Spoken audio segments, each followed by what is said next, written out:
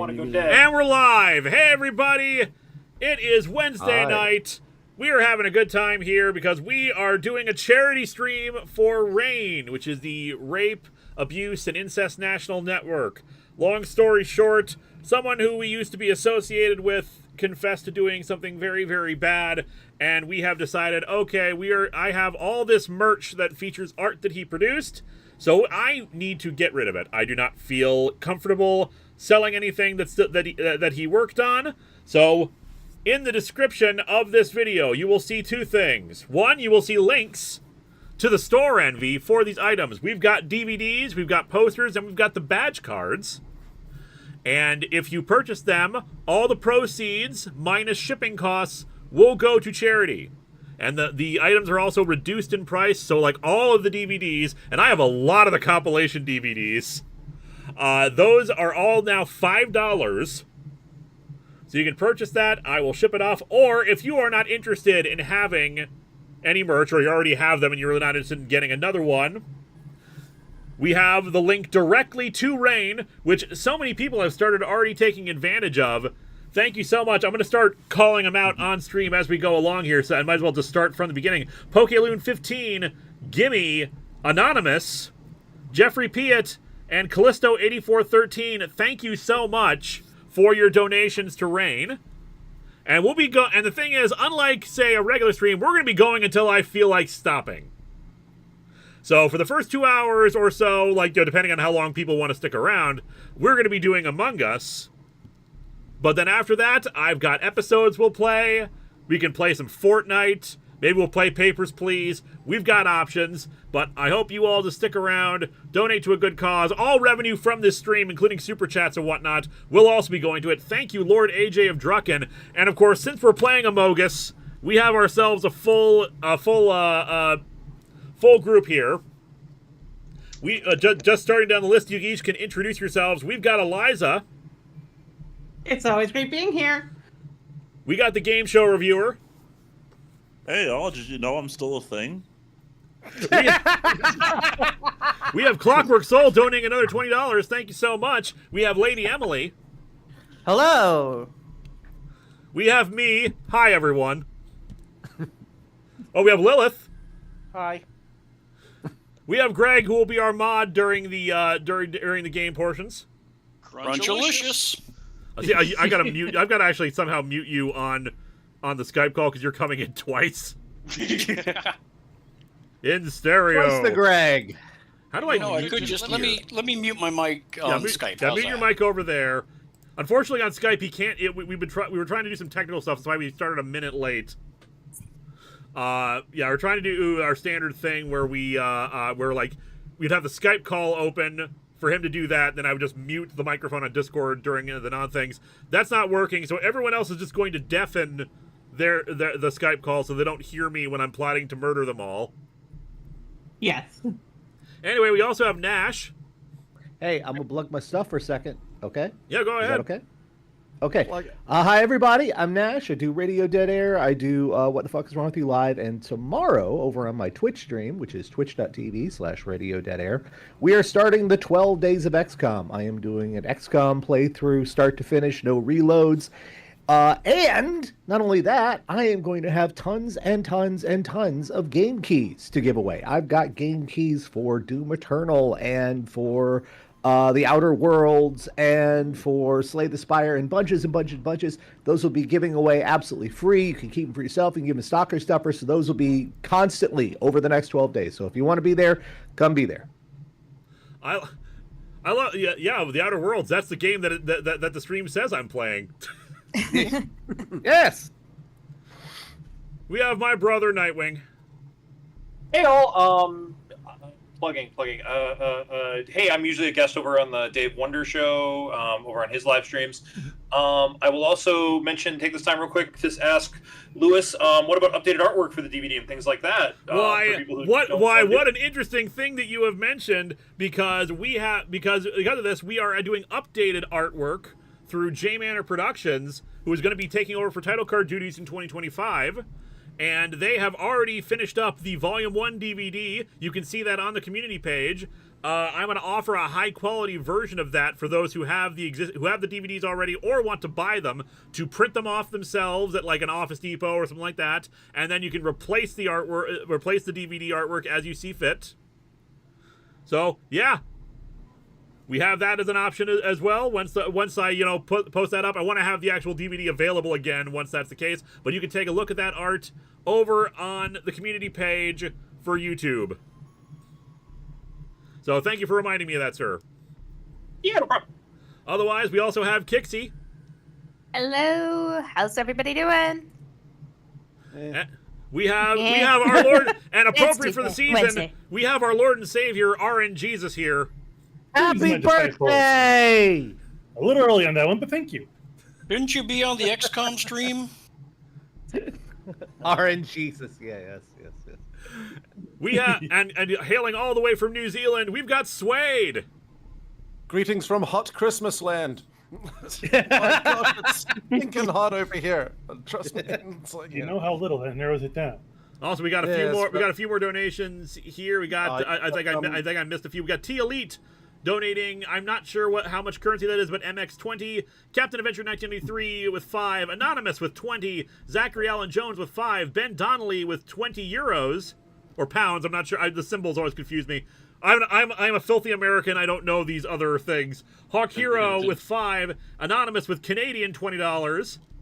So thank you so much. Unfortunately, the stream thing is not showing me.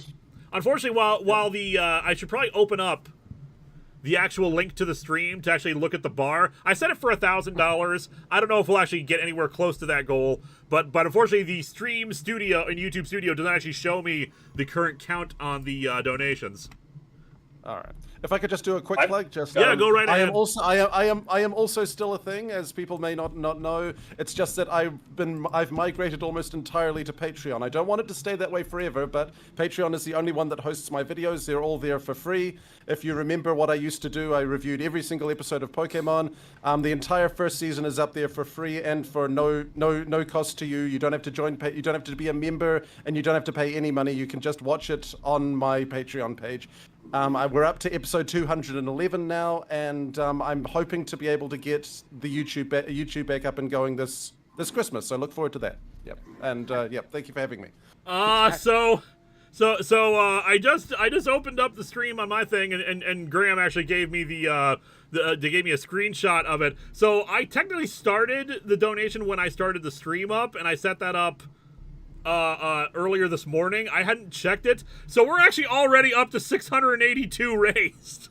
Nice. Well, Yay! good night, everybody. Yeah. Good night! Thank you. Thanks for being here. It was a lot of fun.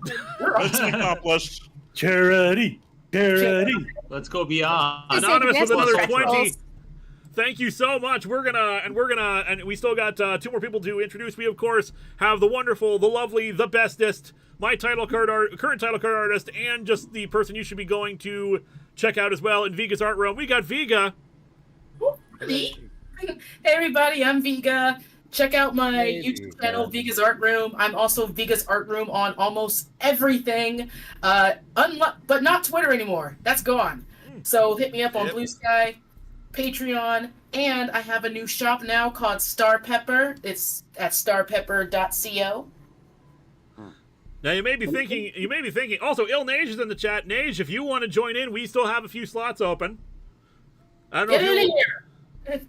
Yeah, feel free to join in if you're capable. Otherwise, I will. Otherwise, you might be thinking to myself, "Wait a second. Why did Lewis just do all that shilling for his wife above everyone else?" Yes. Yes. So anyway, finally, My stream. Go on. my stream, my rules. Finally, You gotta live with her, damn it. last but not least, we have Zenith Warrior Princess. Hey everybody, I am also still a thing. I'm working on an Assassin's Creed marathon as I work on Phil's working on a big video about Assassin's Creed Darksiders 1. I got a big Danganronpa 2 thing. It's all recorded, just needs to be edited. A lot of stuff going on.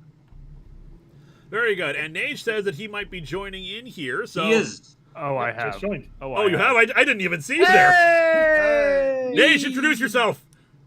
Hi, I'm Ilnej. I'm also still a thing. Are we though? Are we really? I don't know. I'm supposed to be writing. I'm supposed to be songwriting my way through the Pokédex. That's been on the back burner for a while, but you can check out a lot of Pokemon songs on my channel. Just search "Be Like Bulbasaur" and you'll find me.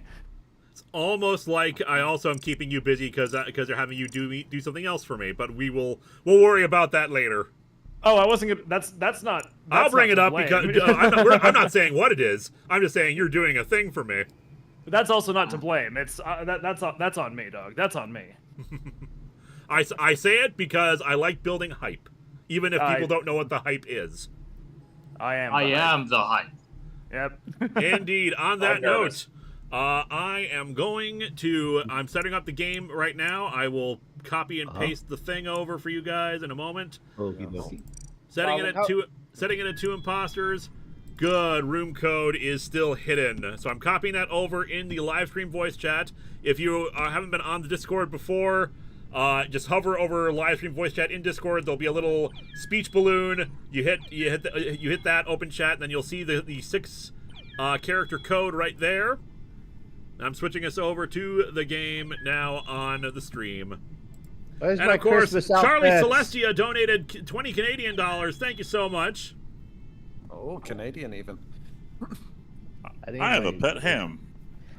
Also, as someone who's watched Swade stuff religiously, while I don't agree with I don't always agree with the stuff he says. It's still great content. Oh yeah, that's the best kind. All right, we got 2 more people who are still waiting on to join. Oh, I apologize. I apparently need to update, so go ahead and do a round without me. All right. Well, then we're still waiting on one more person to join in, and then Nate, since you weren't here for this, because Skype is being a butt, we are going to instead of hitting mute for the call, we are deafening, so that way you can't hear me plotting everyone's downside and Greg, reading off super chats. All right. So the weather outside is frightful. But the weather outside is frightful. And the weather outside is frightful. Because the weather outside is frightful. Thank you, Yeah, Dash. it's just like -7 here.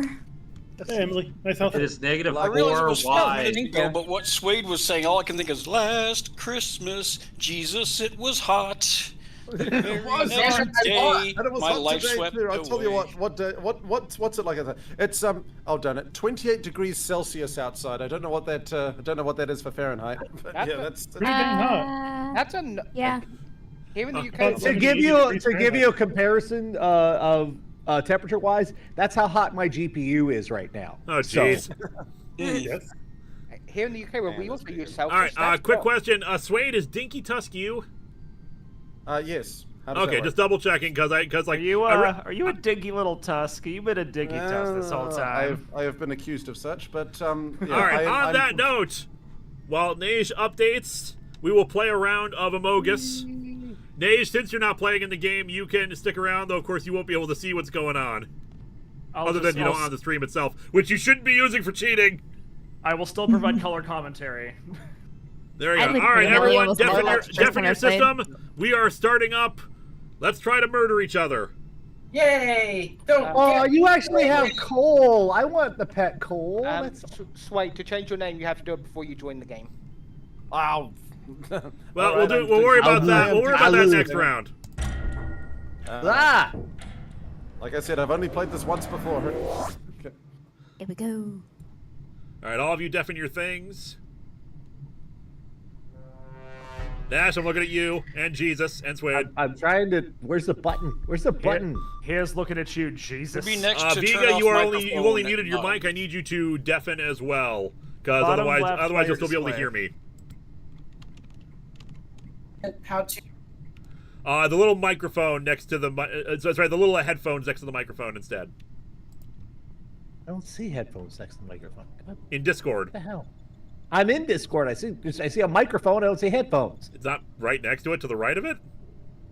No, mean that's the the little gear? disconnect. No, it's farther down than that. Bottom left where your little icon is. Microphone, headphones, and the user settings gear. Technical problems, Okay, everybody. there we go. There we go. Sidequester donated 10. Whee! You are already nearly there, dude. I need to see if I can adjust that, because I was not expecting to get them. Oh. Let's see. What are the Read settings navigation. for name? Okay. Well, it wasn't me. Okay, so Okay, so let it's, me get this. Let me get this straight. Once we get into this, that's when I undeafen, but I deafen whenever it's not in this, right? Yep, Yes. Jesus. Right. Sorry, Jesus, you got in. Okay. Zen, you are still muted. Kixie, I'm sorry, QIX, I don't know how to say that. Yeah, Kixie. Kixie, you're in navigation. FYI, there was a body right below you. Oh, I did not see them. Okay. Oh, I just nearly. I kind of followed you in Literally. because I had to go do the wiring, so like I don't think it was you, but yeah, just FYI, there was a body right there. Yeah, no, I went to go do the download up at the top. But yeah, I could say that Vika and Nash might not be the killers because after we started, they just pretty much were sitting around the table for. Hold on a second, Casey. Which way did you come from when you went into navigation? I came up through, so from the cafeteria into, what is that? So did you come from weapons up above? Yeah. Okay, I saw Dinky Tusk in communications leave that way, and that's the only person I've seen so far, unless they vented. Dinky was in that area. I didn't see Dinky. Because I came from the south and went the other way, that's what I'm saying. Yeah. And Eliza has left the game. The person I saw was Link Killer. Well, I haven't really done anything but be technical support for Nash to try to figure out how to deafen the thing. I That's just fair. want to know where I the just got wiring is. disconnected. That's fine. We'll bring you back in for the next round. Yep. So Dinky, I I just want guess to know that's where Suede, the I think. wiring is so that I can rewire stuff. But you were in comms, I saw you. I couldn't find where the wiring was. I didn't know how the map worked. Okay. Likely story, but I'm still not voting for you. Just saying, there's some sus there. Uh-huh. All right, I'll bear that in mind. My sus levels are higher than usual. Okay.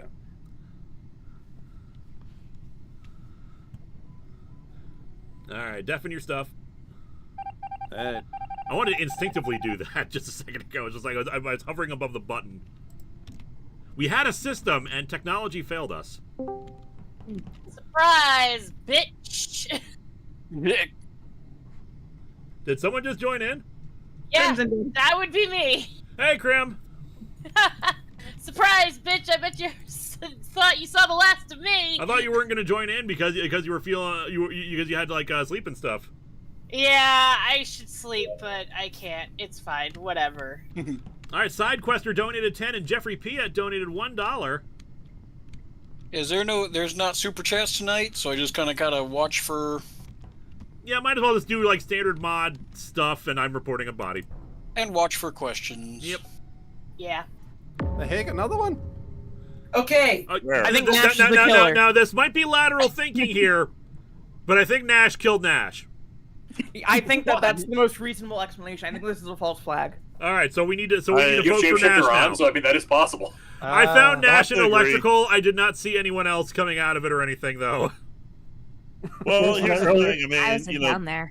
I'm gonna vote for Nash because I mean, it Nash doesn't is really already matter. dead. He's already dead. Yeah, I know he's already dead. He's not gonna care if we flush him out or not.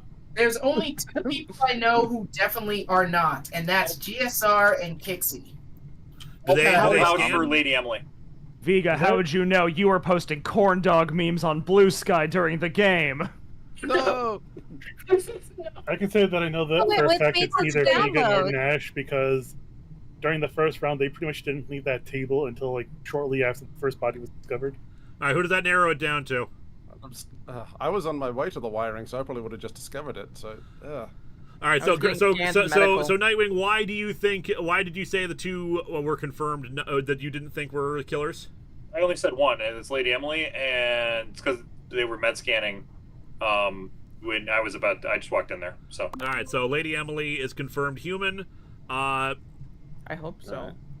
And someone said that there were two people they were pretty sure were not it. Yes, Jesus said Nash and Vega would be safe because during the first round they pretty much didn't leave the table until shortly before the first body was found. Gotcha. Okay. Did Jesus say I'm in gonna red skip. text? So I'm gonna continue my voting for Nightwing then. Just As keep that per streak Nightwing going. is skip, huh? When in doubt, I don't know vote who it is yet, but I got my eyes on all y'all. I have my suspicions. That's a lot of eyes. Hey, I got medbay scan if you guys want to follow me. All right. Fair enough. All right. I mean, technically, if you want to say, I mean, if Jesus is like biblically accurate, wouldn't he have like 1,000 eyes or something? Oh, I don't know how that would work. 1,000 eyes. Okay, so the infamous Mike Manhattan asks, have you ever read the Marvel What If issue where Miles Morales becomes Thor? I have not, but I've heard of it, and I recall it be a lot of people being, like it would use a lot of the language choice in it, from what I recall, was questioned by a lot of people. Kixie is. Did they really human. emphasize the exaggerated swagger of a young urban teen? Yes, that's it. Also, Kramer, you can actually join us. Sorry, we were distracted by the thing. So you said you're joining in now? Yeah, I'll join the Among Us game after this run. That's fine. Right. I'll probably only play 1 or 2 because I do have to go to bed eventually. But yeah, I'll stick around for a little bit. It's like I got a day job or something.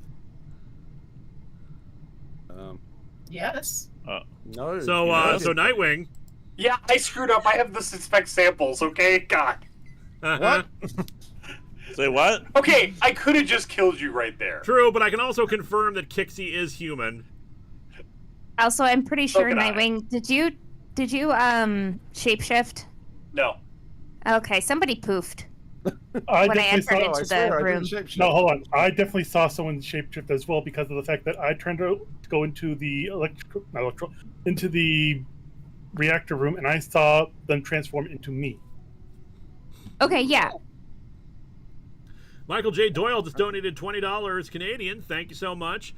So who does that narrow it down to? If we suspect, because Nightwing could have killed me because we were alone in there. I think Dinky still could be it. Yeah, I'm leaning towards you being correct there, honestly. That dude in the dinky. But we were the. No, granted, there's still another one. GSR is also possibly. Eliza, Eliza, were you the No, wait, killer wait. originally? No. Okay, so yeah. Where did you So, see Louis- the shapeshifting, by the way? I saw the shapeshifter in reactor. Yeah, in I reactor. I wasn't in the reactor core. I should have mentioned that earlier. Also, Anonymous donated $3 to Rain, so yay. Thank you, Anonymous. All right, mute everyone, deafen. Right. I've done none of my tasks.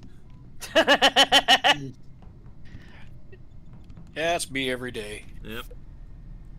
Oh, by the way, okay, so Jeffrey PNS, have you played Legacy of Rust from the Doom plus Doom 2 Night Dive remaster? I have not. I haven't played like old school Doom in forever. Civi 11 did a very comprehensive review of it though, and I've heard, and it looks very good.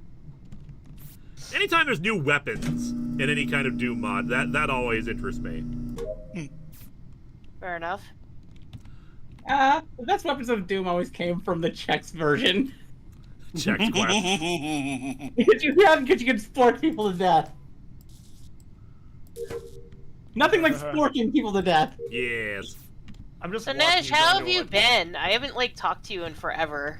I'm currently very anxious because I'm watching Lewis go into electrical and it's freaking me out because I hate going into electrical. No, this year has been a year. I'll leave it at that. Yeah. For a lot of us, this year has been a year. A lot of people just hanging around the table, I see.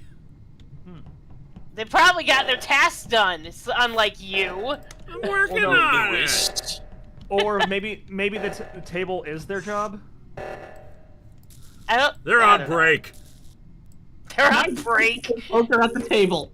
Yeah, tables are their job. You know, the tables keep their house hot. It's their corn. Or they're just playing a poker game. That too. We're gonna win here just because, I was gonna say, don't go into electrical. Go into electrical. It's always fun. It's where I usually kill Graham. I'm done with my tasks, so... So somebody is not doing their tasks. I was gonna say, we're ghost about to finish win your here. tasks. Yeah, ghost finish your task, but also like because we're probably gonna win on task victory at this rate, unless there's only one killer and unless they're both killers are still around. Right now, all I can say is it's not Linkara because you've had multiple opportunities to kill me and you haven't. It's not Nightwing. You've had multiple opportunities to kill me and you haven't.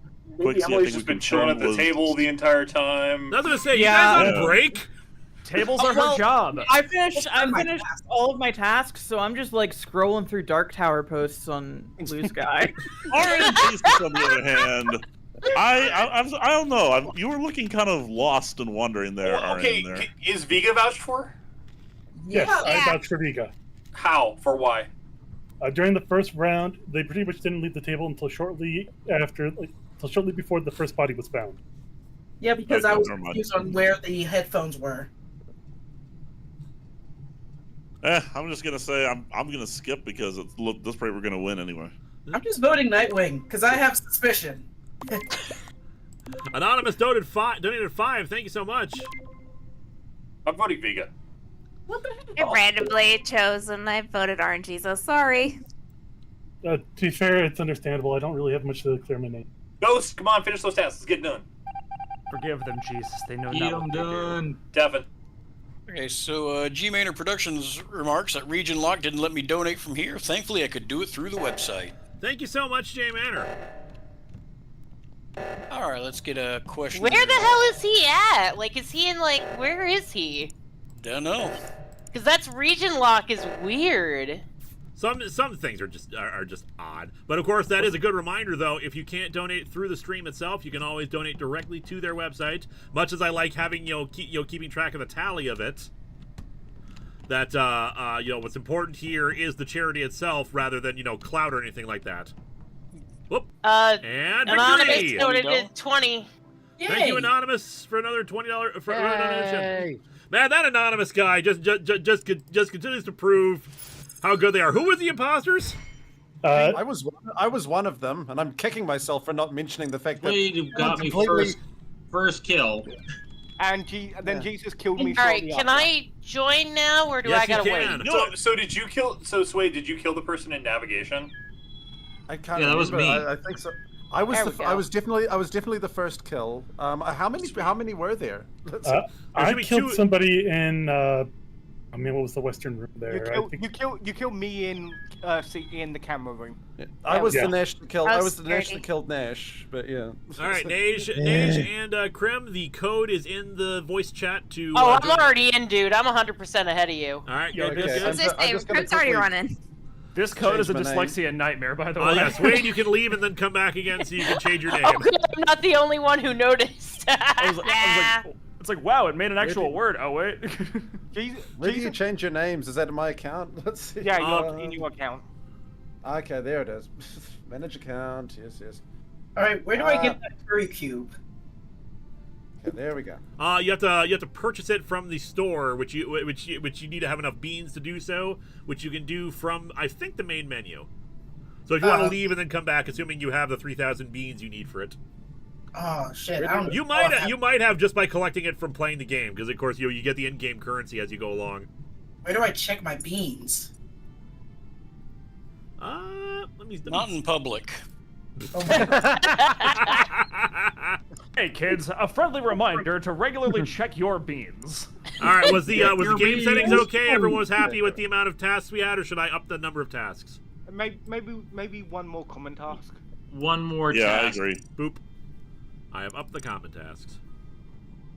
I like that you can make all the changes without having to restart the game now. I love that. Oh yeah, that's great. I love that too. Yeah, thank goodness we can change maps now without any kind of issue.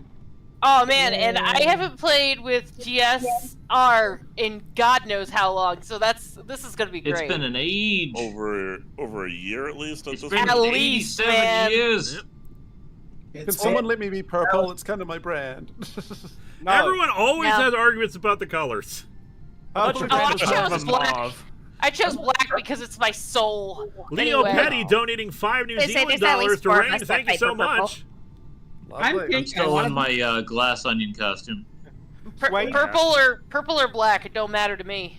I want I just just want want to be I know purple everyone- because no one never I have does it. literally nothing else. I am a basic. I am default. And here's Nightwing once again stealing my drip.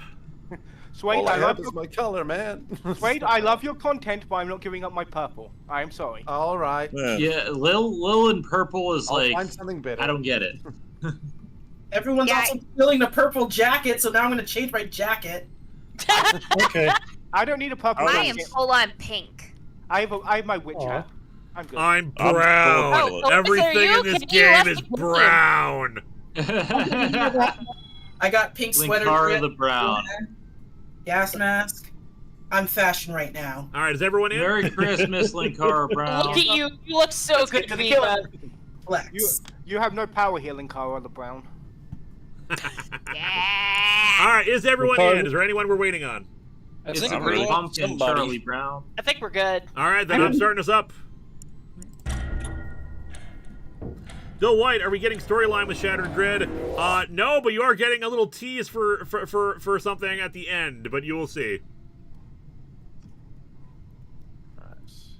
All right, Swade, Jesus, Deffen, Graham, Deffen, Eliza, Deffen. All right. All right, scientist let's get again. We'll get some questions going. Lewis, thoughts on the Sergeant Rock movie from the director of Challengers and Daniel Craig? No thoughts whatsoever. I'm not following a lot of the secondary DC stuff. Okay. I should watch Creature Commandos because I think James Gunn is behind that one directly. Mm-hmm. Okay, from Ben Donnelly, have you played any of the more recent Pokemon games on the Switch? Sword Shield, Scarlet Violet? I have. Sword Shield is, unfortunately, while it has plenty of good Pokemon in it, the game itself is just kind of meh. I like having the big open world and stuff like that, but unfortunately, just the story itself is a letdown. Oh no, not Lady Emily! Crimson, did you? That was quick. Where was the body? Crimson, did you buy the garbage, which I have if people want to see that I'm human? Crim, did you see you just ran past us because we were walking together and someone ran past just from the body, was running away from the body, but I didn't see the color. Yeah, I didn't see the color either, but I am claiming engineer. I can vent, just so everybody knows. All right. A bunch of people saw me. A bunch of people saw me in electrical. I was in electrical. Yeah, you were in electrical. I saw We you. had somebody in electrical. Was it? Okay. Because when this was it? Yeah. Last time I saw Lady Emily shot at me and he didn't take it, so I'd say he's human, and that's it. When this meeting At least ends, for now. can people come to garbage with me so I can prove I'm human? Sure. All right, follow Lil to garbage. Have we confirmed that Nash was in electrical, by the way? To be fair, pretty much everybody was over in electrical. Okay, yeah. And Ilnej, you were hanging around me in admin for quite a while. I think if you were going to kill me, you would have. Oh yeah, I mean, because I like to when the ID thing is there, it's like, okay, let's not all be a giant pile because I've seen too many stacked kills when that happens, but I like to keep close to it. And they voted me again. How do I vote? Sorry, I'm on Switch. There's no hard evidence that Krim is human, but I kind of really believe them now since we found this body together. I actually don't know how you vote on Switch. I think you just you have to somehow select the person. I think. Yeah, you'll have to use the left. I got it. My bad. Cool. Something's wrong with my controller.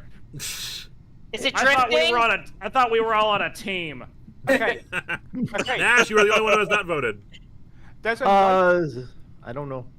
There's a 99% chance Nash is the imposter, and a 1% chance he's innocent. So we should do XCOM logic and assume he's the imposter. Is that how that works? Obviously. In XCOM, 1% is guaranteed. All right, everyone deafen. Whoop. Game booted me again. That is really annoying that it keeps happening. It's because me and Vin are in different rooms. Apparently the bedroom just does not like Among Us. I wish I had a solution for that. I think I might try to move into the other room, the office room. No, you can do that while we're playing, and of course you can stick around here while we're doing the thing. Were you the imposter? We use a yammering. No, I was the crewmate again. You were super next to me, Quentin Kixie, and I was like, oh my god, you're gonna kill me. I was there when it was found. I was right in the middle of doing the... Where is it? dang Simon puzzle, and I hate the Simon puzzle. Oh man, that Wait, who- sucks, man. Wait, who came out of Screw electrical? you, killer! Screw you, killer.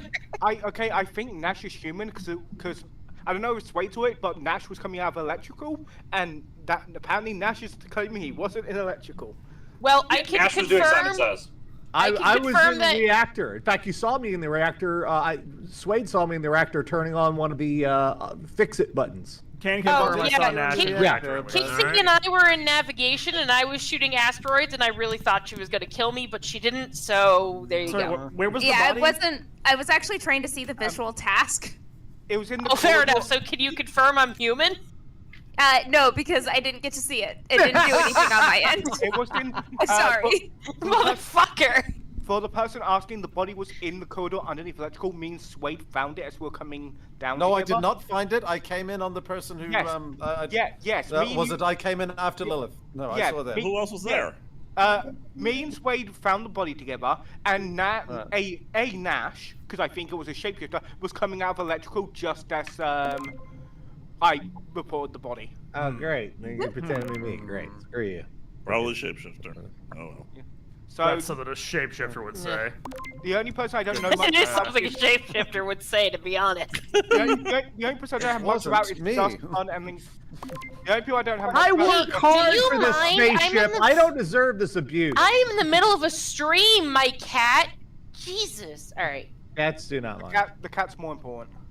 No, he's just yelling because Cody isn't home yet, so he just does that. Dipper just does that. He does. All right, Devin. I mean, that includes right. you. There you go. All Try and right, get Eliza- some more Lewis questions in here before somebody dies. Yeah, Lady Emily in the chat is answering questions for about Transformer stuff. Oh yeah, sorry about that. No, I'm not complaining. You're free to do. You're free to do so. Yeah, I was just You're- trying to prioritize Lewis. I was going to get to that. I'm perfectly happy with the dead, sticking around here as long as they don't reveal, who killed them. Oh yeah, no, I'm dead. I can't talk to people. Speaking of Hi. dead body. Look, I was just minding my own Nightwing, business. why were you chasing Wow. me? I'm going to Nightwing, why were storage. you I wasn't chasing chasing me? you. I know you're human. Okay, I just found a body. I'm going to and storage to get fuel. I just fueled the thing. Vigo, where did you find the body? It was. You were standing in the corridor chasing me, Nightwing. No, quiet room. Okay, fine. O2 area under that O2. room under weapons across from some other room. O2. Wait, O2. You know where Yep. it is? O2? Yeah. 60 was I with was there me. with Giga. Still trying Yeah. to Yeah, get and someone to come with me I've to- got plenty of witnesses that I was an admin, so yeah. Nash, if I wanted you dead, you'd be dead. Still I trying By just the wanted way, to do There you go. See, Zivin is a I killer. can. That sounds like I Killer can Saga there. absolutely. I can absolutely confirm Vega is not an imposter. I saw her firing the weapons at the asteroid, so absolutely not the imposter on Vega. I'm still trying to get people to follow me to do the I still think goddamn it's garbage. Lewis. All right. Lewis. Follow Lil to watch garbage. Linkara was with me. I was trying to get Linkara while I was doing the cast right to follow me. So he didn't do this murder. I cannot confirm the other murders. I'm a scientist, so I can't. But unfortunately, I have no way of proving that. Okay, Chris Martin. I'm a scientist. I don't believe in anything. Devin. I'm somewhat of a scientist myself, but still. Damn it. Okay. I'm have sorry. you I'm sorry. seen- Just major points for the lost skeleton of Gaddafi reference. I'm gonna get a freaking question in here at some point. All right, Linkara, have you seen My Adventures with Superman yet? I have not. All right, Lil is confirmed human. And to answer the question, I loved actually Scarlet and Violet. I thought they were very good games. I really enjoyed them. Whoop! Someone let out a screech that's got killed. Okay. Come Well, on. Oh boy. Oh, poor Sus Bunny. Hey, Nash, if I wanted you dead, just saying. Quick question. So on my game, a little red arrow pointed with a dead Yeah, symbol. that was the noisemaker. I got they that died. too. Yeah, it's a new role that they introduced last month. What that is. So that when you die, you let out a loud noise that alerts everyone to come to your body. If you're that role, which If is you're that noisemaker role. I actually had it last round. Interesting. So, I don't think is it I'd need a fart? role assigned to me to cry out if I died. All right, I think I'm so dead. GSR, you found the body. I saw you running in that direction, so I know it probably wasn't you. Was not. Little arrow pointed me down that way. Did you see anyone else running away from the body? Did you see anybody over there? No one running away. Vega was with me running toward. Yeah. I did not see anyone running away. I have several witnesses. Witnesses saw me running towards it. So it was down where? I'm just doing. It was down in Shields. Right now, wait, seriously? Can anyone? Yeah. Oh wait, no. I was like, what? No, I was in confirmed that Lil is human. Lil did the garbage task. Can anyone confirm if Ilnage or Quixie is human? I was in comms. I don't know if anybody saw me, but I was in comms. Where are you now? Another $5 donation by Anonymous. Because Nage, yo comms is right next to Shields. No, that's why I was asking, like, where it was down where, and, like, because, like, that's why I freaked out, because, like, it was where? Yarnell is next to Shields, too. Yeah, I came from electrical. I was doing that, or I was going to do that, and then... I'm going for Nightwing. Was it like, since she... No. You did the word vomit, Ilnage. Never do the word vomit. What did I do? Since you DC... You talked really fast. That's what that was made me suspicious. All right. Oh, it's also because I'm drunk, but... And now I'm dead. Being drunk for charity. How's All right, so what were we talking about? All right, well, I got a question. Do you think Power Rangers has a future, or is it dead at Hasbro? It has a future. I don't know what that future will hold, but the property we revived one way or another, I'm thinking. Yeah. It's still a moneymaker. They probably just need to revise how they handle it. I mean, how long has Transformers been going for? And they probably have had, and they've had like weird financial stuff happening. Anyway, so Swade is dead. I got thoughts on that. Dang. Wait a second. I was just in electrical standing next to Swade.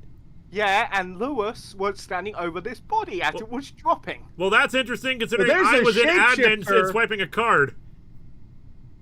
Uh-oh.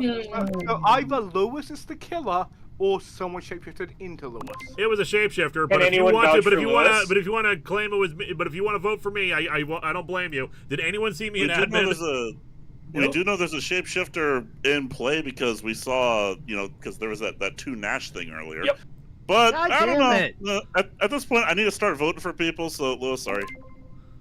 Could it just be Nash shapeshifted into Lewis and killed Swade? No, because people have seen me in 2 places at once. So yeah, I don't think it's Nash. Shapeshifted into me. That was really like that 40 was the chests. Nash incident. Yeah. Yeah, that would be major 4-dimensional chess they were to pull that off. So I'm not gonna vote for myself, but I understand if people do because I was in admin, I was swiping the card. I can't, if no one saw me. Well, looks like you fools! You killed an innocent man! Bring back your goddamn money! Bye! Oh, guess not. Okay, but anything, MX Video, is there anything to look forward to in 2025?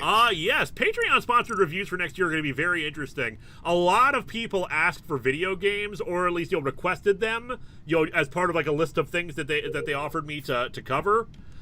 In particular, I'm doing the entire Descent trilogy, and we're probably going to stream. I'm probably going to stream the first game because this is like 10 hours each, and I haven't played Descent since I was a little kid. But I'm looking forward to it. That's going to be fun.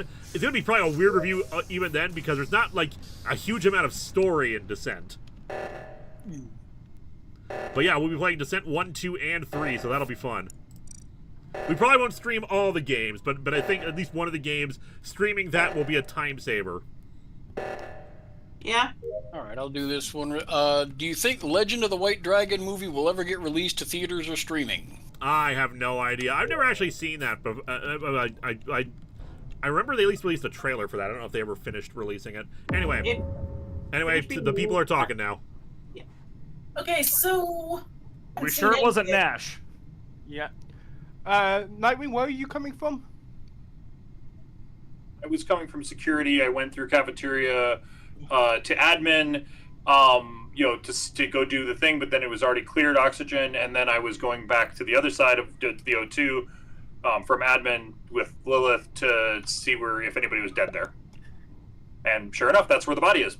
It's an O2. I'm not sure if it's... Vega saw me in security. I did see you in security. So it's GSR or Quixie then? I'll be honest, I'm still trying to figure out how to get the second light on one of the electrical panels to work. It doesn't click when I click. Okay, A. I believe that. I've been watching. I was standing there, making sure you didn't die GSR? for a few minutes. I've been in the engine room. That sounds suspicious. Vega, did you see GSR in the engine room? Didn't go to the engine room. I think I saw Nash over there on the cameras, though, so actually I'm more leaning towards GSR now, even more. You saw Nash where? Not I that thought it matters, he's dead. I thought I saw Nash. I can't remember where I saw on the security cameras. I saw Nash on them, briefly. Yeah. I don't know, I'm just thinking it's you. Okay. You know what? I'll vote Nightwing anyway. Go for it. I'm going to also report our progress. We're at 767 for the charity. Spacewalk time. See ya. Boy. Yay, space bath. We. Did we win? Hey! Heck yeah! You prick!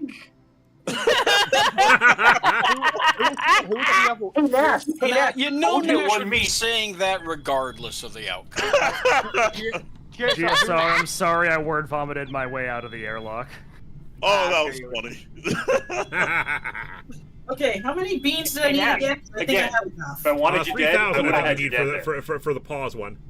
3,000? Yep. Cool. Where do I get? Fair, Nash, Alright, so if you exit out of the game and go into you go into the main menu of the game. Okay. And then I think up top there should be like a store or something like that. Okay, let me just I'm gonna step away for a bit because my laundry's done. It's all good. So do around without me. Yeah, well, not necessarily. We might be able to wait a few minutes for you because Vega's working on getting her cosmic cube. All right. The cosmic cube can do anything. Exactly. Vega wants that furry power. MX Video, I've never played any of the Descent games. Are they any good? Yes, they are. They are space shooter, first-person shooter games. They're really fun. Three-dimensional shooter game. Yes. Graham, I was just telling them that because they were asking about upcoming stuff for next year. Someone patroned all 3 Descent games. Wow. Okay, Descent 1, 2, and 3, but are you going to do free space? I'm not doing free space. No one does free space. That's free. Also, Lewis, I have to blame you for my new addiction. What's that? I started watching Columbo. I'm up to season 3. Really enjoying it. Already? Jeez. Well, the seasons for Columbo are not very long. Hey, Lewis, you know what we could do? I can't remember if in Descent 2 and 3 there's co-op, isn't there? Is there? I'm pretty sure in 3 there's co-op. Yeah. That would be fun. I have to. We could figure out something to do with that. Mm-hmm. At the very least, I was telling them that we're probably going to stream one of the games at least to make it easier to collect footage for it. Everybody, look at me! I'm a Scrooge! Humbug, humbug, humbug! Nice. Also, I do. I love you, Nash. You're my favorite one. Tell me, Nash, should we get a pile of gold ready for you to dive into like a duck? Yeah. Also, that was Scrooge McDuck, not not Ebenezer. You're ruining You the did play joke. Ebenezer. I do stand. Can he just be stupid? It's fine. You played Ebenezer once. You're talking to someone who's a ham chasing them, okay? So. I mean, that's fair. Also, I do stand with the internet theory that Columbo is just a fae who has fun being a cop and messing with bad people. I stand. Well, yeah. Completely fine that theory. It's just so fun because like he knows within like 2 minutes. Yeah. Like he knows within like 2 minutes of meeting the killer every single time that they're the ones who did it, and just figuring out a way to get him to confess. I love the first. I love that in the first season, 3 times in the first season, he figures out almost right away for one simple reason. The guy really loves his wife, and the killers, when they show up, clearly didn't love their spouse, and it was like, okay, that's the reason you're the killer. The artist one has one of the best endings ever, but man, that the artist had like the art critic or whatever. He had no chill whatsoever. He was almost giddy with like, yes, I got away with it. You need to look up. There's an old Rolling Stone interview with Peter Falk that's just amazing. Are we ready to go? Google it. Go. Oh, I was waiting on Nage because he's doing his laundry. We can go if everyone else is ready to do it. I'm ready. I mean, I'm ready. Jesus, do you have followers on you? Yes. Okay. Adorable. Anyway. That is on brand. Kevin. All right.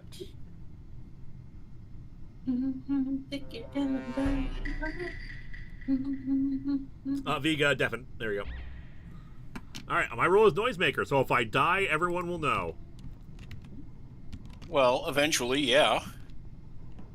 Okay, have you ever thought of Civil War 1 comic for Events Comic Month, or is it still sensitive? It's less sensitive these days. It's more just like, I talked about a lot of the major issues already with the top 15 list, and also because I would have to talk about Civil War again, which is the other annoying thing. Oh man, how did we waste? Nobody wasted time. Damn. I was in the middle of asteroids. I was downloading. It's okay. It records how many asteroids you have. I had 6 when I died. I got to finish. It's fine. Also, Ben Conley donated €5 to RAINN. Thank you so weapons much. downloading. Yeah, I was dead admin. Near the reactor. Yeah. Navigation. All right, you killed my wife. Donated $15 to Ray. I don't know. I followed Lady Emily.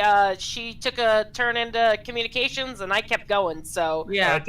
I did see Nightwing over by the edge of storage room. Storage doing wiring, and then I went up to cafeteria to do wiring. Emily, you saw me, right? Yeah. I saw you. Yeah. And okay, I just want to make sure. I hope people saw me. I was trying to get attention. I vented like right away just to show that I'm an engineer. Okay. Oh, okay. That's actually a good idea. I was in cafeteria doing some downloading there. Then I went to admin to finish that task, but then the body was cold. Yeah, man, this killer is like going real fast now. I don't think I've. Which could be Nightwing, because Nightwing is actually a skilled killer. Oh my god! I was gonna say.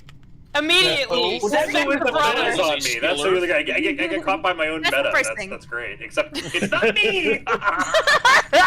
Oh boy. Devin.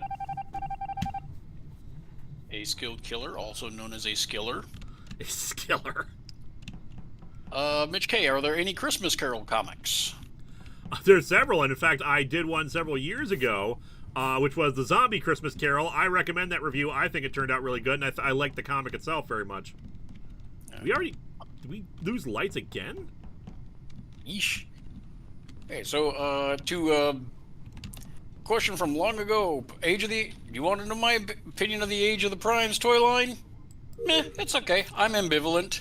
The 13 primes have always been something that I've kind of felt worked better as kind of background lore than anything to focus on. On the other hand, I like it when Transformers does things that it hasn't done 8,000 times already. And they've done, like, none of those characters as toys, so hooray.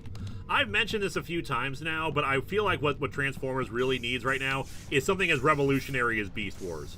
Just like some other new kind of transformation thing they do, less focused on the on Autobots and Decepticon war. Just like a TV show like that. Just like, new factions maybe fighting each other, but like, not necessarily animals because we did that already, but like something new, something they haven't done before that would be that would be like as revolutionary as Beast Wars was. I would say, well, we'll get to that in a second. What happened? What? Oh, god damn it. Somebody killed Lady Emily. I'm doing this to prove a point. I have tons of witnesses. Does anyone want to vouch for me now? Because I just did. Yes, I will vouch for Nightwing. He's scanned. I will also vouch for Nightwing. I'm sorry, Linkara, it's not your papa. Nah, you're probably right. I made everyone follow me, and then I went to MedScan and scanned. So enjoy. So I'm voting for you anyway. Did anyone actually see? Hey, did anyone actually see Lady Emily's body, or is it just like one of those things? I did. No idea. But I don't. Where was it? I don't know. Lady Emily can't tell us because she is dead. It was. Actually, I'm not sure where it is. Actually, I think Kix just said that by the way, am I doing all this? I just put a target on my back. Okay, I just heard someone say I did, so that's why. I heard Yeah, the ghost of I Lady did, Emily I did. declaring that we should avenge her. Oh no, the ghost Oh. was speaking. That's what it was. Nightwing, isn't there always a target on your back, though?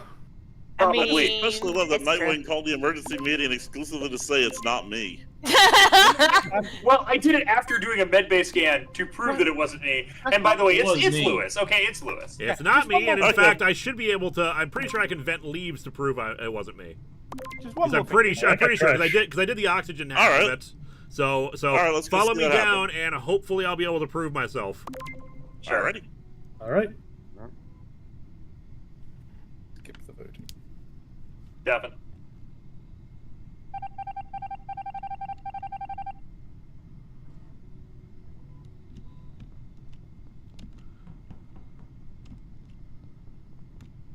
And nope, I don't actually have that task. Okay. Oh, sorry. Okay, I was in mute. Oh, all right. Oh! Okay, what's so that? what I What's just up? learned is that when you vent leaves and oxygen, you don't get the secondary venting. No, you have, Oh, really? Oh, okay. yeah, you have Isn't to that do- interesting? I was fully expecting to be able to show that off, but apparently not. you have to do I can show it off. I think Lewis isn't real. I think Lewis isn't real. Starting to lean that way. you have to Well, do if the you want to toss me out with the trash, that is your prerogative. Years ago. you have Either the leaves going out or Lewis's. you have I to, Who the mean, fuck are we voting for? you have to Lewis. Zenith can vouch for me, and I can Okay. vouch for Zenith. It is Then not that's on ours. you. love how Nash is like, who are we voting? He's Wait a like, second, "Just wait a second. whoever." Before Eliza votes, is there anyone who does have the leaves task that we can follow down? I don't know. I don't Yes. know. I had shields. I had. No, I don't have it. Jesus Wait, does. Lewis didn't have You're not leaves. following anybody. Yeah, That's true. follow Yeah, it. Uh, ghost, though. Downloading. I'm like a leaf Bye-bye. on the wind. Devin. I never learned how to read. Okay. Well, Okay. RE Beast Wars and the radicalness of the change. That was born out of absolute desperation because Transformers was going to die, Yeah. like permanent like. So I don't know that we're probably never going to get anything that radical, but we could definitely use some more shaking up. I'm a little tired of reiterating things that I've had 40 years of. yep. That said, I will absolutely go to bat for getting the likes of Skybite and more rescue bots from the old Play School line. As Yeah, full-on you've been on a tear with those for the last couple of years. Mm. Or like the smaller Transformers, little like the minifigure seems like the wrong phrase for them. The bots? Yeah, The minicons? the bot. The bots. They're the ones that turn into like food and stuff. Oh, okay. Can confirm RN Jesus. I thought. Oh man, What? I don't think it was Nash, you guys. Anyway, I found Nash's body just outside of electrical. Man, I saw him like 2 seconds before that happened, but it's weird. And then you kill. I'm not. No. Sorry. wow. I have several witnesses. I was away from the body. I think Sway is. Where was he found anyway? Like seriously. Electrical. I like how in this round oh, everyone. yeah. Oh, I was just playing didn't- that Awesome. See, that's weird because I was in GSR and I were in electrical, and then I left, and then I think GSR Wait. went the other way. I did. I went up to so the Nash I saw the must have been yeah. it must have been a changeling or whatever they're called. A Well, not that shapeshifter? it matters. Oh, Change. gee, Yeah. let's see. Who was it that kept on changing? Them into damn Flash Boss route? changelings. I'm still gonna go with Swade. I mean, the record of What? self-incrimination is holding up here. Self-incrimination. I say I am in GSR a based on completely that. different location, thank you. Yeah. Mean. Well, yeah, you're in a completely different race. You're in New Zealand. Therefore, you make everyone else in this cool look bad by your country. So alone. just gonna say RN Jesus and I are both confirmed human. Yep. Yep. No, Jesus is God. We've been over this. No, Son of God. The Son of God. I'm Ah, sorry. Jesus. No offense. I'm taking this. Oh, well, Devin. GSR. So long. Just one more life to take. That's my favorite metalcore song. 70. 85, 105. 1 second, I'm doing a thing here. No worries. 135. So I decided to check on the store envy to see about orders of the DVDs that were and everything we're giving away, all the charity items. We are up to about 139, 141, I believe, for donations to charity on that end. So hooray! Just like I refresh the orders page, and it's like boom, just like this big long list of stuff that needs to be shipped out.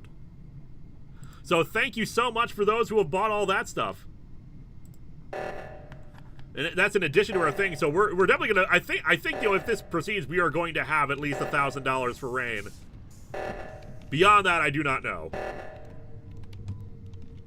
So thank you so much, people.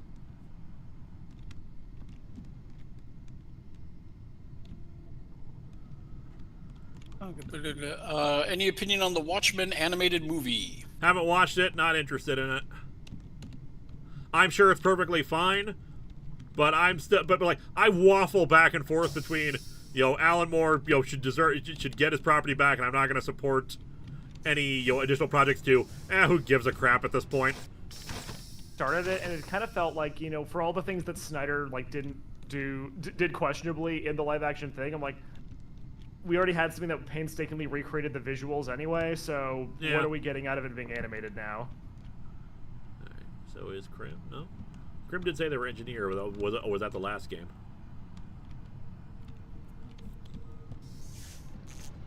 Question, do you think Watchmen doesn't need any more adaptations? Yes, we do not need any more adaptations of it. I think Watchmen just doesn't need anything else, period. Yeah. Max, stop! Max Japan, who I forgot to acknowledge earlier because they're actually watching from Japan. They did Watchmen without the slimy squid. The old lyrics of the theme song. I love it. What are your thoughts and opinions on opinions? I hate opinions. I'm pretty neutral. How dare people have thoughts and feelings about things?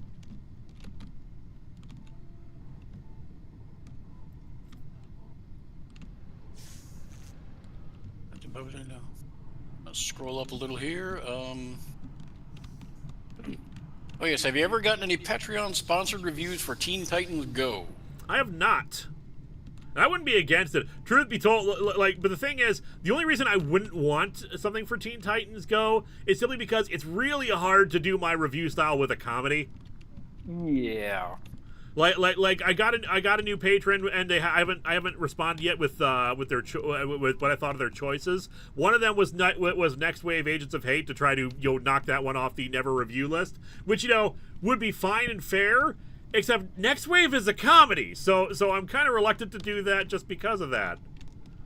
But on the other hand, they're also only asked me to review one issue, which is like, that would be so nice to have to not review long things. God, and something as broad and wild a comedy as Teen Titans Go seems like that'd be a bear to. I would limit it. I wouldn't do the entire thing. Yeah. How many different reactions can you have to just another butt joke? Yeah, pretty much. Like this is for little kids, and the fact that people are still so upset about it, just like, come on. Anyway, thing. Ghost, finish your task. I'm finishing my task. Ghost, finish your task. I'm all done. I found 60's body dead reactor. So I have two witnesses that I was waiting in the middle, in the cafeteria. Yep. And I can say that I saw two Eliza go by in two separate directions. Honestly, there's another me. So that means I'm human. That means I'm human. Honestly, at this point, I think the only people that aren't confirmed that are left alive is me and Krim. And because I know I'm not the imposter, for me, I just think Crimson is the most likely suspect. Wow, that's bold. It is Lil. Again, it's what my brain is at, even if I'm wrong. Fair enough. I know I'm me, and you would have killed me all already. I can't remember how the quote goes. Yes. I know I'm me. Somebody finish their task. I know I'm me, and if you were all these things, then you would have jumped me already. Yeah. Fair enough. I am you, and you are me, and we are all together. Cuckoo, Kachoo. I love you. I'm you and you're me, and this is a gun. There you go. All right, so now that he's been eliminated. Oh, it was Yeah. for him. Hooray. Yeah, Wow. it was me and GSR, and GSR got ejected early, so I was trying to kill people, and y'all were hanging out in the fucking meeting room. Everyone was hanging out together. All right, Nate, I you know, can it was rejoin such the a game. pain in the ass. Yeah, The table almost like is that's your a good corn. strategy. You have to use the, Kixie, you have I'm to not use the sabotages sorry. to split people up. That's the only thing.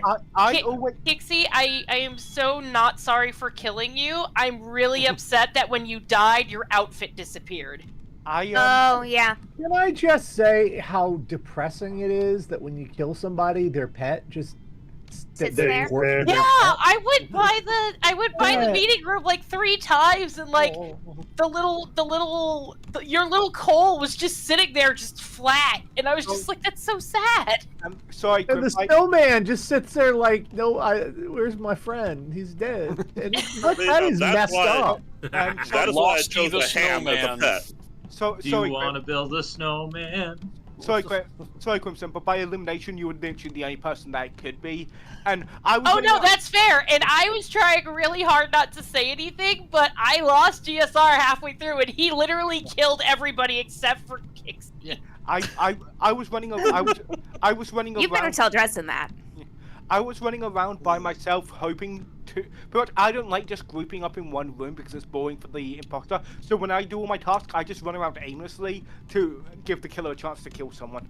I was gonna sit out this round. Are you sacrificed? I was gonna kill Nightwing while he was in while he was looking at like cameras, but then Eliza walked in and I was like, fuck! All right, we're gonna play one more round on this map. GSR says they're gonna sit this one out. Nage, you can rejoin the game. I also need to tap out. Unfortunately, I have an appointment. But otherwise, thank you so much for having me. No problem. Thanks for being on. Great seeing you again. I'm trying to join in. Things keep coming up. Hopefully, it'll be okay. If RN Jesus is good to me. Okay. Let's play Apex sometime, baby bird. Right. All right, ready to start up this round? Yeah, this will be my last round. This is gonna be my last round too. That's fine. Hey, I gotta finish. Nage, how are you like sliding like that? Joysticks. Ah. Anyway, Defen. GSR, actually, you can you'll be in the regular chat if you just want to do that while while everyone else plays. Same for you. Swain, you need to deafen if this was your last round.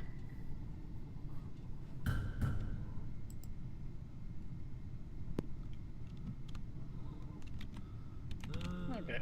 By the way, Max Japan, you say apologies I can't give a donation. Button doesn't work from Japan. You can always go to the website. I'll do this. Indeed, it may not count towards the overall goal, but we still appreciate it regardless. Okay, and let's see. From Evia Smolka, any opinion on Crisis on Infinite Earth animated movie? Because for me, this trilogy was so disappointing. We'll get to that in a minute. Yep. What the hell? I was doing Astro. I heard. I saw the beacon go off while I was filling up the gas can. Same. Yeah, same. I was in electrical, so I didn't see shit. Me too. I ran Well, that's past. the whole thing. It was in electrical.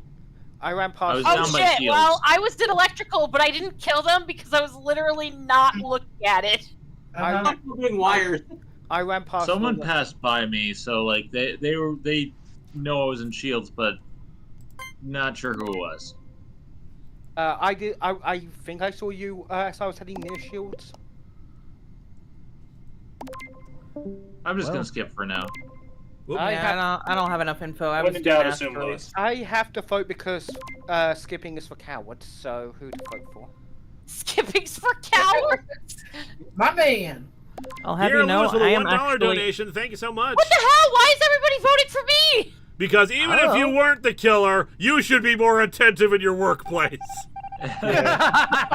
Space capitalism. Because we didn't get to vote for you last time. That's fair.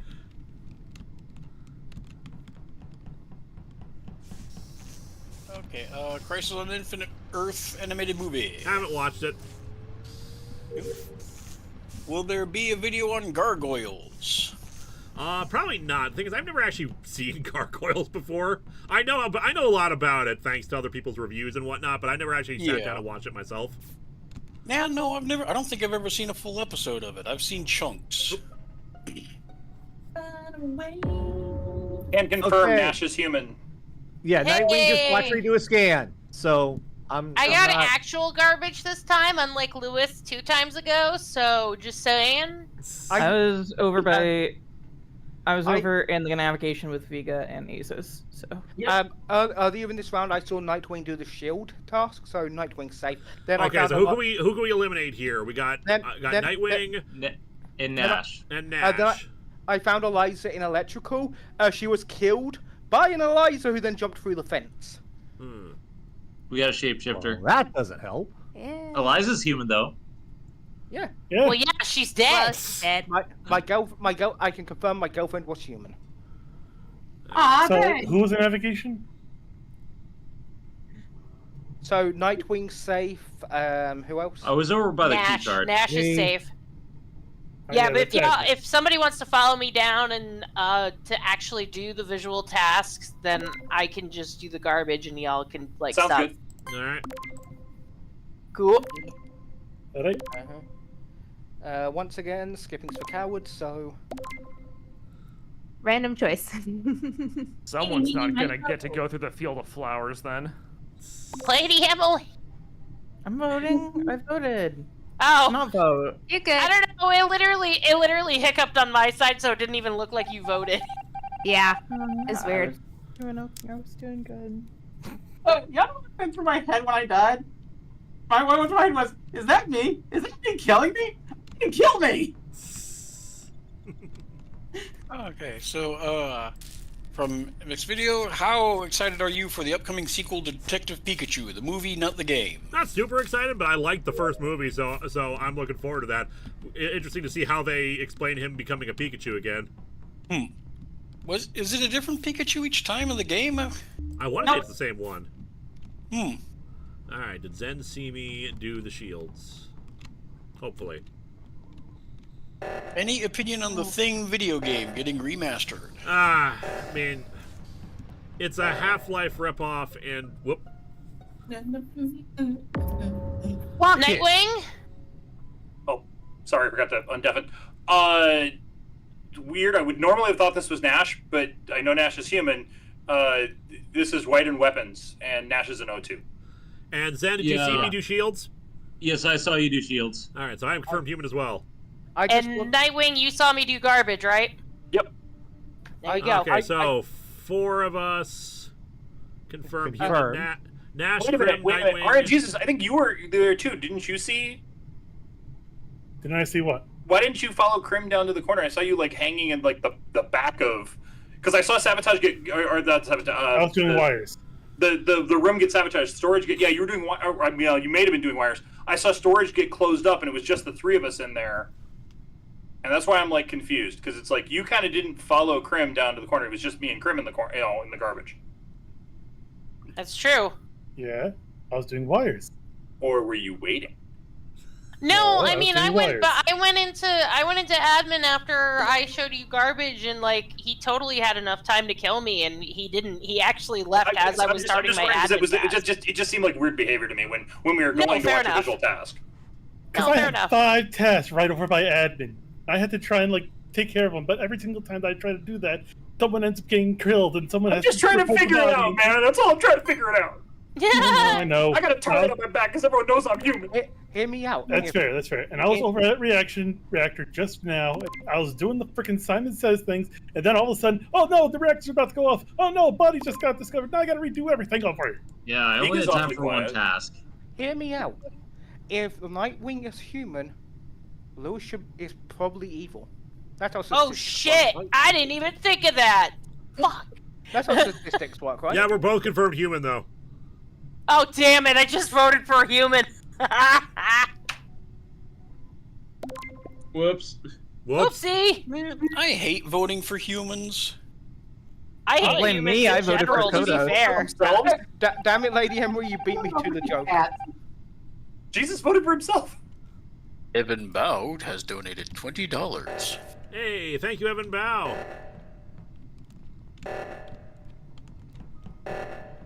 And let's... So anyway, the thing remastered. It's like it's a Half-Life ripoff. It's not, and I don't think it's a very good game either. And apparently, like from other people, it's all, at least the original game was broken. Whoop. I was about to hit 10, motherfucker. Jesus killed. No, hold on. I just saw you kill. You killed my husband. Hold on. Before you say anything else, there were 2 of me right there. Well, yeah, which one's the real one? I don't know. Is it Jesus or is it Satan? I'll tell you what. I was the one not standing over the body. I don't know. We must destroy you, or else you'll rise again. No. This feels very Easter anymore. If the copycat copy me, that means I'm innocent. This feels very Ash Wednesday, folks. Thank you, Anonymous, for a $5 donation. Easter is over, Mr. Jesus. Wow. Sunday, Bloody Sunday. It's like the Romans all over again. Understand what's going on. Okay, so are we absolutely positive that it was Jesus? Well, it was an imposter as me. Okay, cool. There was 2 Jesuses, but I don't know. Due to my atheist energy, I'm just gonna vote Jesus. There's Jesus, and then there's Mormon Jesus. I mean, that is fair. It is Mormon. There is a Mormon 2 Jesuses, that proves that Jesus is human. Yeah, my question is, so who's the shapeshifter? Yeah, that's my question too. Because we already, so you, me, and Nash are the 3 that are left that are human, right? And Nightwing. Yeah. So yeah, I think that's what Krim was saying. Yeah, because me, Nightwing, and Nash are the 3 humans. Yeah. Motherfucker. So maybe Jesus is human too. Lady Emily and Sus Bunny and Lilith. Is that who we're suggesting? I'm human. I was doing asteroids earlier, and I don't remember who's in the area, but someone can confirm that. And now I'm done with all my tasks. I'm doing tasks. I'm human by going to storage and dumping the trash. Oh man, we voted for Jesus. Lady. The only people not confirmed are myself, Lady Emily, Stefan. and Oh no! Y'all could have chosen Barabbas, and you voted for Jesus. I mean, did they forget that if there's a shapeshifter, the shapeshifter can't turn into into the other shapeshifter, into the other imposter? I think they forgot that. So, Fedmon asks, what DC or Marvel X to Z list hero would you like to see get a movie or TV show? Killers is coming in fast here.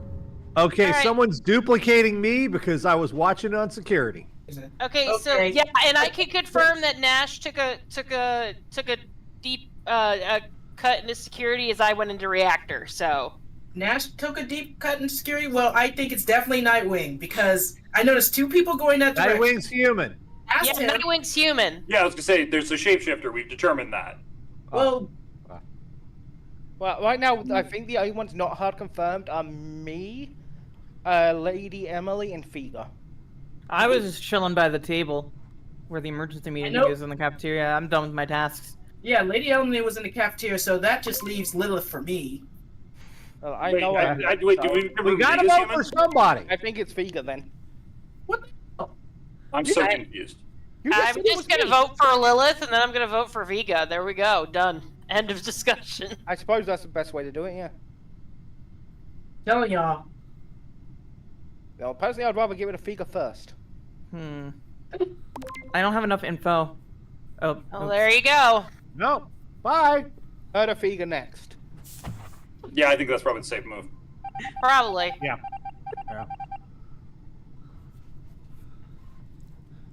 Okay. Just gonna stick around here for a minute because I suspect that we're gonna have an emergency meeting in a minute. Yep. Hold on, give me time to finish this task. Z-list, did you have a Z-list character, or are we gonna... I'm trying to think. Like, I feel it'd be Danny Chase, obviously. Huh. Let Danny Chase finally have a series. The most beloved character in DC Comics. So we're doing Vega, right? Or am I confused? I'm sorry. I'm literally standing next to you. And Emily. Wait a minute. I saw Lady. Wait. I saw Lady Emily at the table. I didn't see you. I just got there and stood next to you and Emily. I just thought we were doing. I thought we said we were doing. Okay, I'm sorry. I'm confused. Anonymous with another $5 donation. Thank you so much. I hope we're providing enough entertainment for this. Like, I yeah. thought we said we were doing Lilith and then we were doing Vega. That's why I pushed the button. No, that's fair. I did say that, but I didn't know we were doing Because I that just as a group thing. I just fixed O2, and then and then I was like, okay, let's call the button. I just did eeny, meeny, miny, mo. Sorry, Nash.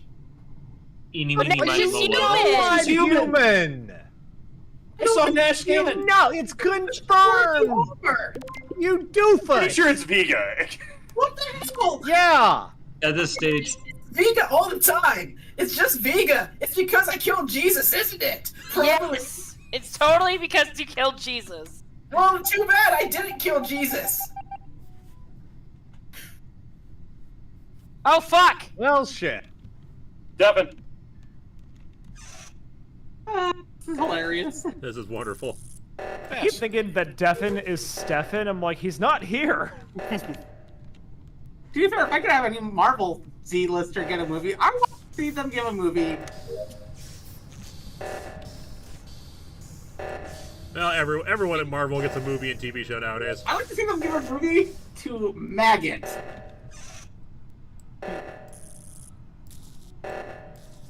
Because I doubt that will ever happen. I doubt he'll ever show up in the X-Men movies, and I doubt he'll ever get his own solo film.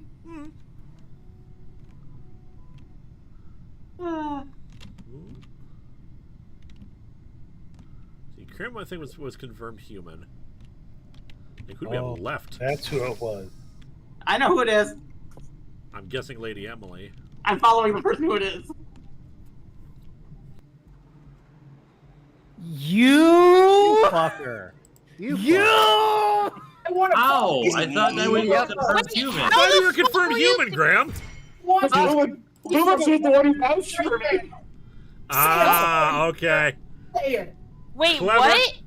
What? Apologies from all of y'all. Lilith Right Lilith was the one who confirmed that Nightwing was human, which of course they were both the killers. So And you all carried on with it, and I also marinated because I confirmed Nash, because I did confirm Nash. I did confirm Crimson. I was confirming people, and you all thought I was on your team. Lilith was the one who originally vouched for me. It was a great strategy. You know, well done. You know what? Well That done. is actually a That really works, good strategy. I'm not gonna lie. That's pretty great. You're going off the Lilith boat did most of the killing in the beginning too. It was really great. You're going off the boat first next time, bro. Speaking of, I'm gonna be for those of you who are sticking around, we are switching over to the mushroom map. I got two. Yeah, I'm gonna leave now, but I'm gonna head on. Kill me right away. kill me right away. I got 2 kills as the person I killed. So first I turned into Eliza and killed Eliza, then I turned to RNGesus. No, I turned to RNGesus and killed Lewis as RNGesus walked around the corner. We did everything we possibly could to throw sus everywhere else. That was very cleverly done there. Your All right, Lewis peace out, Zen. $5. And Yeah, peace out, everyone else who was left. You Who did do we got? all Who the do we got? killing Who in the got first sticking half, around? Earlier. Bye. Who do we have sticking around? I got carried for that first half. I'm back. All right, GSR can rejoin us. Eliza, you sticking around? Nage still around. Emily's still around. Lilith's still around. Greg is still around, though not playing. Nash, Graham, and Kixie are still around, which gives us a total of 9. Do we want to go down to 1 imposter then? Sure. Yeah, why not? Plus, it's always fun to get the crew to kill people instead of you. Yeah, I know. That's very well done, sir. Yeah. So you can't blame me, Vega. I realized You're going off the boat. I realized we're playing cruel on this game. We have put a lot of stock in if just one person says, "Yeah, I saw them missing them do X." It's like, yep. And then we'll use that to back up my partner because it's like, it's why in another group I play with, unless it's 2 people confirming you don't write that person off. Yeah, no, you were brilliant. I was like, wait a minute, I didn't do shields. Oh yeah.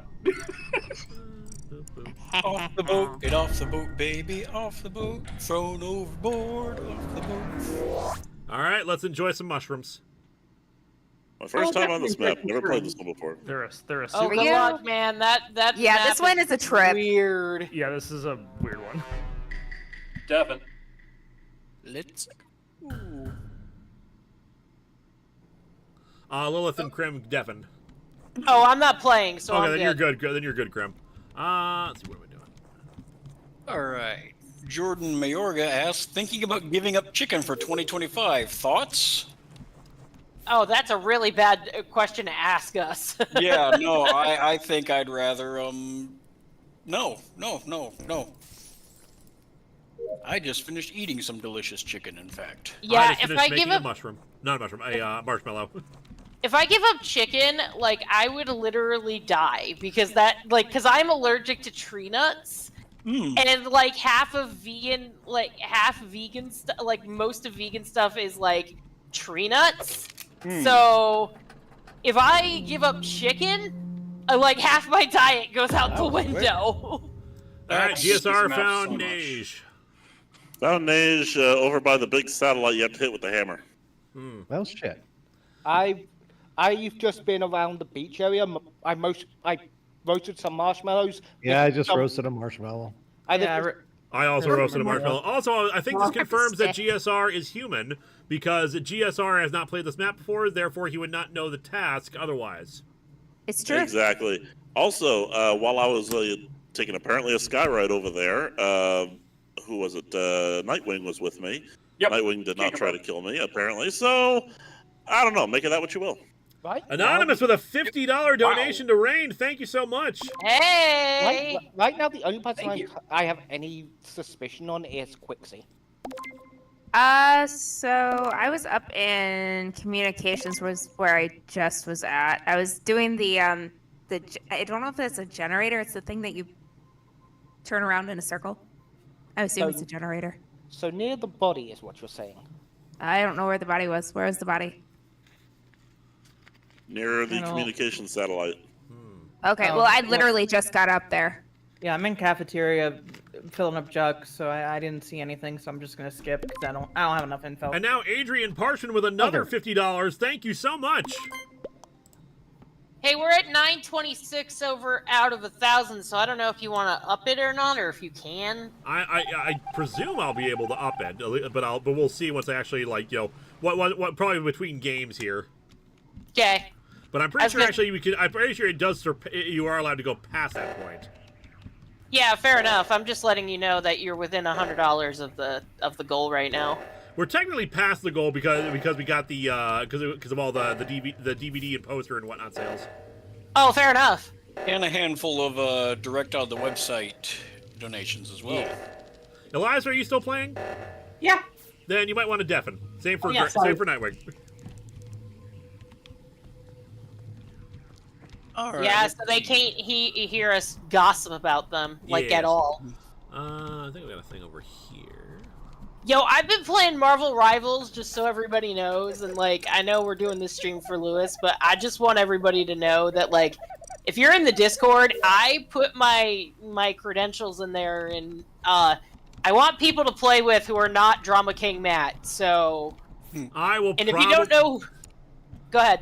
I will probably be getting Marvel Rivals because Comic Drake asked me to get a copy of it because they're planning on doing another charity stream themselves next week, but I don't know if I'm going to be available for that because I'm trying to get a lot of work done. No, fair enough. Yeah, no, I've been having a blast. I've been maining Loki, and apparently Loki's in high demand. So I wouldn't call it a main because it hasn't been out for that long, but I played Loki. I've played. I want to play Moon Knight, but everybody is just always playing Moon Knight, so that's annoying. But whatever. But it's a lot of fun. It's Marvel's answer to Overwatch, and apparently Overwatch took such offense to it that the servers got screwed up. Oopsie.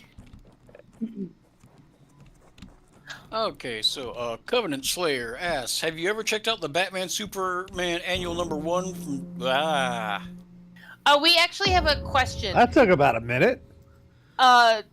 We found them inside of the meeting hall. I can't remember who was with me right there.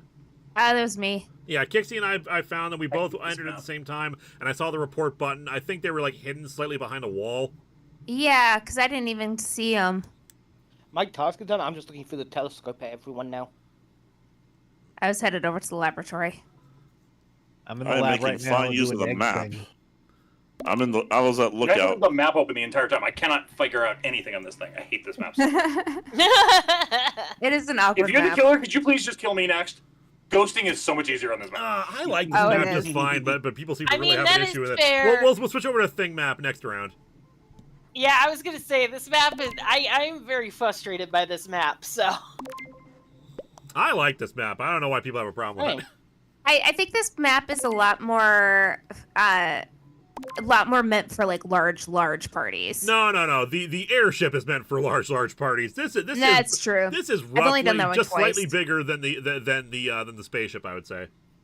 Honestly, I think I don't think it's bad. I mean, I just don't have enough experience with it to really like it or dislike it much. It's new to me. That's about it. I don't understand how the mushroom things do what they do. When they smoke poof. out or whatever, I don't get that. It just obscures and make you look like someone else. Oh, that's what it does? Okay, I've never understood that. Yep. Honestly, this map is smaller than Polus, I think. Okay, the Thing map. I like Polus. Like I said, I hate this map the most. I think the next one is the floating thingy. The floating thingy. Unfortunately, it's just like it doesn't have a lot of good navigation options. So there's just like lots of tight spaces where it's easy airship. to find You're right. You only can play that one with like large parties. Yep. Yeah. Mira HQ, I think, is the one you want. Yeah, Mira. That's what it is. Yeah. So you're not going to vote, Lou? Oh, sorry. Yeah, I've got nothing, so I'm voting. Skipping. Sorry, that was on me. Who the hell's voting for me? Well, that always votes for somebody. Hey, Greg, before we go back in it, do you mind if I make an announcement real quick? Go for it. Okay. Everybody deafened? Okay, cool. So I've noticed a number of you in the chat keep bringing up the person we're not supposed to be bringing up. Quit that shit! Please, for the love of God. Don't do it. Okay, as you were. Technically, I never announced that we weren't supposed to be bringing them up specifically. Yeah, but I have people who keep spamming the chat with it, and I'm tired. Yeah. Don't spam it. I don't give a fuck. Anyway. Oh, and we do have a question from Toast Rave. If I buy a Poyo, Comicron, and Robomat, does that money still go to charity? That stuff does not go to charity. The only the items marked for charity are ones going for charity. All right. I did. Oopsie. Oh, look who killed you. Surprise. Anyway. But yeah, going back to Marvel Rivals, because I got a couple of questions about it. I don't think anybody can really main anybody on Marvel Rivals right now, just because the game is so brand new. I mean, unless you've been playing it religiously every day since it's come out. And then the other, god damn it. So I found Lewis dead by the comms. Eliza, dear. Yeah. You were the last person I saw her in that direction when I was going to go to the other comms. I never even went near the comms. I was down monitoring a mushroom. Do we have a shapeshifter? I thought it was Eliza, because I remember it being a pinkish shape. So again, it could be Quixie, who I've been saying is the killer since day one. So I was down in the laboratory doing the crystal, whatever the crystal is, and then I headed over to the splash zone to build a castle. I passed Nash because I went the wrong direction. Lilith, who is it? Nash has had ample opportunity to kill me and has not. I'm going to vouch. Yeah, I was sitting next to Game Show Reviewer. We were both trying to get to that damn mushroom wall. It wasn't doing Yeah, shit. that was annoying as hell. Yeah. This is a very annoying map. Again, right now, I'm not sure. I was monitoring mushroom. I'm so confused. I normally vote for Lewis here. Yeah, voting Nash. Wow. What did I do? Fair enough. All right, Oh, Quixie, okay. bye. Well, whatever. It ain't me. Oh man, you get to sail. Okay, good. Okay, I'm gonna go back to finish monitoring that mushroom. Oh no. Checked out the Batman Superman annual from 2006 when Deathstroke met Deadpool. Yeah, that was a cute story. I don't know why they did that, but I thought it was funny. From Good night, Kay. Mega Timmy Tommy. Good night. Good night, Mega Timmy Tommy. From Kay, cleric or paladin? Paladin. Oh god, I hate paladins. Anyway. I started playing Diablo 4 because it was on sale for Black Friday. And because God, I'm not paying $70 for it, and I'm still mad that they have not brought back Paladin from Diablo 2. They brought back Necromancer, which is what I've been playing as, but like Paladin was always my jam. No, that's fair. I mean, I just don't like playing paladins, like in general, just because I don't like how they're structured. I'm more of a cleric person myself, but I get it.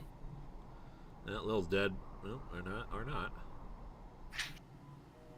So many ghosts. Unless it was a shapeshifter, but like... surprised you never brought up Transformers Unicron in your Transformers Ghost review, considering he's also I'm in a stream with Lewis. Unicron versus Gozer, who wins? Hard to say, considering Gozer is a supernatural entity. Whoop.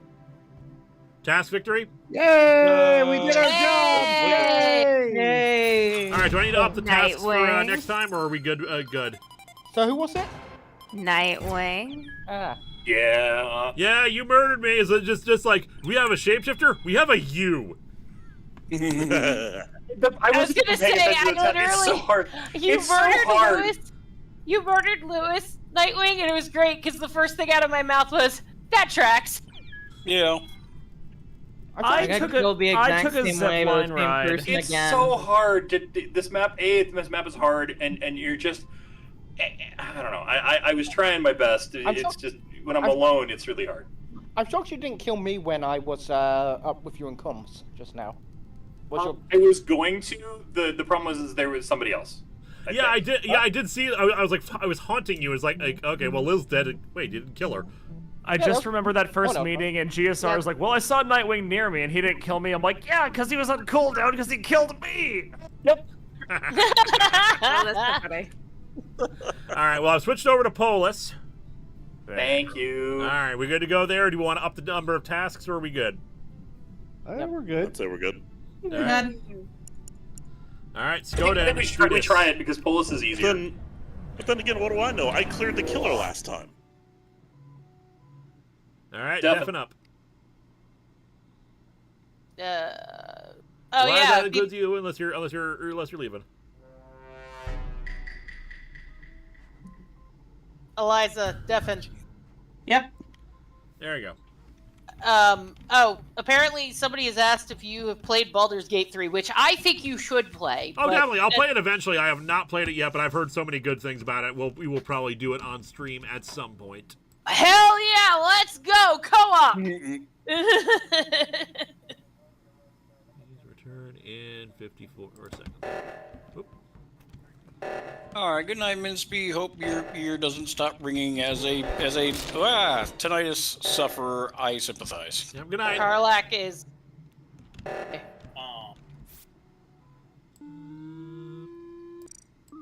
Oh, well, I don't think Lewis wants any spoilers because he hasn't played it yet. I'm not spoiling anything and stuff. I was just gonna say, By the way, if you hear somebody, like, quacking in the background, that's my roommate. Anyway, go ahead. in a couple months and stuff, I forget if it's in January or February, they're coming out with a new update and stuff. They're adding 12 new subclasses. Oh shit! Yeah. Nice. So Also, hi, that Cody. would also be a great time and stuff to Lewis says hi. Hi. He just got home from work, so Yeah, I wasn't at work until like 10:30. I'm so proud of you. Anyway, yeah, I'm gonna hop alpha here because I gotta get up at like 7 a.m. to go to work. So, all right, have a good night, Crimson.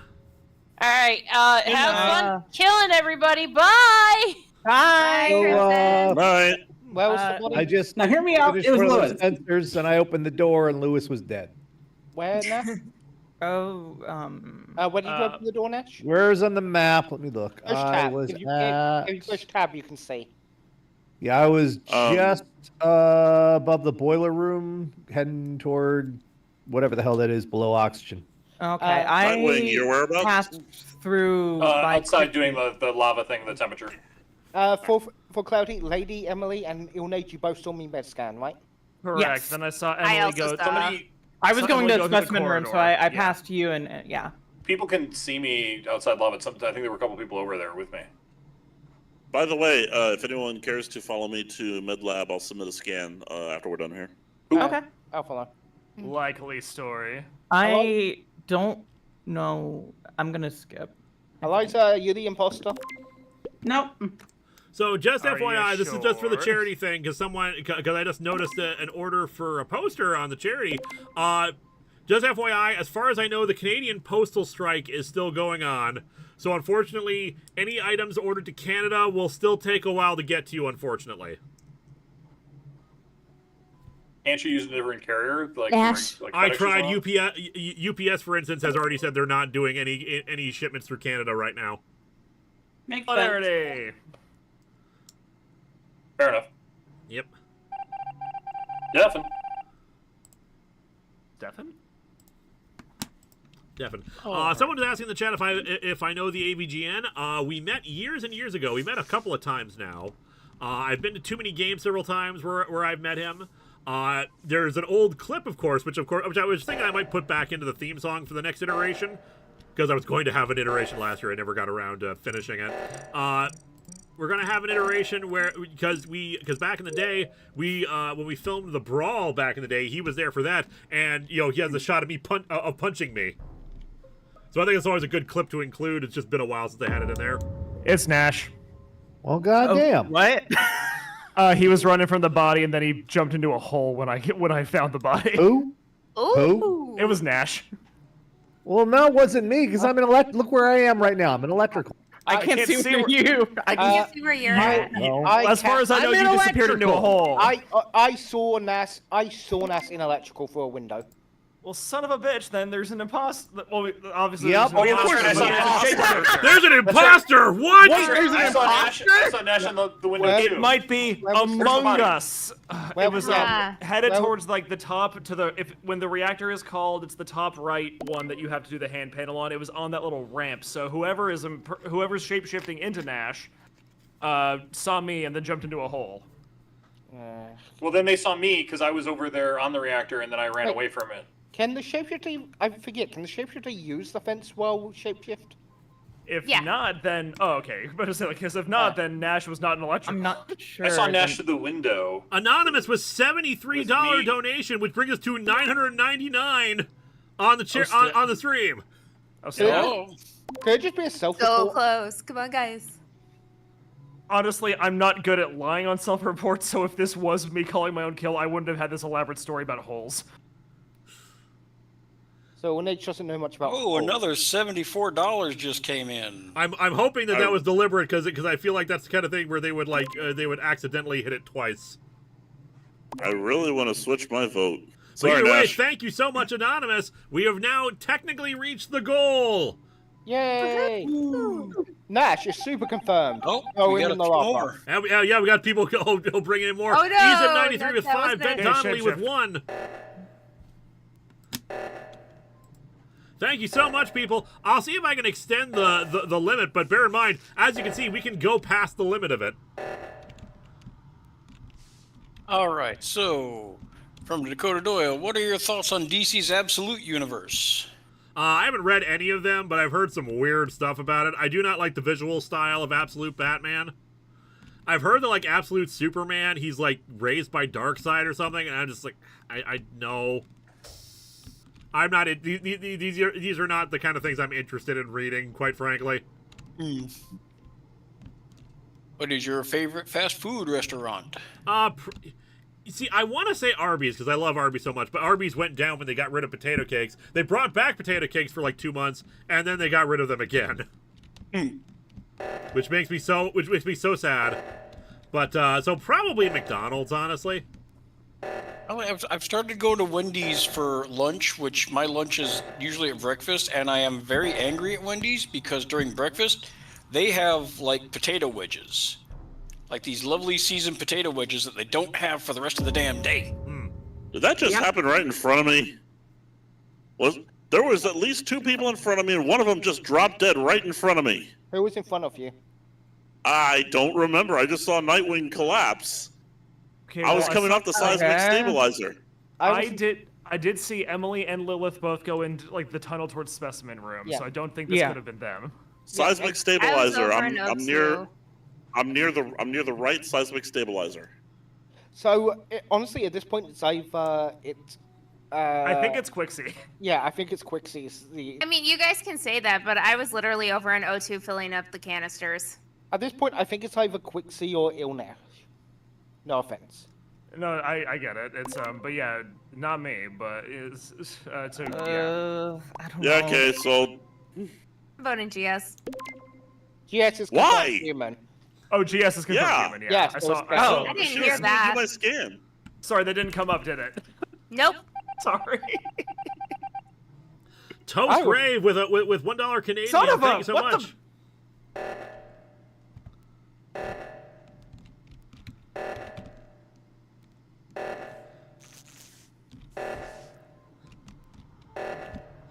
Graham, it was hilarious watching you kill yourself. Yeah, that was funny. From Fedmon, would you do a stream of X-Men the arcade game in the future if you can find a way to do it? That would be fun. Also, I just realized the phrasing I used there. I am so sorry. That was inappropriate of me. From Kiko. So- Never mind. I'm just going at it. GS, I've confirmed that you're human. You and I reset the stabilizers together previously. Yeah, So and you have that had last more kill than was enough either Emily or opportunity to kill me. yeah. So that last kill was either Emily or it was Lilith. I was. I was right next to y'all when y'all were resetting the reactor over by electrical. I've been near Lilith more than enough times that she's had more than an opportunity to kill me. I'm going to go with Emily. Sorry, I have to go. It's either Lady Emily or Ilnash just playing a blinder right now. I'm not that good at this game. I'm just putting it out If there. Ilnash is playing this up, then this is an amazing play. Do you know how many games of Blood on the Clock Tower I have lost because a newer player said, "Oh, I'm not that good." Well, I'm not new. I've been playing this since the Pando. I'm just really bad. I know. That's what I'm saying. It's like, do you know how many games I've lost with someone claiming, "Oh, I'm really bad," and then just play a blinder. Well, good news, guys. Well. I was wondering if you guys were going to notice that Emily had been so quiet during all this. Oh no, I realized it. That's my secret. I'm quiet during all matches. Screw y'all, man, screw y'all, screw all. I ain't been the imposter once tonight. Not what? Screw you! You all suck. Smash, I'm so sorry. I love your work. I love your videos. I immediately shapeshifted into you. Y'all are freaking boogers. I also got a trophy for shapeshifting into Nightwing and then killing Nightwing in front of someone else. Lady Emily, I just knew it was you. GSR who didn't see that there was two of me. Lady Yeah, Emily, I'm sorry. I knew, Lady Emily, I knew it was you last round, but saying I put a tracker on you and watching you on the map sounded kind of weird. Look, I'm just saying, if Eddie Munster would've was been kicking my helpful. corn, you could understand how I might be a little paranoid, right? The tables are my corn. Oh. They're how I keep my house. Okay, that little gyrating skeleton distresses me. Also, Eliza, I had my tracker on you for the first 2 rounds. I don't think that's a help. Wait, how do you get the skeleton? That's cute as hell. Hey, I mean, I've got a ham that's perpetually chasing me, so Yeah, it's Nightwing, like where my came favorite. under the ground and from all over. I have some weird floaty thingy. The Indie Cosmic Cube. Which Cosmic Cube? Indie. Indie. Okay. All I can think of with that little skeleton, you thrust your pelvis. You thrust your pelvis. You thrust your pelvis. All right, ready to start again? Yeah. I now have a carrot mustache. I'm just glad I got imposter once. I've been getting nothing but crewmate forever. By the way, we are basically going into for as long as people are willing to go for, because this stream is this charity stream is going to go for quite a while. Devin. It's only 3 in the morning. Oh, Toast Rave has donated $5 Canadian. Yo, thank you, Toast Rave. All right. Eliza, remember to deafen. Yeah. What do you think of My Hero Academia? I never actually sat down and watched it. I did a live show covering the first chapter or two, and I enjoyed that just fine. Oh god, I just watched the latest episode of the new Ranma. Oh god, I love this anime so much. I know, I've heard such good things about it. Oh, I was a fan of it way back in the 90s, and so just seeing this version is just like making me so happy. From Mixed Video, is Spooky Christmas still happening, or were you unable to do that? The Spooky Christmas is still on. We're hinting at it at the very least for the next episode, so I better do Spooky Christmas. We'll see if the third episode of Spooky Christmas actually lands before Christmas, but I'm going to do my best because one of the scripts for that is already done. I worked on it in advance, like when I thought that I was still going to be able to get the episode out in October. So one of the scripts is already done, so that'll save time on stuff. But of course, it's not the next one. I have to scan and put together the script for Santa versus Dracula. Oop, and I have found a dead body. Oops. Well, shit. Okay. I was in weapons. I was shooting asteroids. I can confirm that Lady Emily is human. Lil, okay, so here's the thing. Lil, it was killed in specimens. Did anyone see someone leave specimens on the admin side? No. Because I saw someone go down on the medbay side. They went through decontamination, went down. I followed after, but of course, it takes a few seconds for decon to happen. So it must have been the killer who was there, or it was Lil, and they just got killed, and the person turned around. Can't remember if it was Lilith or Eliza who came in from the top side as I was leaving it. Wasn't me. Eliza, I'm so confused. I saw Lady Emily doing the weapons. Yes. Oh, okay. And now I'm doing the scan because it's the last thing I gotta do. I was gonna say, I just went past Eliza, headed towards the laboratory. Mm-hmm. I was headed towards the laboratory, I should say. I'm all the way in the boiler room, so. Alright, so no one saw anyone come out on admin side? Is admin the lower half?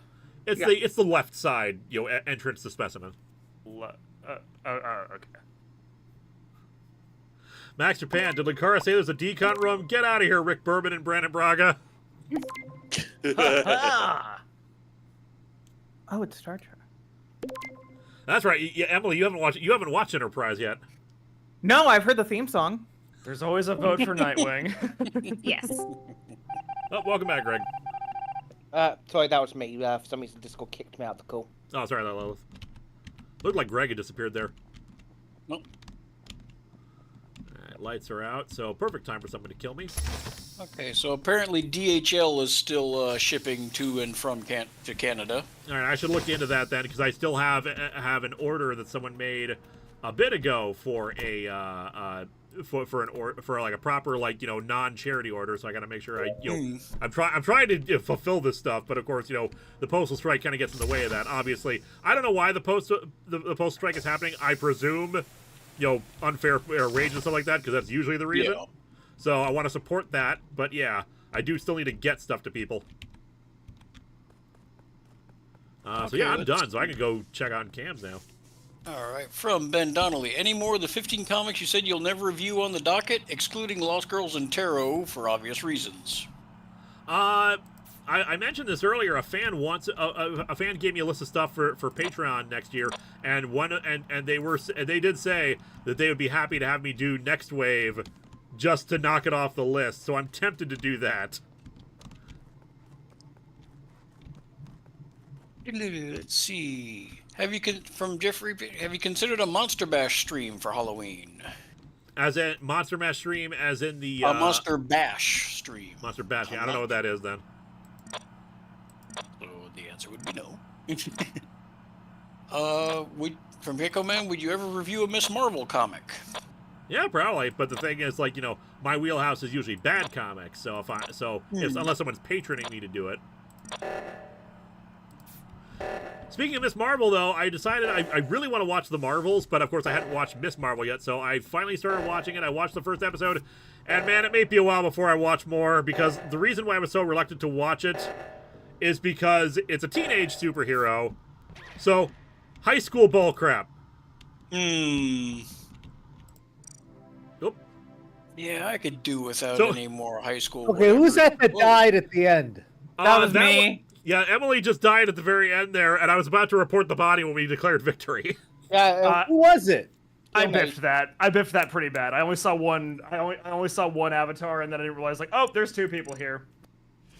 I didn't even see you there. I thought you were shapeshifter. How did it declare victory? Oh, because you completed tasks. Okay. Yep. I also think I protected Nash once from Ill Nage from my Guardian Angel protection. Something. I think I went for a kill and I was blocked. So yeah, that sounds right. So Nash. Alrighty, folks. I'm gonna go ahead and sign off for the night. Yeah, I gotta call it too. It's about 11 here. All right, if you guys have to call it, that's fine. Do we have enough still around to play, or do we wish to, or are we gonna call the Among Us game and we're just gonna move on to regular voice chat stuff for a bit? We could do hide and seek if there's. We could do hide and seek. Mind you, it would be very quick games considering we're down 2 more people.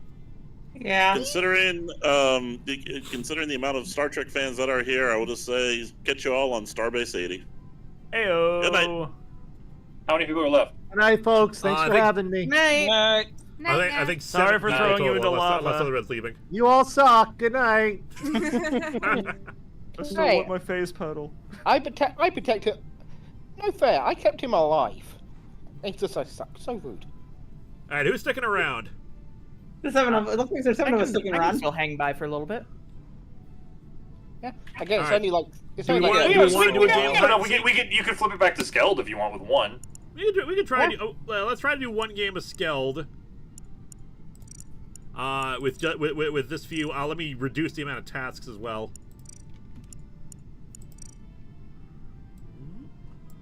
And then as soon as Dresden gets home, I'll be out. So. All right. Yeah, 1 combat task, 1 long task, 3 short tasks. We'll give that a try and see how this goes. Go!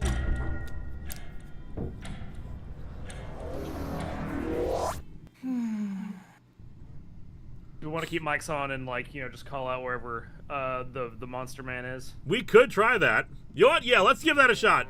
No, we're not muting. Eliza is muted and deafened. Oh, Well, it's not hide and seek. Oh, it's regular not. game. Okay. So yeah, so deafen. Okay, so deafen then. Okay, from Adrian Parchman, have you read the latest Power Ranger comic called Power Ranger Infinity? I have not. Right. From Ben Donnelly, worst Marvel comic storyline you've reviewed: Avengers 200 or Ultimates 3 and Ultimatum? I mean, you combine them both together. Probably that, but honestly, like, it's comparing 2 pieces of crap. They're both pieces of crap. They're just kind of this brown sludge. Yeah. With It's hard to chunks. compare on that level. Like, if something is just kind of goofy bad, or like there's a few elements that are bad, certainly, but they're both just so awful. It's like, why? Who do I shoot? I only have 1 bullet. Power Rangers Unworthy. Is that like the gross one, or? I don't know if that's if it's gross, but I believe it's like a I want to say it's the miniseries that explains the Psycho Rangers, so don't quote me on that. Whoop. Oop.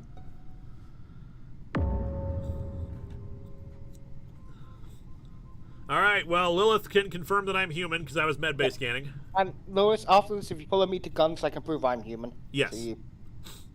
Quixie, what task were you doing in O2? I was trying to do the leaves. I couldn't figure out how to do it on my controller. I'll be honest. I also don't think you were on the spot where leaves happens, and this body. No, I definitely was. This body's in the hallway to weapons, so I'm a little. I actually came from shields. I didn't come from weapons. Oh no, I'm just saying. I found. Blah blah blah blah. Point is, body was on the way to weapons, and I'm a little sus of Quixie, but I could be wrong on that. But that's my hunch, and that's my actual. I'm gonna be honest here. Info. I am almost literally never, ever the imposter. That is not a relevant piece I of understand. data. That sounds like you're due. Eliza, dear, where were you? Electrical. Can anyone confirm? I didn't see anyone else in electrical with me. Eliza, dear, where does the rain in Spain mainly stay? On the plane? Thank you.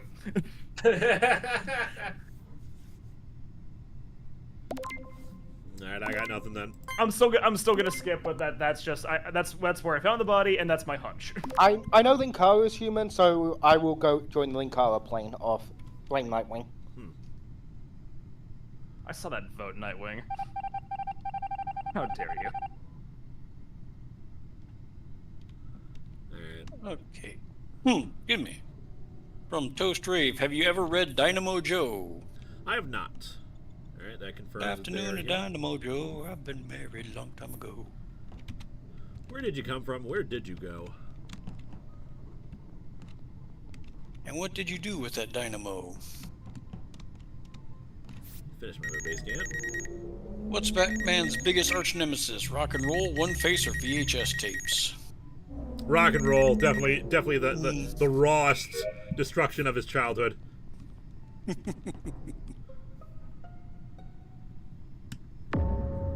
I saw Eliza walk away from Nightwing's dead body. Oh, Eliza, anything to say? No. Kixie came around the corner as I was killing Nightwing. I thought I didn't see anybody else there at the time, so I thought, ooh, free kill. Oh, that makes it easy.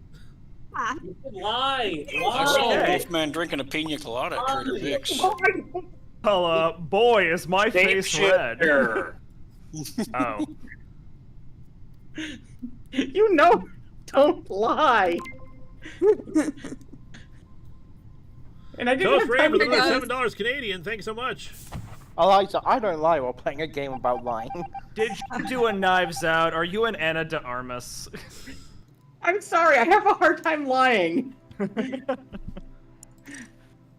You could just go the nuh-uh, wasn't me. That's not that much of a lie.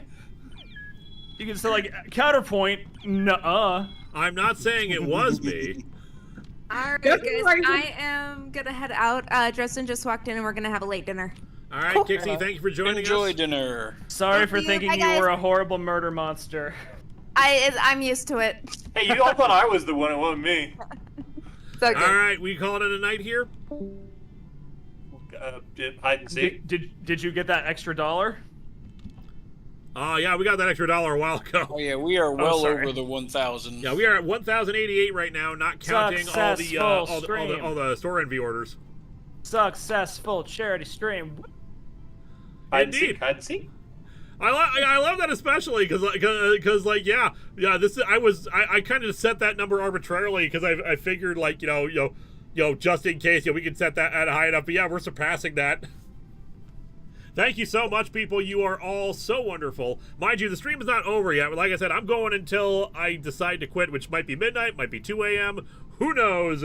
But I figured Among Us would be a nice way to start us off at the very least. Sleep is for the weak. This is the perfect time to workshop my one-man show. Okay, I'm out. You know, growing up in the Inland Empire of Southern California. Okay, I'm out too now. Oh. All right. That being said, if you guys want to stick around after this to just chat for a while before I start up the next thing, Sure, chat. all right. So let's move on. If I'm allowed to hang around for a bit. Of course, yeah. You guys are all allowed to stick around. We can talk geeky stuff. We can just have a good old time. I'm trying to figure out how I exit the. There we go. Leave. Not return to game. Leave game. Oh, more from Toast Rave. $12 Canadian. Another from Toast Rave. Thank you so much. But isn't it your stream, Linkara? Yes, it is. But sorry. No, you go. Yeah, it is my stream, but it is also like I could because it's my stream, I can also decide to just call it quits at any time. I said I would go for as long as I feel like going for. Because originally the plan was I was going to do this charity stream in the afternoon and go all day. But then my sleep schedule screwed up. I woke up at 6 p.m.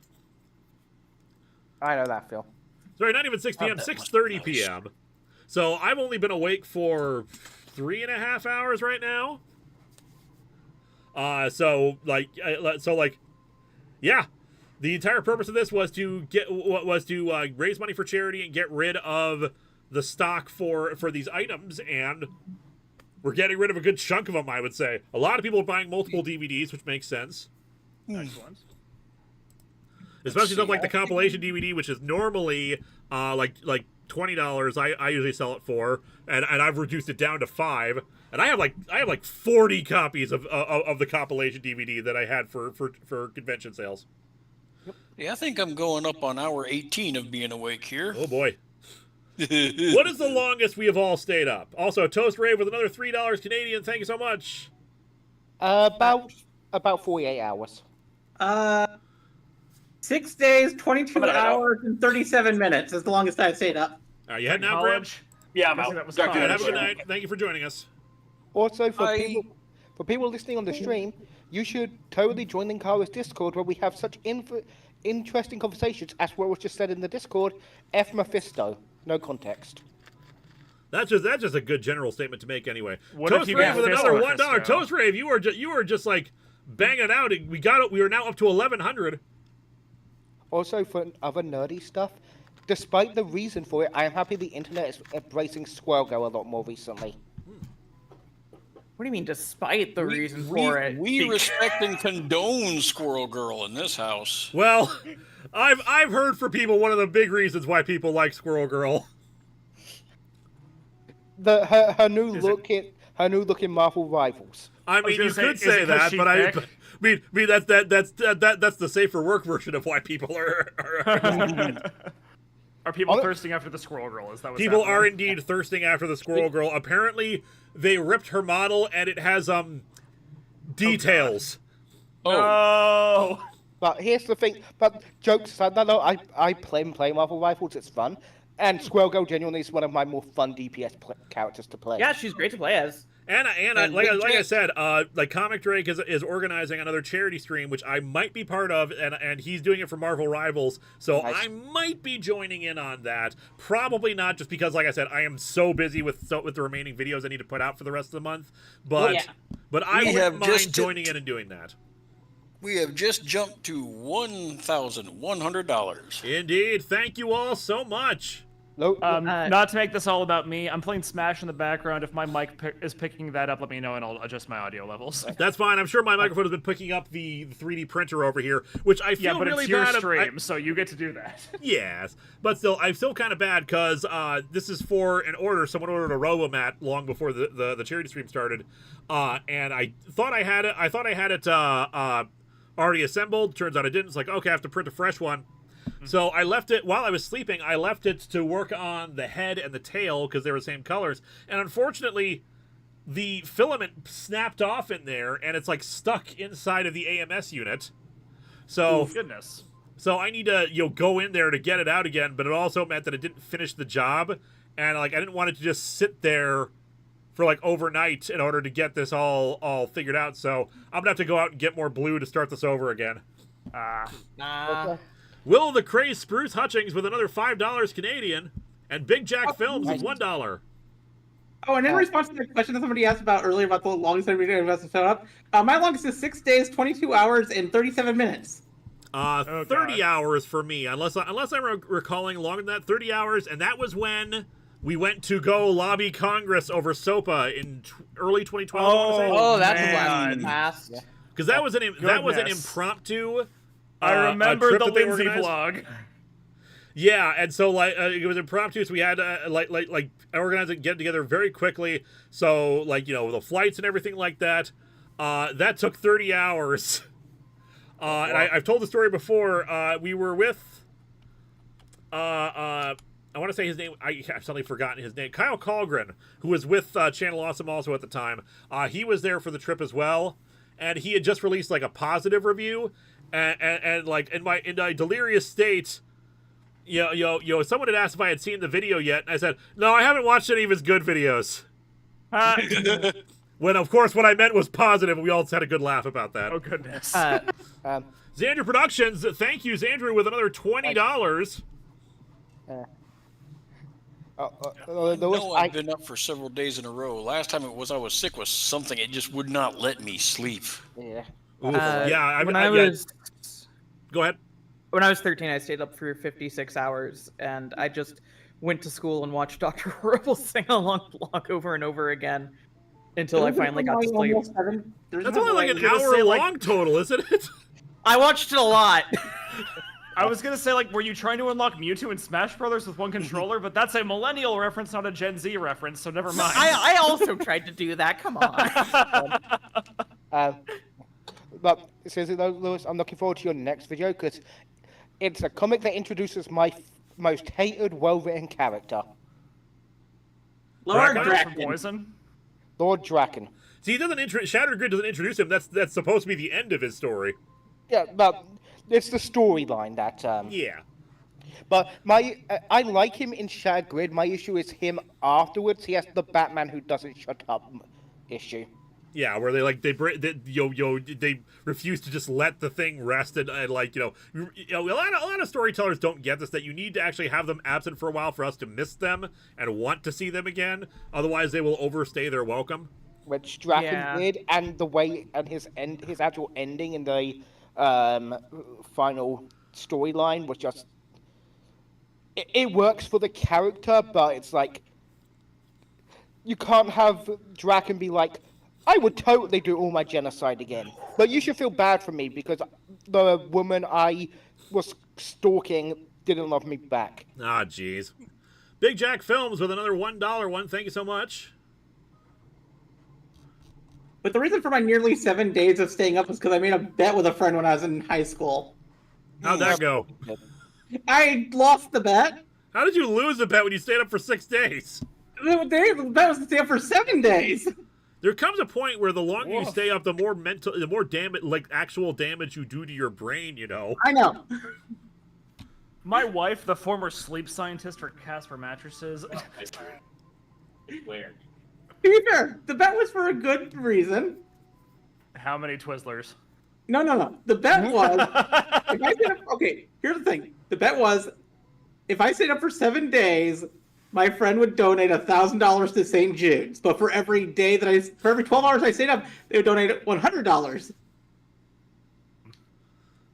I mean, that is a good reason. Yeah. So I stayed up for charity.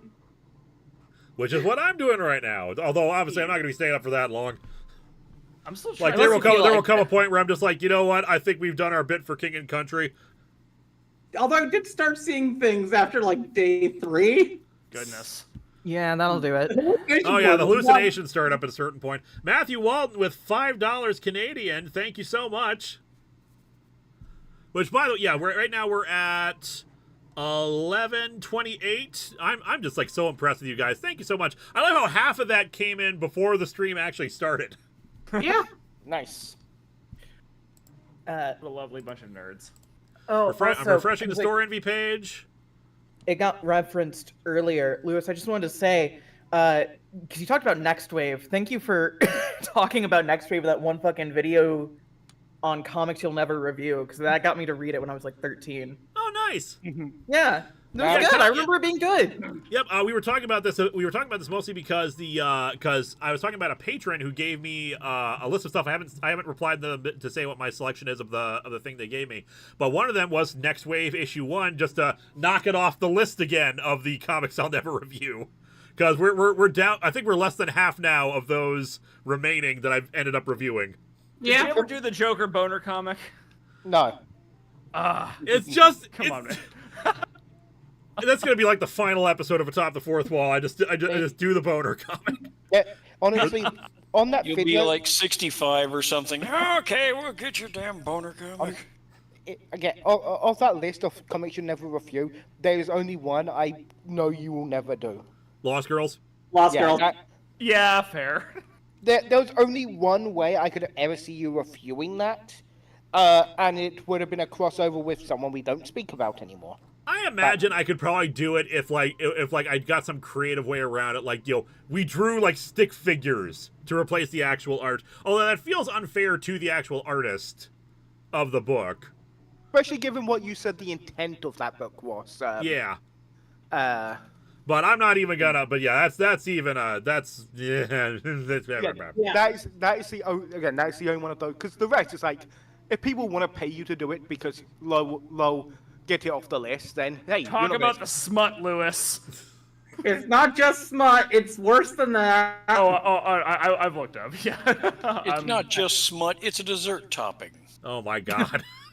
But yeah, so the reason we also brought up is because the problem with reviewing Next Wave, like I could do it, but it's one of those annoying ones where I really don't want to do it because it's a comedy, and you can't, and it's hard to talk about comedy like that. I mean, sure, you can do praise of it obviously, but my style of reviewing, snarky comments back and forth. My show is a comedy show, so trying to build off of the comedy of it, it's hard. It's hard to do that because I'm also trying to tell the jokes that are in this, while also building my own, while being snarky with it. But of course, I can't just be like, "Oh my God, there's an ancient T-Rex cyborg robot thing. What the hell?" It's like, no, that's the entire point. It's deliberately goofy. Counterpoint: you did the MST3K comic. That was a very difficult review to do. I managed to pull it off, but that was difficult to do. I wasn't even certain I could do that in my standard style because of the way the MST3K comic handled things. $20 from Xandru Production. Nice. Thank you again, Xandru. Yeah, it's one of those things where like I did that mostly because it gave me an excuse for the first 10 minutes to talk about the history of MST3K, because I did get comments on occasion asking, "What's with those clips you use sometimes with the guys in the corner?" And I have a lot of fun, sharing my passions and stuff like that. And MST3K is one of my passions, obviously. Which I have gotten my, for annual traditions, I have gotten my Santa Claus Conquers the Martians watch done with. I watched the Riff Tracks version, and I've got through my my Muppet Christmas Carol watch through. Nice. All the standards. Like I said, I tried to watch Miss Marvel. I was having issues with that just because. The older I get, the less patience I have for high school bull crap. The show itself is good. I know it is very good. It is very enjoyable. But the prom is tomorrow. Yeah, it's just like this is like the problems of these things are not relatable to me anymore because I am a 37-year-old man. And it's just like I so don't care about this. I get it. It's important to her. It should be important to her. It's important to the character. But I don't care. When's Kamala Khan gonna have to do her taxes, man? I just live in mouth because the actress that plays her is so damn good. Oh yeah, like I said, the problem is not the show. The problem is me. The problem is entirely on me. I've heard people say that like the high school stuff tends to gets faded away after the first episode. But like, and I'm sure it will be. But and I'm going to finish it because I want to watch the Marvels, and I am of the attitude of I will appreciate the Marvels more if I have the context for it. And I already know, Captain Marvel stuff. I already know, Photon stuff. Is she called Photon in this now? I think so. She's just Monica. Just Monica. Monica Rambeau. I know Monica Rambeau because I watched WandaVision. Yeah. A running joke in the Marvel movie is that them trying to figure out her nickname. And doing and she's had like 6 or 7 code names in the comic. Yeah, and pretty much they run through a ton of those in the movie as a joke. Lewis, if you're not doing Among Us anymore, I am starting to fade a bit. So it's all good, Greg. Thank you for being here, and thank you for acting as our mod. So you have yourself a good rest of the evening, sir. You too. Enjoy. Hope I will keep an eye and just see how much you raise at the end. Alrighty. Yeah, did I actually end the Skype call? I don't think I actually did. I will say, by the way, because having only seen like a couple episodes of Miss Marvel, I think if you just have the general gist of like Kamala Khan exists, here's her family, sorry, that's kind of all you need to watch the movie. By the way, so. I suppose so, but like sometimes sometimes movies will like reference things that happen, and I want to know that. And from what what has been spoiled for me. Just because it's the show is like at least a year old, I'd say. So like I need stuff filters out. I want to see how they handle certain things that I've been spoiled about. Otherwise, I just finished. I wanted to watch through Digimon Tri finally. I only watched the first movie originally, and I've rewatched it now. So I'm looking forward to watching the rest of them. Vega has very strong opinions about them, and in the negative. So we will see if I share that. I think there was a consensus among people that it gets bad as it goes on. I have mixed opinions of Try. Like it starts good, and then falls off the cliff. I only know Digimon up to Tamers. I don't think you need to watch Digimon to actually follow the Marvel's plot. I don't see how those two. Digimon is very important to everything. Well, they actually edited Captain Marvel, The Marvels, Miss Marvel all together to make one big Marvel movie, and then they just redubbed it so it all looks like it's one thing. So, I understood that reference. This is a joke. How dare you yes and me? So Digimon tries too hard. So yeah, my problem with the first movie and on rewatching it was, man, I forgot how slow this is. When I watched this originally like years ago, I recall this being only like a half hour, 40-minute thing. That was an hour and a half, and it just took its damn time. Too little music as well. And while I appreciate having the Japanese score, I did like the dub score. When I was younger, there's nostalgia value there. The bare naked ladies in Less Than Jake. Well, that's Digimon the movie. The actual TV series had a Saban score, which I think which they reused for I think Spider-Man the animated series.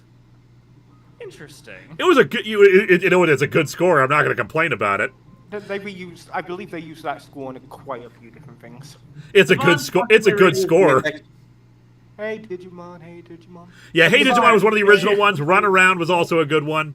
But like I appreciate having the Japanese score, but man, it is so slow, and the lack of music does not help with that. Except for when we go into action scenes and Braveheart starts playing. It's like, oh my god, I'm pumped now. Yep. But yeah, going from the dubbed of Digimon to the subbed, for me, I say it's like going from early Power Rangers with the insert songs to later Power Rangers without them. Still good, but the insert songs were just so damn good. And you need to have the slow the transition into the lack of original songs for that, because otherwise it feels very jarring to not have those when Mighty Morphin used them extensively and did them so well. I think the last insert song was the Piranhatron song.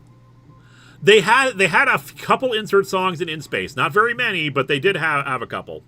I don't remember them. The last one I remember. Yeah, they're not very memorable ones. The last one I remember is the Piranhatron song. They had a weirder version of Go-Go Power Rangers they played during an early episode, and I want to say like something along the lines of Live, Fight, Win, but like not quite the same, but in that same kind of vein of it's good fight music, but we're not using it a lot.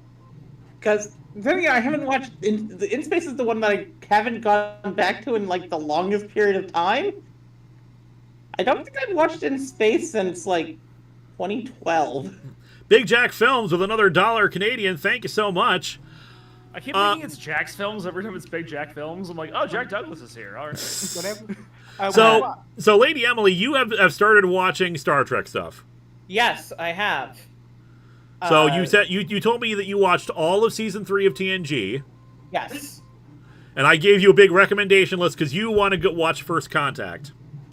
Yeah, well, that's what people were saying. Like, oh, you liked Best of Both Worlds? You should watch First Contact. That's the natural thing to watch next. And I was like, oh shit. Well, I guess I better. Because I know very little about the TNG movie except for, like, I know about Star Trek Insurrections. Yeah, Insurrection sucks. Well, here's the thing. Of that was like a crossover review. Yeah, from back during the day, I gave Doug like so many goddamn notes on that because I hate that movie. I could tell. And it's fine. He's right. He was right in that no one gives that most people do not give a crap about the minutia of these things. But it's still just like but it's also like one of those things like it still exists in the broader context of Star Trek at the time. So like in the middle of this massive war plot going on in Deep Space Nine, emotional struggles and moral and ethical questions going on. Oh, let's have this fun little romp where it turns out we have this. I'm just going to spoil that part of the plot for you. This planet has a natural healing field around it that they want to harvest to to give people regenerative properties, which really useful during a war. But there's a species living on it of rural white people. Who are not human, but they look exactly like humans. Classic Star Trek tradition. Not even a bumpy forehead. Just like they just look like regular people. Oh, of course. And of course, it's a plot about forced relocation. And obviously, ethically, that is wrong. Except they introduce the idea of these people are not indigenous to this planet.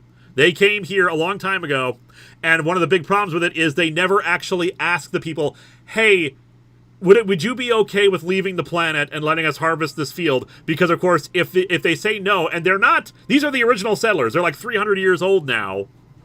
There's nothing. They didn't come to this planet because they knew about it. They learned about it after they moved there. It's not like we're destroying their culture by transplanting them.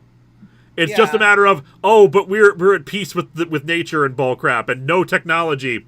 And there's a lot of behind the scenes for why this is. Michael Piller, who was the head writer for TNG for a good long time, had lots of good ideas, but he had really, as he got older, he really embraced the idea of like going back to nature and rural simplicity and all these technology makes us can make us really isolated and create problems in our society, which is kind of counter to the message of Star Trek, where science and technology will help make our lives better.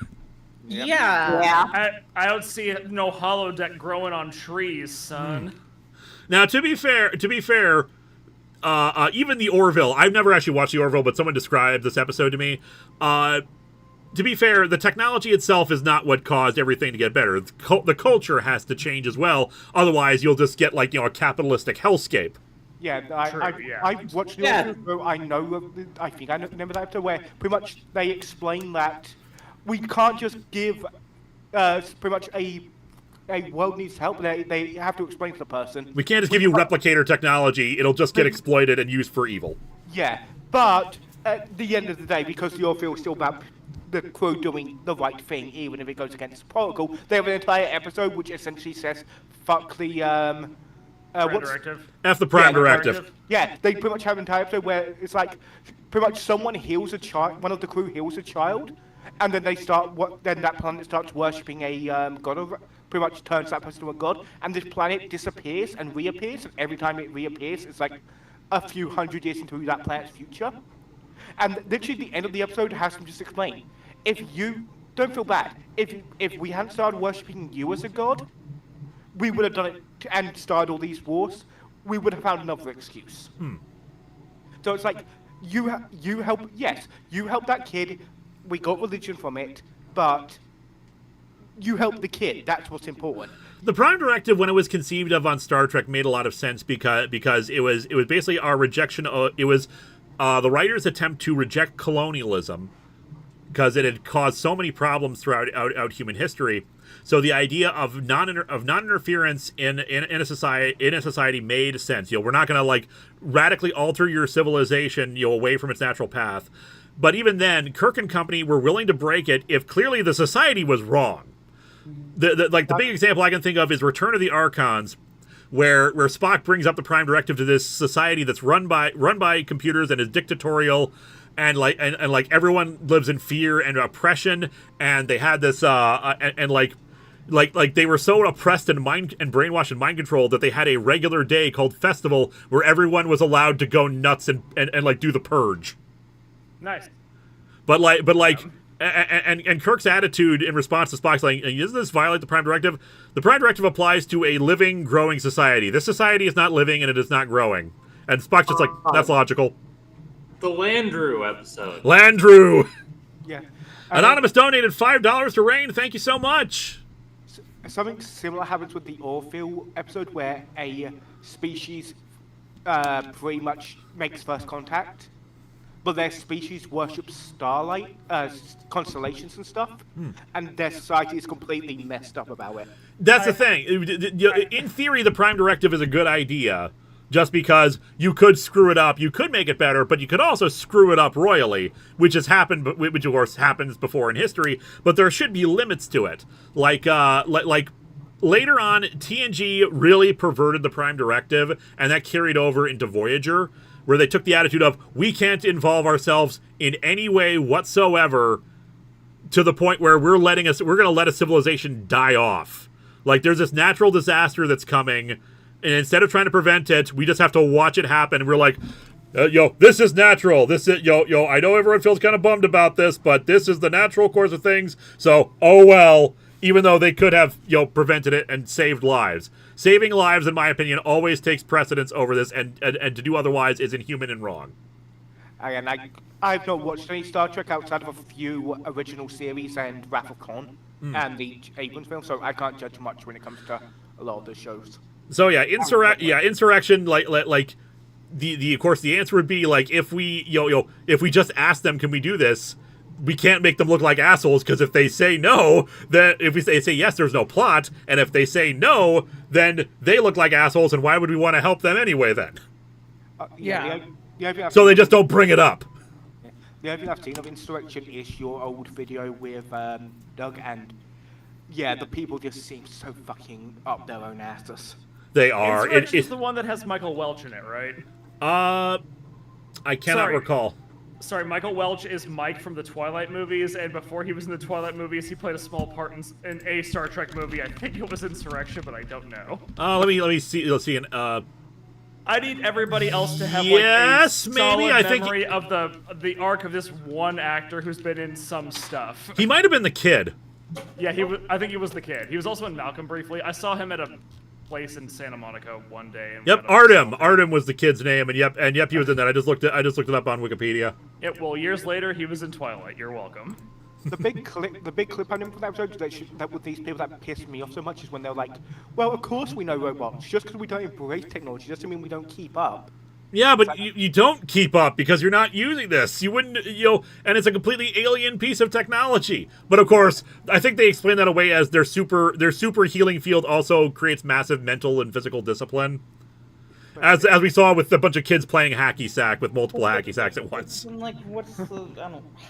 But it's like, I think there was a joke you made. It's like, how the hell do you, if you say you keep up, how do you like get carrier pigeons of the latest tech magazines? Yeah, the Space Delivery Force just drops off some magazines on Robotics Daily. Oh me, oh my. So yeah, that's Insurrection. But the thing is, that's me. That Insurrection is not like objectively terrible. So like you could watch it and you'd be like, actually I like it. I like the more feel good vibes. I like Data spouting catchphrases. But yeah, I gave Lady Emily a list of TNG episodes, both really good ones that I think are worth a watch, but also but more importantly, the ones that are plot focused. I didn't say which ones are the more plot focused ones, just because I wanted you, because I was like, I didn't want to spoil things. I wanted you, because I want you to experience this naturally. Yeah, it's an extensive list. I'm kind of familiar with. Some of them I'm not.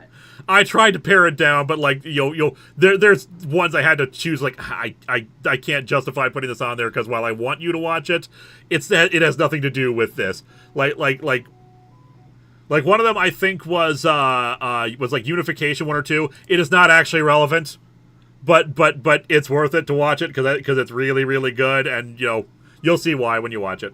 Oh, I mean, like that's the thing, and there's something actually that's kind of really nice about going back to this era of TV where you could just have like 25 episode seasons, and the episodes are either like some of the best stuff you've ever seen or some absolute dumb nonsense. Yep. It's a fun ride, and I wish TV would go back to this. Now, mind you, I understand like the schedule of trying to do 26 episode seasons is probably really rough on people. But but Star Trek does not need to have extensive cinematic shots and cameras and special effects level stuff. Not every episode needs to be a movie. Even if you have an ongoing plot, you could save money so much by just paring back using basic television techniques. Yeah, I know. The thought process is it's streaming. We have to justify people's investment in this. But I watch I'm really into reaction channels nowadays because it's fun watching a bunch of people who didn't grow up with Star Trek watching it for the first time. They're watching stuff from the 60s. They're watching TNG episodes, and they're absolutely adoring it. I watch a lot of reaction stuff, and for me, I like watching things that I know because you can never relive your first experience of seeing something, but reaction channels kind of gives me the same feel when I watch someone else react to something for the first time. They don't mind the special effects. One of my favorites is called The Target Audience. They're going through TNG right now, and anytime there's like a new set or like any kind of location shooting, they're like, "Oh man, it's so cool!" Like a new thing. Like we've seen the same cave set in Star Trek over the course of 7 years, but to them it's like, oh, is that a new cave set? Because they film it in different angles, stuff like that. So it's always weird for them, and they see like they love the matte paintings as opposed to like CGI cityscape kind of a things.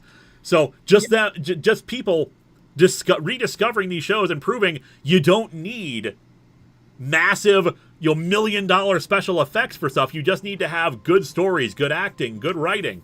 That is what sustains a show and keeps it popular. We don't need Doug Jones to spend 8 hours in the makeup chair every day. As I said, I've been watching Columbo, and there's a lot of cheap stuff in it, but it's also got a lot of charm in it. Like, a fun thing in the last episode I watched this, a big part of the murder was figuring out how someone would have called from a location when there was no one around. It's like, it was just kind of like, oh yeah, right. Yeah, pre cell phones, pre even cordless phones in a lot of cases. Yeah, and they were talking about, oh, I got this whole new cool invention. It's where they mail me my betting slips. It's just like, for my mail subscription. No, it's something that's fun because like I've also not recently, but like for the past year or two, been going through classic Doctor Who as well, since it's like on Pluto TV and Tubi and stuff like that. And it's one of those things, you know, being a Doctor Who fan, you're always like, oh, the classic stuff, like it's gonna be like really slow and like, you know, cheesy, and the effects are not gonna be. And then you watch it, and it's like, no, wait, actually, a lot of this is really good. Now to be fair, it can be slow at parts. It can be slow, and the effects can be really bad, but the writing and the charm is on full display. Yeah, like I think the one that like I mentioned it a few times today because I was talking about this on Blue Sky, but like the third Doctor story, Invasions of the Dinosaurs, where it's like the special effects are just so garbage in it. They are. But the writing itself is actually like pretty interesting. When it comes to classic Who, all I've seen is I've seen the first and a good chunk of the second Doctor. I haven't seen anything much past that, outside of a few occasional episodes of the fourth and seventh. Yeah, admittedly, some of the cheaper special effects are better off in the black and white era when they had an easier time to hide some of those. Oh yeah, absolutely. Although poor Tomb of the Cybermen, Tomb of the Cybermen was a lost story for a long chunk of time, and a lot of people actually, when they recovered it and they watched it for the first time, they actually it actually lost some points in people's minds because in their minds when it was just the audio, it was much better than what they actually saw on screen. Yeah. Like there's a point where you can actually see the visible strings of a guy getting picked up and tossed aside. Yeah, I think I remember that happening to Celestial Toymaker as well, where people were like, oh, this is like one of the best episodes ever, and then like actually more of it. A lot of Celestial Toymaker was always a weird one just because it is a very visual story by the nature of the games of it, and it's hard to convey that through audio. Yeah, I've been watching a lot of Third Doctor. I need to watch, because I got one of the seasons of the Seventh Doctor on Blu-ray, and I know you really like the Seventh Doctor. Oh yeah, my favorite. Eliza's, the Third Doctor's Eliza's favorite. You want really good. You want to upset Eliza? 7 is the one with the celery, right? 5 is the one with the celery. I know nothing. 7 is the question mark umbrella. If you want to upset Eliza, you just need to say one phrase. I never would. No. Okay, the Third Doctor used guns, swords, karate, and had a car, and had a Who-mobile, and wore a cape, and was awesome! There's a YouTuber who years ago, and still up, has a montage of the man who never would, showing all the classic Who examples of him shooting things and being violent, set to like die mofo die, like one of the songs. Yeah. But the worst modern Doctor said never would, and because he's a fan favorite, every Doctor now needs to follow what he said. Yeah, it's not like the Doctor resorts to violence as his first solution. That's the joke. That's really the joke here. He tries not to, but he's perfectly willing to kill if it comes to that. It's just he will try everything else in his repertoire, but he won't cry over dead Daleks either. Yeah. Just this once, Rose. Everybody gets a cap.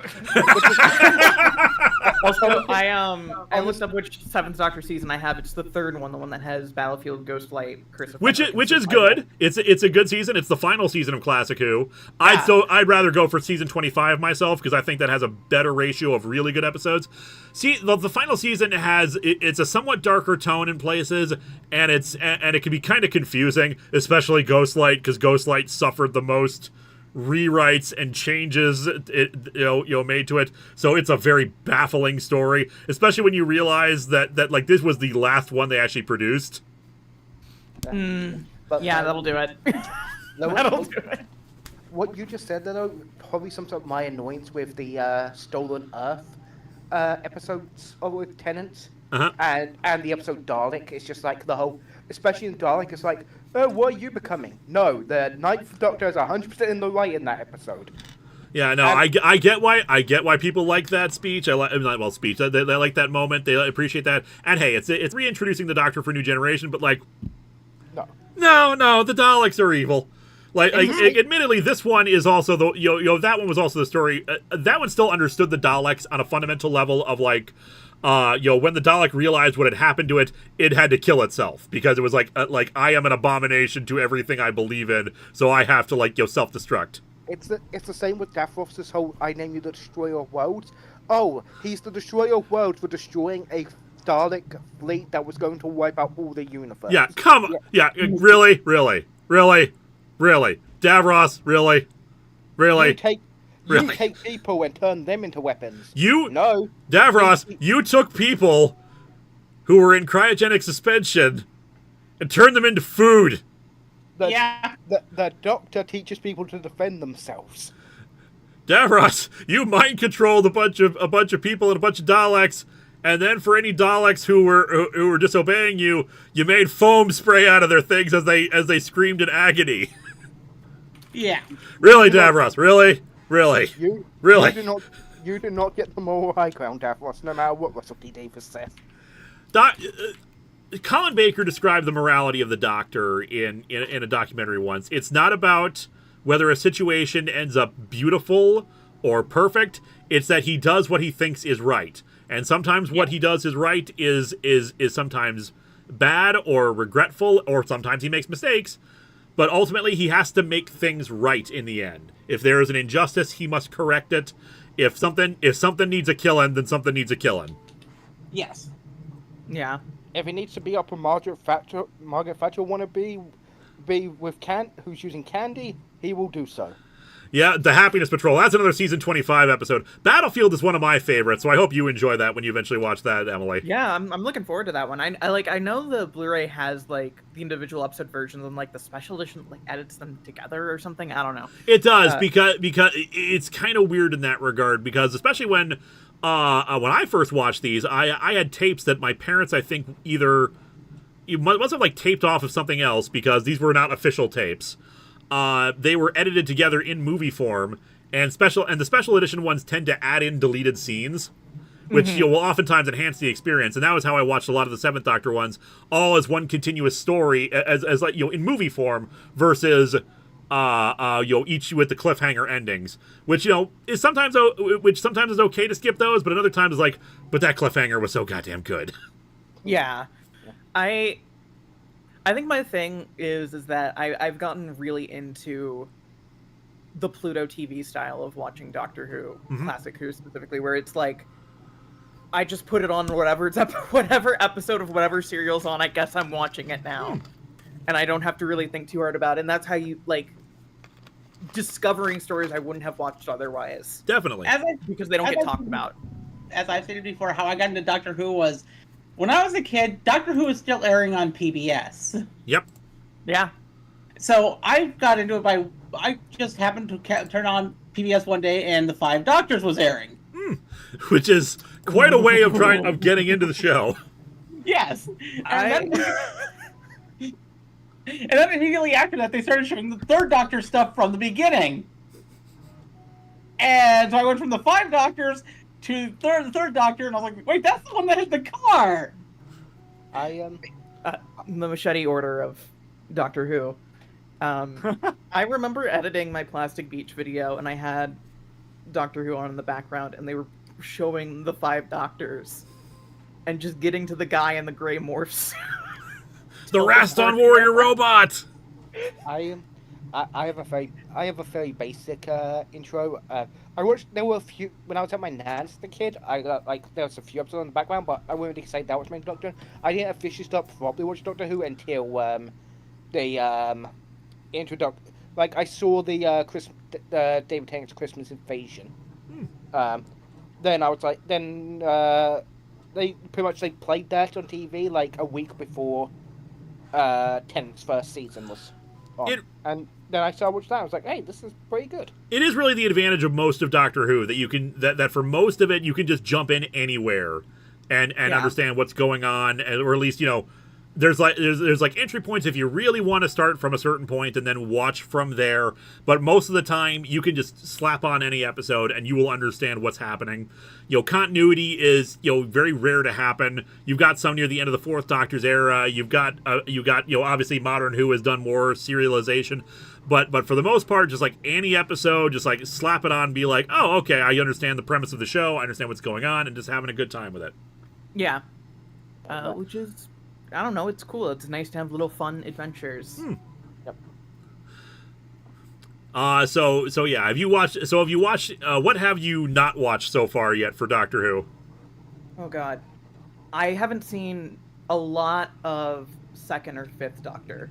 I think I've seen 5th Doctor's final story, but I wasn't really internalizing it because I was editing at the same time. Which you should go back to. Caves of Androzani was voted. Yeah, Caves of Androzani. which was voted many times, even during the modern era, the best Doctor Who story of all time. I don't know if I agree with that, but it is definitely a great one. Yeah, that was one of those nights where it's like, I just had it on, and it was like 3 a.m., and it's like, oh, I guess it's a 5th Doctor story. No idea what this is, but, I mean, it looks interesting. And kind of passively just having the background and then realizing I'm on episode 4 of Caves of Androzani. I'm like, oh, shit, I haven't been internalizing any of this. Yeah. At least you weren't watching in order, because then you would it's fascinating, watching the best episode leading in directly to the worst episode of Classic Who. Oh, I absolutely did watch the Twin Dilemma right after. I'm so sorry. The Twin Dilemma is there are bad parts to try to get into Doctor Who, and Twin Dilemma is one of the worst. The thing about Twin Dilemma is that I knew about the choking, because that's like the thing everyone talks about with the 6th Doctor. I didn't realize the rest of the special was also really bad. I only know the Twin Dilemma because I watched a lot of Nash's old Doctor Who reviews he did. That's how I know a good chunk of my Classic Who stuff. Bad science, bad first impression of the 6th Doctor, and it was the last episode of the season too. Yeah. So that's where people had to sit and stew on and be like, do I really want to keep watching this come the next season? From my understanding, the 6th Doctor is genuinely really good. It's just his first. The 6th Doctor era. Here's the thing. The 6th Doctor himself, Colin Baker, is wonderful. He's a great Doctor, and he got his redemption in audio. The problem is his actual era has a much higher ratio of bad stories to good ones. Like, you can count the good 6th Doctor stories from that time on one hand. The rest are just garbage. I remember as a teenager being like, oh, they did a whole season-long story arc for 6th Doctor called Trial of a Time Lord. That should be really fun and cool and interesting, and then watching it and being like, this never ends. I actually like Trial of a Time Lord, but I get why people don't. Like, it's not even the worst I've seen. It just keeps going. Was Trial of the Time Lord the storyline that had Brian Blessed in it? Yes. Yes. Okay. That's where they introduced the Valiard, whatever it was called, correct? The Valiard, yep. Yeah. Which part of the problem there was also a case of they had because of a lawsuit they had to scrap the original ending and quickly throw together a new one, which I think works for the most part. I know a lot of people were saying that for Modern Who, a lot of people think what's going on with what happened with Tennant, that's leading into the Valiard stuff. That'd be nice, but the problem is that like RTD has made it very clear that he's just flying by the seat of his pants with a lot of the stuff for his new tenure, which is terrible. It's a terrible idea to do that. You know, he admits that he's just trying to create hype and buzz, but like not actually working on actually like paying off on that stuff. It's just like, you can't do that. You're betraying our trust for this. You know, and RTD's original era had plenty of problems, but it felt like it was more cohesive and more coherent what it was trying to do versus his latest season, which just, you know, ended on such a dud.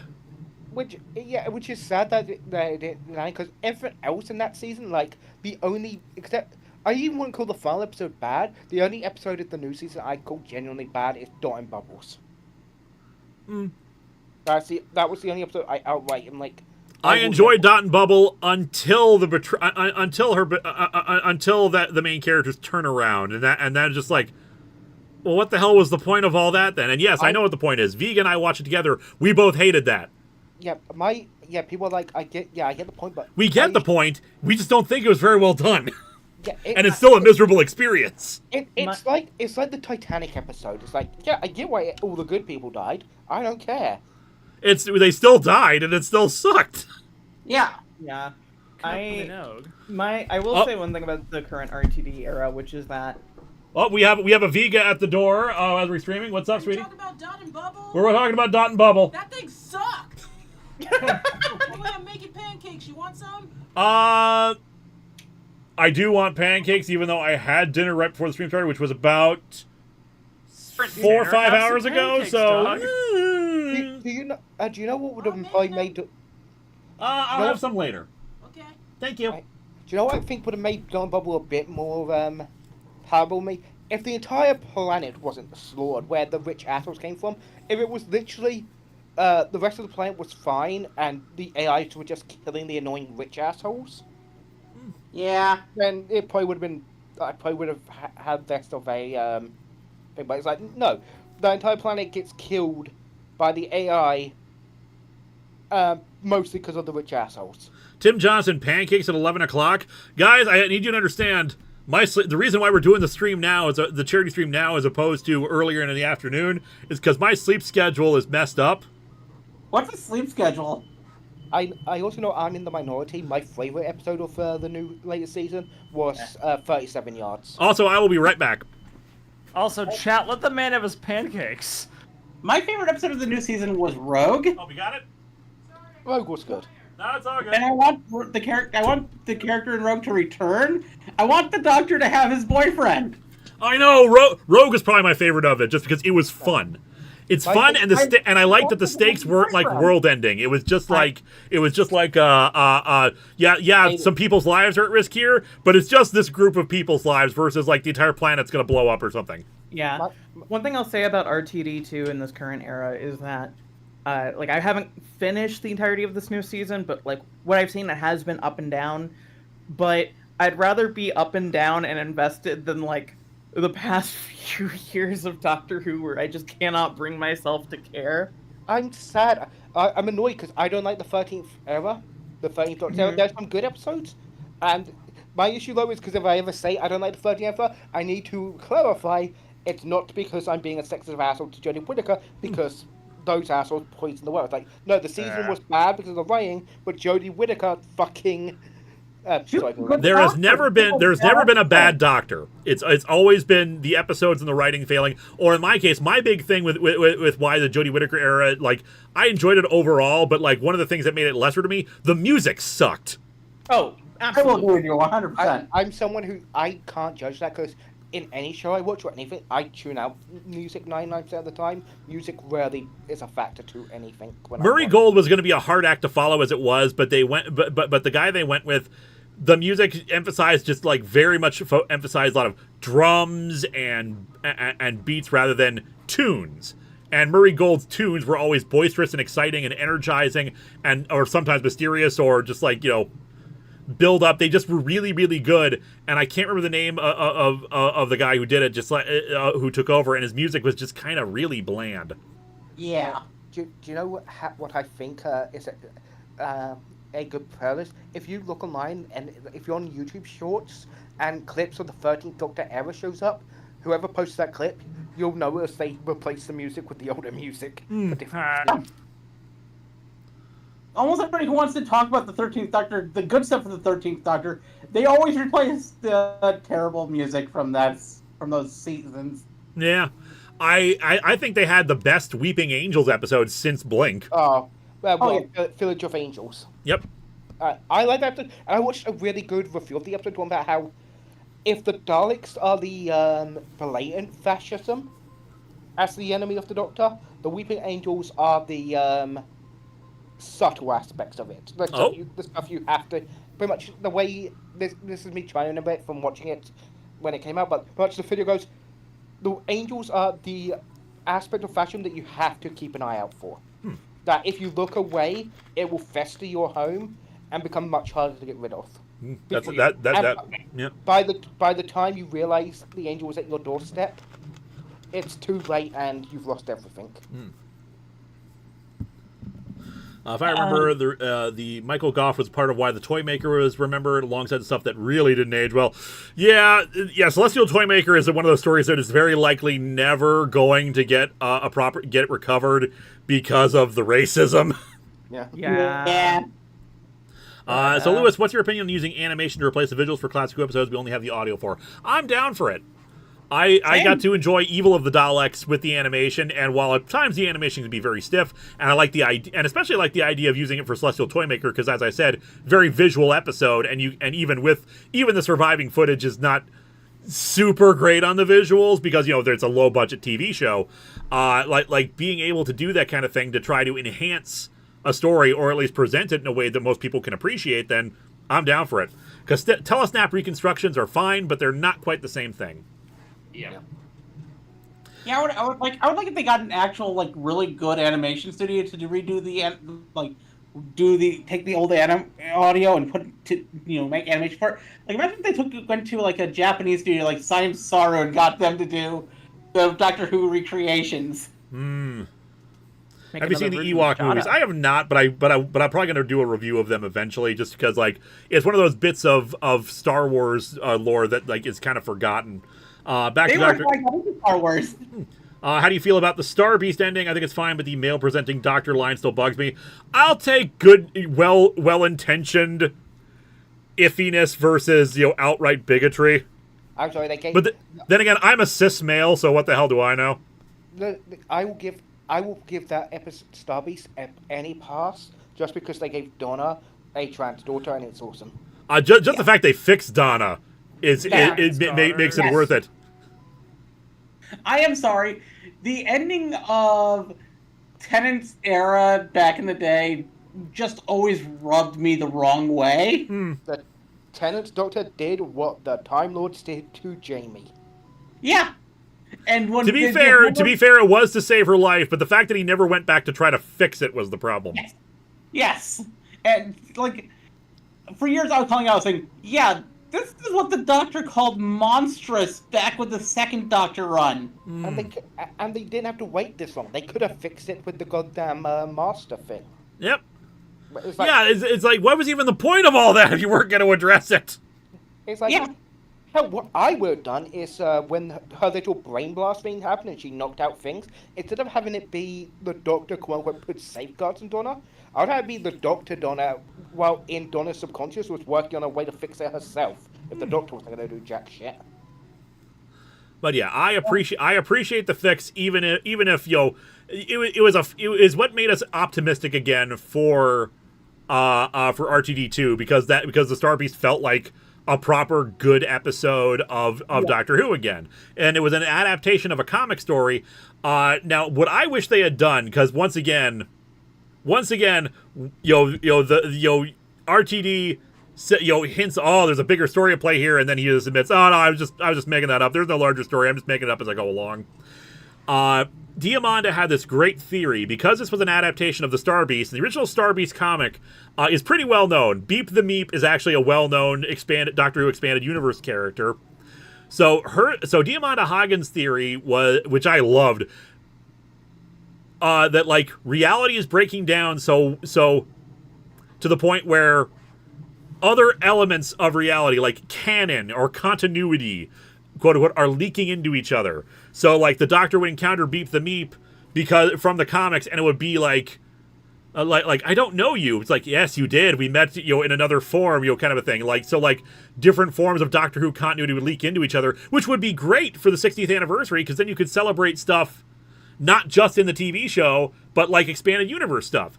You could have, the appearances of the Celestial Toymaker in the audio show up. Maybe have like an audio-only companion show up.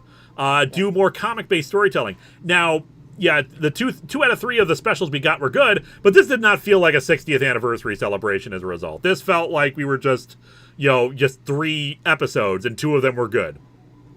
Yeah. Like the Star Beast was good. The middle one, which name I always forget. Wild Blue Yonder, which was also very good. Which was amazing. I really loved that. And the Giggle, I personally like, but I will never begrudge someone who doesn't like the episode. The Giggle was okay and had some really great moments up until the bi-generation. Because at that point, you're just giving us the middle finger for how this works. He should have just regenerated, because a regeneration story and doing that is about passing the torch to the next person. So instead, we just have them sharing the screen. Like maybe I would have been more okay with it if at the end, like, Tennant faded away, and this was a result of the Toymaker's, machinations and warping of reality. But even the Toymaker was confused about why that happened. So, like, clearly it wasn't intentional on his part, and it's just like, oh, bi-generation. Why did this happen? Just did. My answer Talking about bi-generation. My answer is Tennant has never had a good regeneration. The time where he created the human version of himself was dumb. He still has my least favorite regeneration scene with his "I don't want to go" bullshit. RTD just never wants to kill David Tennant. He loves David Tennant so much. He has to have "I don't want to go." He has to have the hand thing. He has to have the bi-generation. We can't just let David Tennant go. Let him go. As you said, it's meant to be about passing a torch. I had so many people back in my school, back when Tennant left, who were pretty much picking up their pitchfork torches and being like, no, I'm not going to watch Matt Smith's thing. Just a lot of shit towards Matt Smith, just by the fact that the whole Tennant "I don't want to go" thing left such a bad taste in their minds. They're like, no, we love Tennant. We're not going to give this new guy a chance because Tennant doesn't want to go. There's also the and with the bi-generation, there's also this meta element of suddenly you have a fan base who could say, well, this Black Doctor isn't the real Doctor. The real Doctor is David Tennant, and he's still hanging around with Donna right now. Yeah, that is so many problematic elements by doing this, and not just having Tennant either just having Tennant regenerate or having Tennant fade into Ncuti when for that. There's so much. I do have a good theory that make it work, but it would require a lot more precision writing than RTD is capable of. The two big theories is David's character will become the Fouryard, or he inevitably is what becomes the Watcher for the fourth Doctor. Those are the two big fans. Had to eventually become the Watcher for the fourth Doctor. It would work, but you need to be a better writer than RTD is. I don't. It's a rough ride. RTD is a decent writer. He's just not a writer who thinks things through. Much like Stephen Moffat, he is a writer who probably is better to have someone else watching over them. Yes. Chibnall Chibnall as a showrunner. The problem was he tried his best on the writing side, but clearly he wasn't up to the task of promotion. What RTD does better than anyone else so far has been trying to push the show back into the public consciousness, doing interviews, doing promotional stuff, doing side stuff, just all this additional content to say, hey, Doctor Who is there, you should watch it. Here's some extra stuff to keep you tied over until the next season. Here's trailers. Here's promotional stuff. And unfortunately, Chibnall was really not up to the task of that. My issue with the 13th era is the 13th Doctor felt so much like Tennant writing. A lot of the writing of the 13th era felt so much like they wanted to try and be like RTD's first few seasons with Tennant, but it just felt like RTD. But then again, I'm someone who prefers the Moffat era with Matt Smith and Capaldi over RTD and Tennant and I can see that, especially because I felt like, you know, as we got to know Jodie's doctor, she was very much a oh, look at this amazing thing I've never seen before. She's very much, you know, the bright-eyed the universe is amazing and I'm enjoying having a great time and sharing it with my fam. But of course, then we got into the overall story arc that Chibnall decided to introduce with it, and suddenly the doctor was once again being super secretive to the point of like, not necessarily, you know, being secretive for no good reason. Like, I got why he was secretive with Clara, because he saw her as a mystery and thought that there was some, you know, scheme that Clara probably was, like, you know, doing something in the background, but like, or was being used by or was being used by. But Whitaker, but she has no reason to hide this from them other than just think, you know, general angst, I don't want to share my pain kind of a thing. But she could say, my people have died off and I'm trying to investigate why kind of a thing. I also despised, once again, sort of, I already hated the Time War and killing off all the Time Lords, and then bringing them back just to do it over again. Come on. Yeah, especially when it was just the Master. It's just another issue of the 13th Doctor for me is she inherited the 10th Doctor's pacifist stupidity. I gotta hop off really quick, but thank you very much for having me.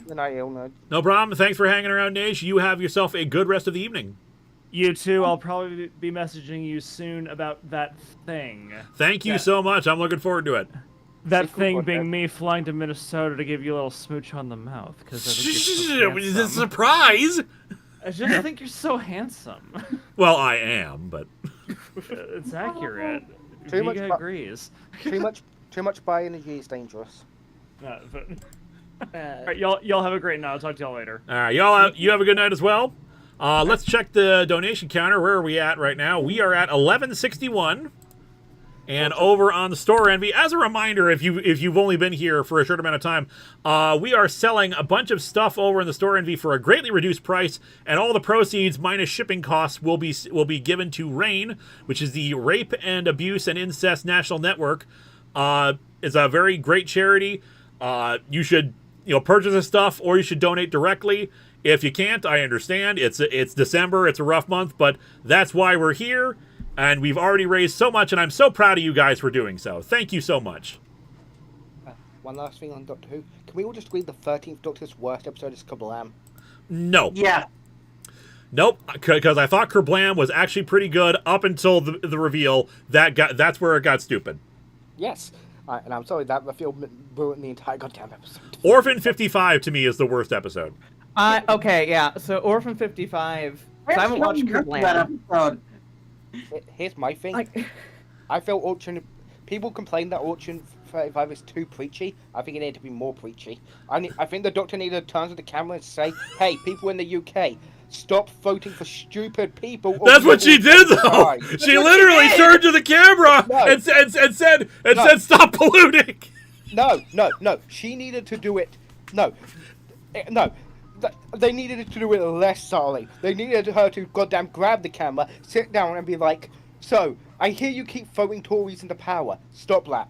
It's one of those cases where, like, even when I agree with them, the way you did it was so asinine.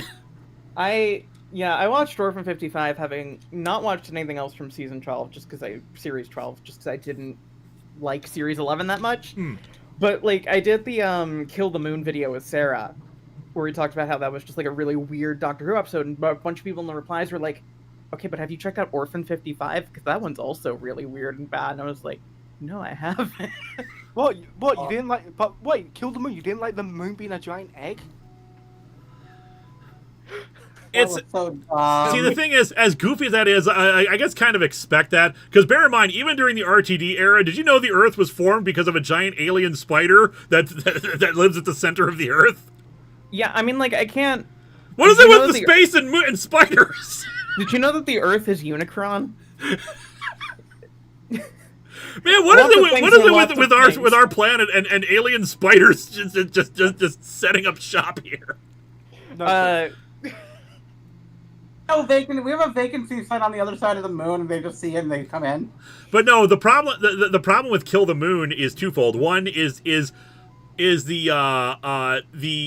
the quasi anti-abortion message, which apparently the writer was like, oh, that was not my intention. Whoops. And also the fact that for me the big issue is the Doctor leaving and saying, "Nope, it's up to you guys." And I actually quite enjoyed Clara reading him the riot act afterwards. That was the best part of the episode for me, and that was like almost like I don't even remember if we wrote about it in the video, but it's like I wanted to at least defend that moment. It's like this is like a good moment in an otherwise kind of not good episode. Atmosphere was good, and then Moon is an egg for a giant space dragon. Okay. And now we're and oh no, by the way, I'm leaving. So because this is your planet, you have to figure this out on your own. Just like what?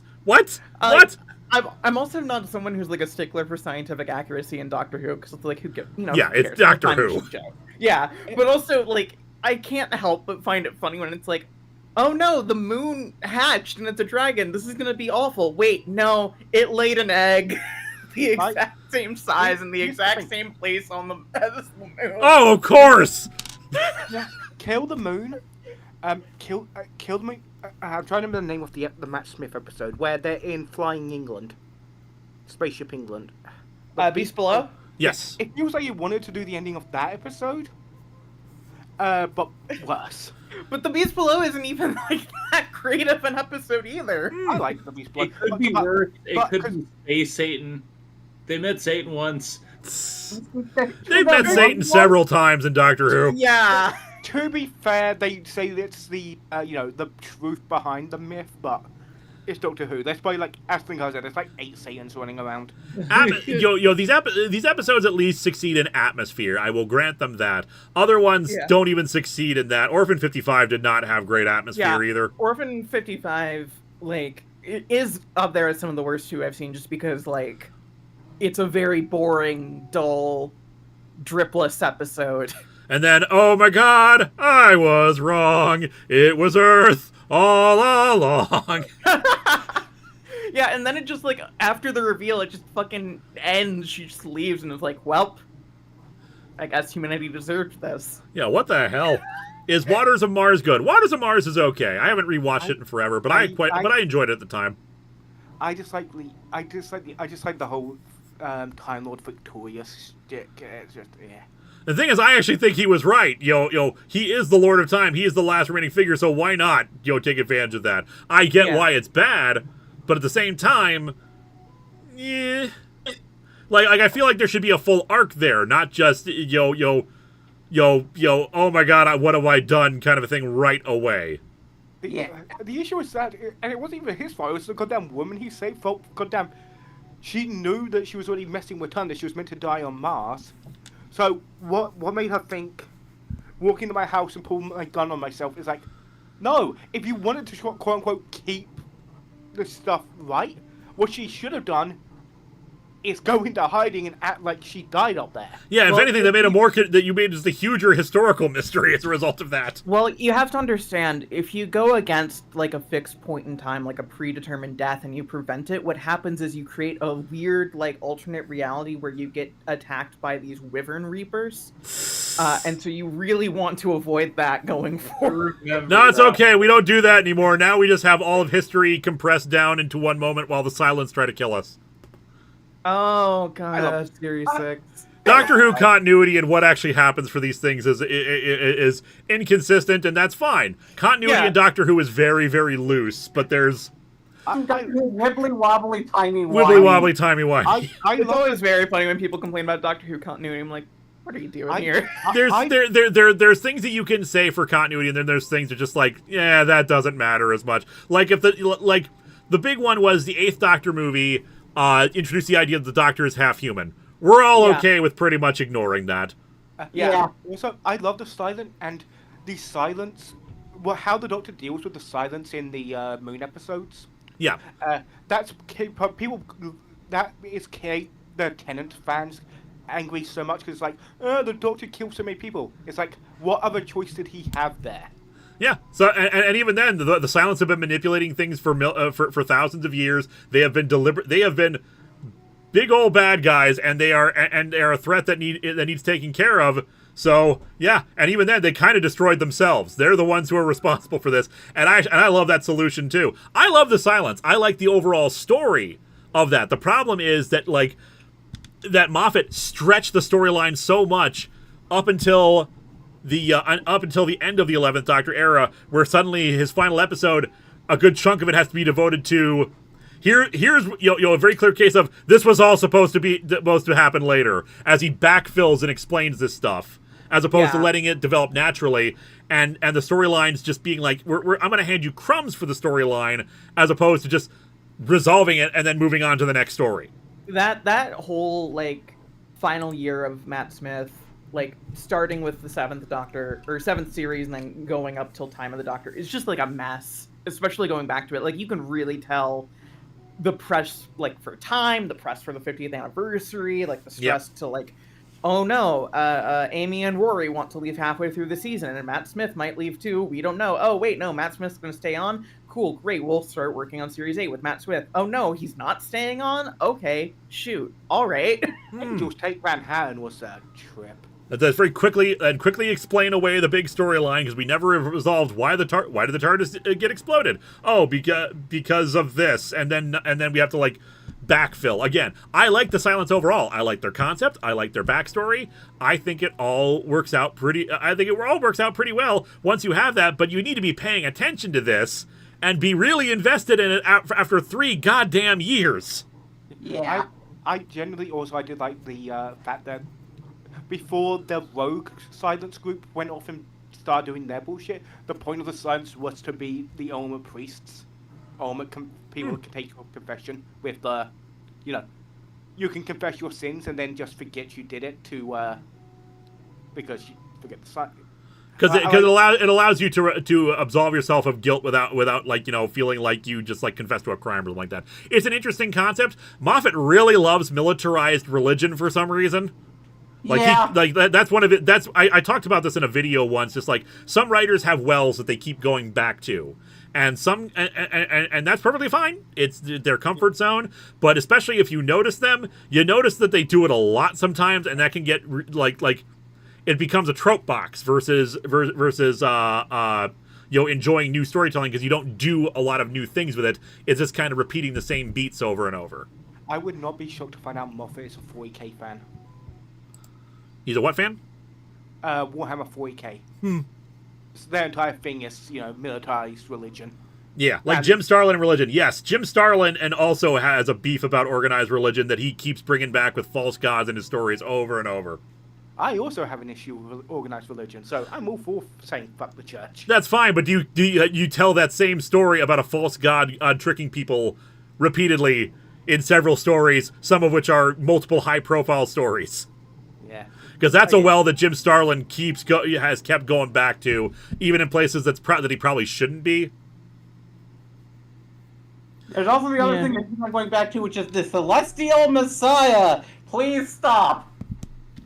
Yeah. Oh me, oh my. So again, some writers just have.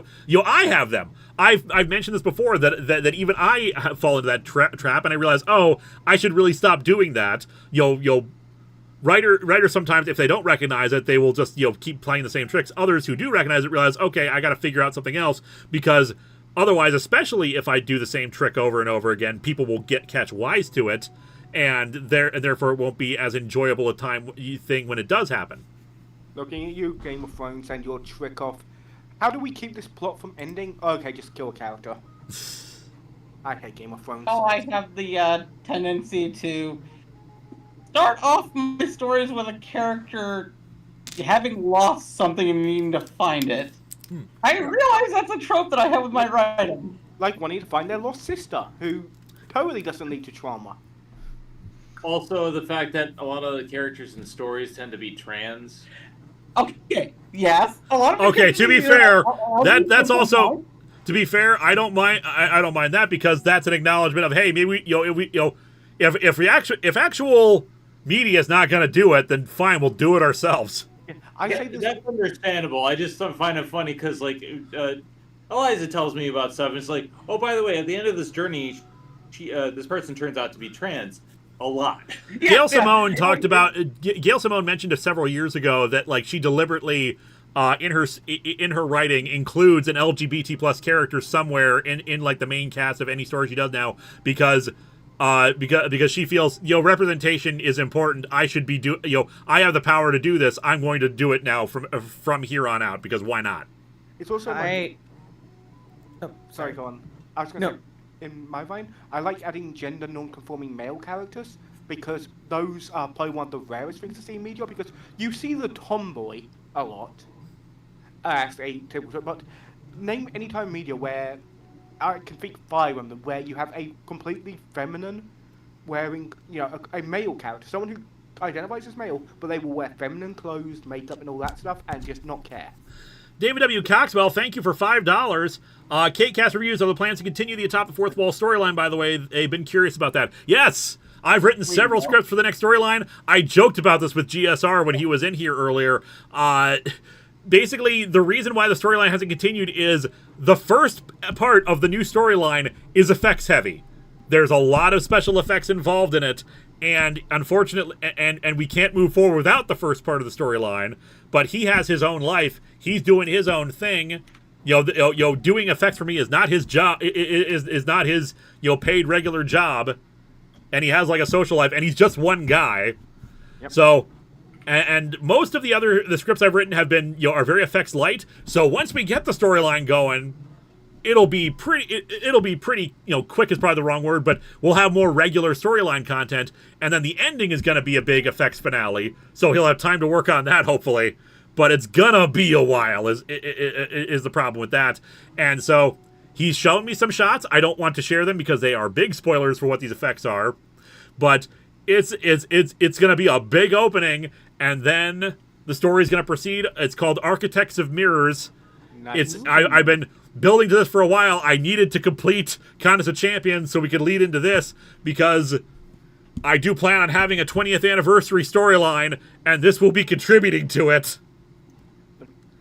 It's just, but we need to get things done, and we needed to move forward, and the Contest of Champions lasted far longer than it should have.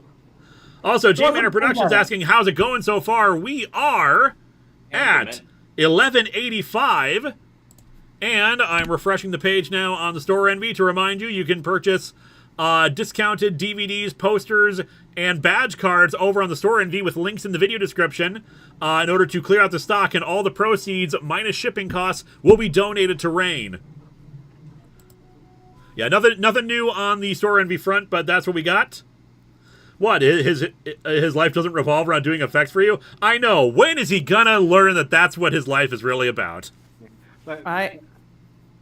Real quick, by the way, it's 11:30 where I am. I think I'm gonna dip at least for now, so I can just kind of chill for a little bit, take care of some last-minute night stuff I need to do. It's all good. Do we want to? We've been talking for like an hour and a half now. Do you guys want to take a break on talking? I can put on an episode of Atop the Fourth Wall, and people can just like vibe and watch Mr. T hang out with Emmanuel Lewis.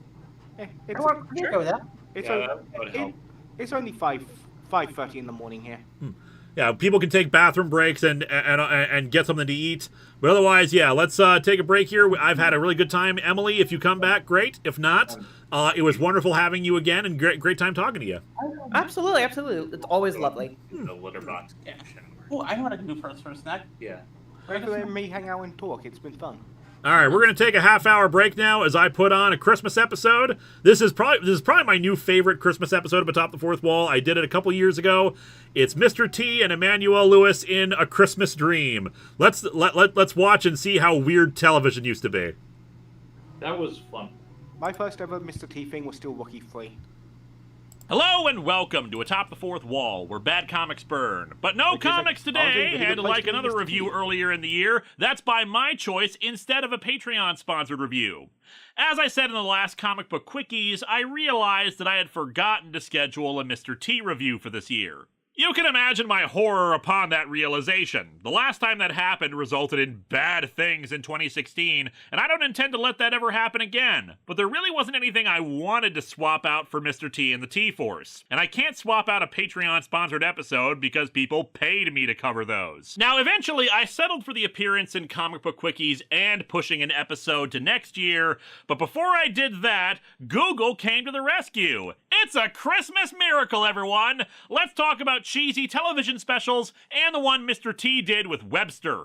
People forget nowadays, in an era of streaming services, prestige television, and just instant access to media without any commercials or bumpers or etc., that television used to be really frickin' weird. Anime characters on kids' TV blocks singing the United States national anthem. Making of specials for movies with linking segments featuring an actor from the movie as their character presenting the making of. A low-budget Roger Corman movie presented in chopped snippets in between monster movies and segments hosted by Roger Corman, who was also kind of playing himself in the movie. Television shows with their sponsors in the name of the show. Unique intros and interviews to pad out a remastered version of an old show because of changing commercial times. Channel ident bumpers that qualify as short films in their own right. And most especially, for the purposes of today's episode, cheesy variety shows. In case you somehow didn't know, a variety show is a program that doesn't necessarily have a story, it's more a showcase of various kinds of acts. Comedy sketches, music, acrobatics, magic, etc.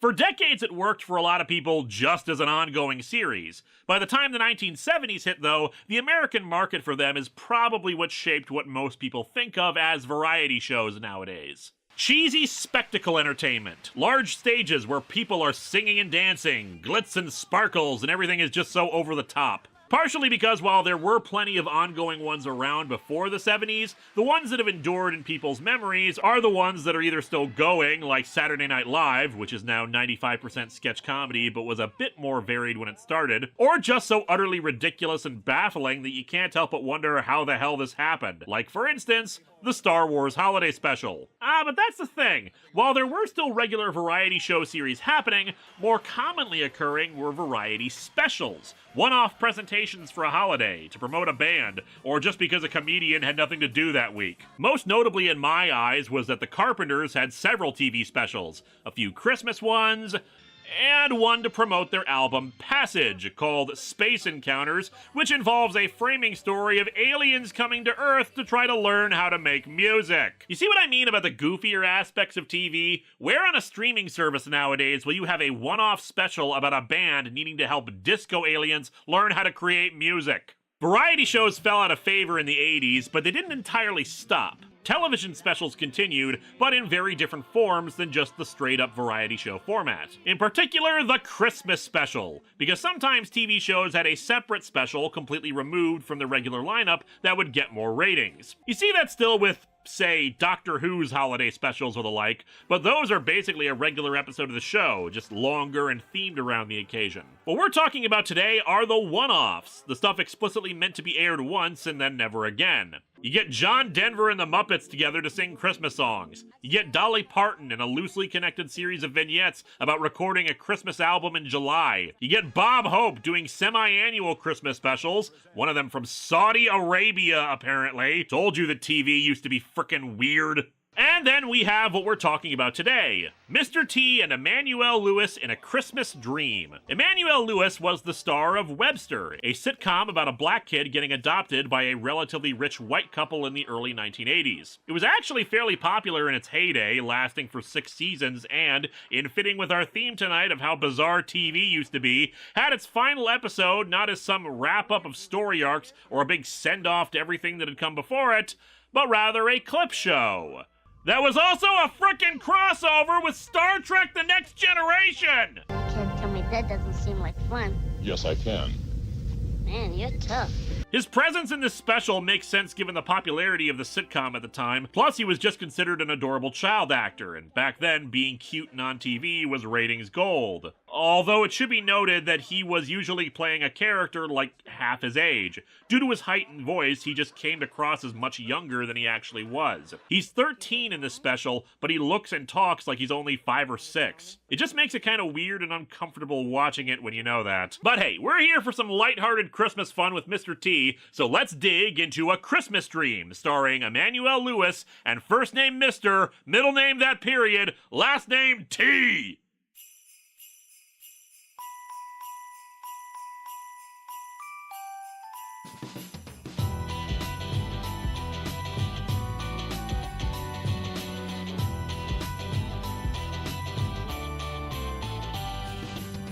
Welcome to atop the fourth wall where Yuletide candles burn.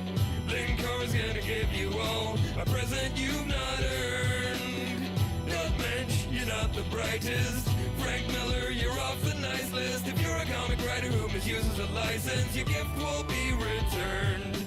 Digging through the shelves for the kind of comic books that would turn Santa's elves into common crooks.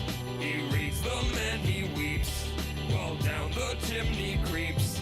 Bill Jammers with a Marvel trade to watch him when he sleeps.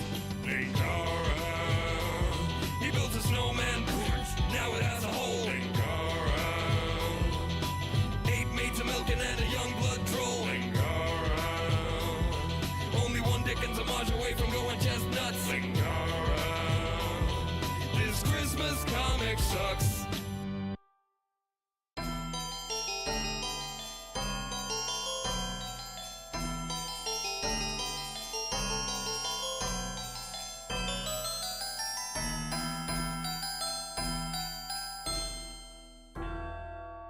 With apologies for the video quality of this, as I said, these kind of specials were never meant to air more than once, so there's no official release of it. Just VHS rips that ended up on YouTube or archive.org, which will make it especially embarrassing if it gets Content ID claimed. NBC would want to preserve their right to make money on it, but not actually release it to sell. The special begins, at least in the recordings that I have of it, with NBC basically spoiling the plot and all the guest stars. Although I suppose they needed to sell it to the audience that was mad about Knight Rider not being on. Michael and Kid are taking the night off to do some Christmas shopping. You know, you could have combined the two, have Mr. T team up with Kit to save a kid on Christmas or something. I'd definitely tune in for that. Mr. T needs some heavyweight magic to fill this tiny Scrooge with the Christmas spirit. Mr. T contacts Doctor Strange to have 3 ghosts haunt this child. He sees you when you're sleeping. He knows when you're awake. And the audience changes channel over to CBS for a new episode of Murder, She Wrote. We truly open with Mr. T in a Santa suit trying to raise money for Volunteers of America, a much better charity than the Salvation Army, and further evidence of Mr. T being the greatest of us all. Emmanuel Lewis walks up to him and asks if this is a good job. Well, in July, it's not too good of a job. Yeah, but only because they won't let you customize the outfit to be 4th of July themed. He asks the kid who would ask that kind of question to Santa this close to Christmas. A kid that doesn't care too much about Christmas.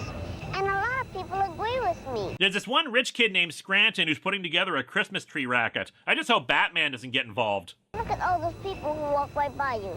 You think they care about Christmas? Let it be known throughout the land, if you do not give money to a charity Santa worker, you hate Christmas. One person who definitely cares about it, though? New York Mayor Ed Koch. Hiya, Santa. How am I doing? Well, you died in 2013, so not that great, Ed. Sorry. Mr. T finally asks the kid who he is, and he introduces himself as Billy Johnson. I have no family, just my parents and me. I have no family, except for my family members.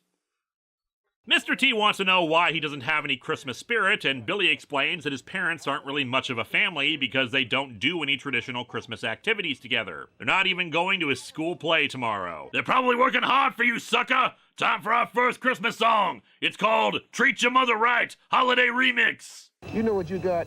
You got BA. You know what BA stands for? Bad attitude. And since I'm B.A. Baracus, I think that's a great thing. Mr. T thinks he has some friends who can help get this kid to like Christmas, and Billy accepts. I'll bet you. I've got $1. And those Webster residuals aren't really paying off, are they? Another Santa comes by to take over for Mr. T, who says he'll bring the kid to a toy store. Then you can walk around the store while I change my clothes. They have changing rooms at the toy store? Who said anything about a changing room? I just used the bike aisle. It's after this that we get the titles, which feel kind of late even though it's only 3 minutes in. I don't know, it just feels weird that our lead-in is a kid being slightly mopey and also Ed Koch. Anyway, Mr. T brings Billy to FAO Schwartz, where they're met by the sponsors listing. Sponsored in part by all your friends at the Mattel Toy Company. You weren't my friend when I asked you to help move that couch. And oh yeah, this copy I got includes the commercials too. Here's He-Man. Take that! Just a dent. And that! More dents. Ah, my favorite kind of toy. The one where we can pretend the hero's getting his ass kicked. Hey, this commercial's reminding me. We know who can instill the Christmas spirit in Billy. But I must save the children. Next is a commercial for Campbell's Soup, where a sheriff advises a guy at a diner to eat some soup because of this torn magazine ad that says it's good for you. That's enough of an argument for this guy to have some soup. Kid, huh? Eat carefully.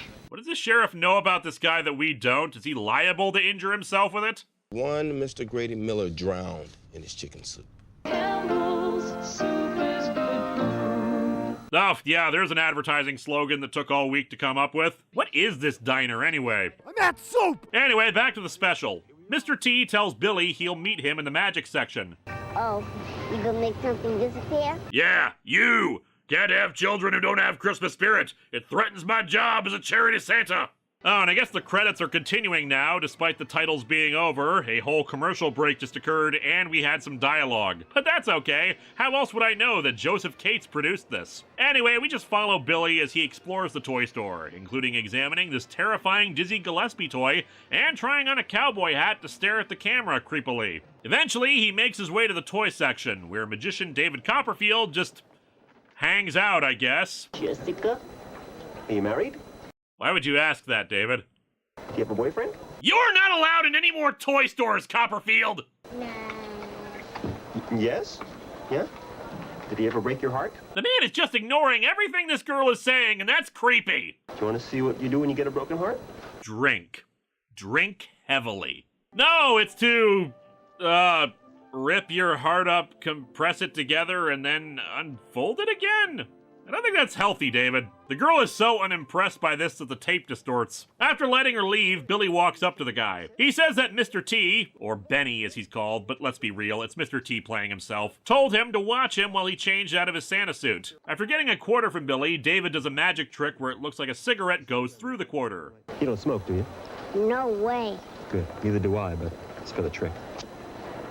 Now he is smoking in the children's toy store. Where is security to get David Copperfield out of here? He says that what he does isn't magic, it's just illusion. That real magic is in the heart. Or in flintlocks. He spots Mr. T nearby and tells Billy to go with him. I hear you're going to be taking a handsome cab ride. I wish I was going with you. Unfortunately, I'm a ghost that's forever trapped in this toy store. Long story, save it for another Christmas special.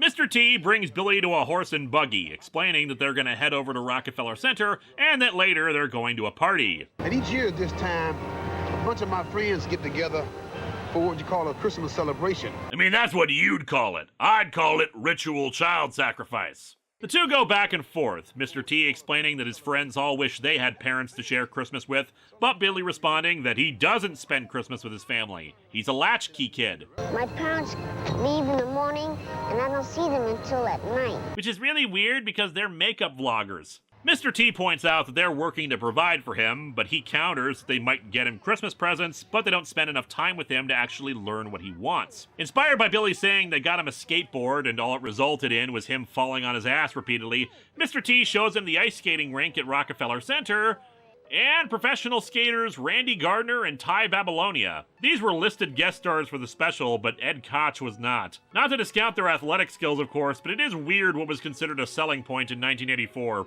Point is, Mr. T thinks that maybe his parents wanted him to try something, and sometimes you don't start on top. Me, I'm just more confused because it's clear these shots of the two were filmed in the middle of the day, but I can see spotlights on the two skaters. What the hell? But yeah, ice skating is nice.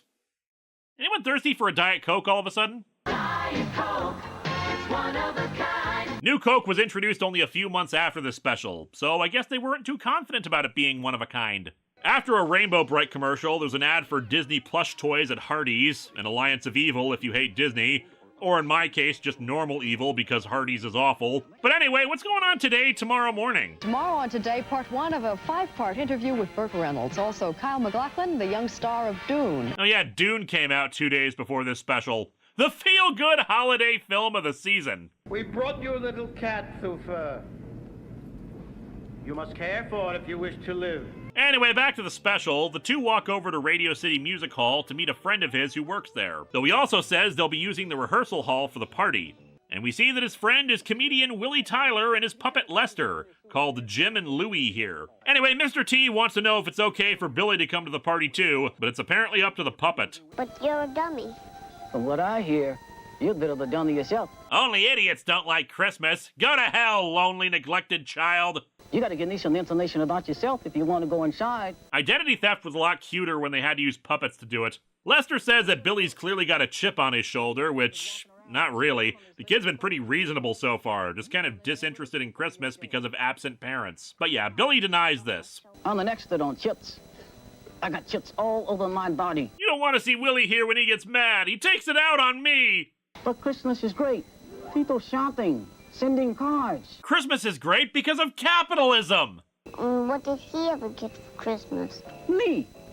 And we've been together ever since. We may fight a lot, but we stay together because the sex is fantastic. They slyly learn where Billy's father works and his phone number. They invite Billy to go for a walk and get some air, but Billy wonders who's going to guard the entrance if they leave. Willie says he'll let his assistant Buster do it. Oh, good God. Hey, Jim, I thought I told you to get rid of that thing. I like the other one better. Stop trying to steal my soul, sucker! Oh, yeah? Only got one thing to say to you, fool. I'm actually your future self. This is what David Copperfield does to us. Merry Christmas. Yeah, Merry Christmas to you too, little guy. Then I'll take my fist and put my initials on your brain. Does this mean the puppet's name is Mr. Lowercase T? Also, this is why I'm still just calling him Mr. T, because the puppet is supposed to be of Benny, but he looks and acts like Mr. T, not the sidewalk Santa guy. Benny hasn't used I pity the fool, or sucka, or any of Mr. T's catchphrases, yet they're treating this like the two are one and the same, thus he's still Mr. T regardless. Anywho, he has Willie call up the lead singer of the show, Maureen, who is definitely playing herself in this case, as its singer and actress Maureen McGovern. They send Billy off to Maureen's dressing room, checking with her first to see if it's okay. Mr. T is a class act all the way, and he asks if they think Billy has the Christmas spirit yet. I don't think he's sold yet, but we'll keep trying. And if he doesn't get it, then I'll swallow his soul. Thanks, Buster, because I don't want to lose this one. I mean, yeah, sure, lots of kids without families at all, poor kids, starving kids, but that's okay. Let's give special treatment to the one kid who's apparently perfectly well off, but is feeling kind of meh about the holidays. At the dressing room, Maureen is rehearsing some Christmas songs for the party, and Billy reveals he doesn't have any favorites. Well, let me try to do something about that. Come on, sit down. Maureen proceeds to sing The Christmas Shoes and further drives Billy away from the season. She sings a Have Yourself a Merry Little Christmas, and it's lovely, of course, though she uses the more common lyrics Frank Sinatra made to make it more joyful. I personally prefer the Judy Garland version. It's meant to be a sad song, some hopeful bits to it, but that it's gonna be rough until we get there, and I think that message is important and resonating. And if you're wondering why I'm spending time talking about that instead of cracking jokes, it's hard to riff on someone doing a good version of a song, and I'm kind of an opinionated windbag.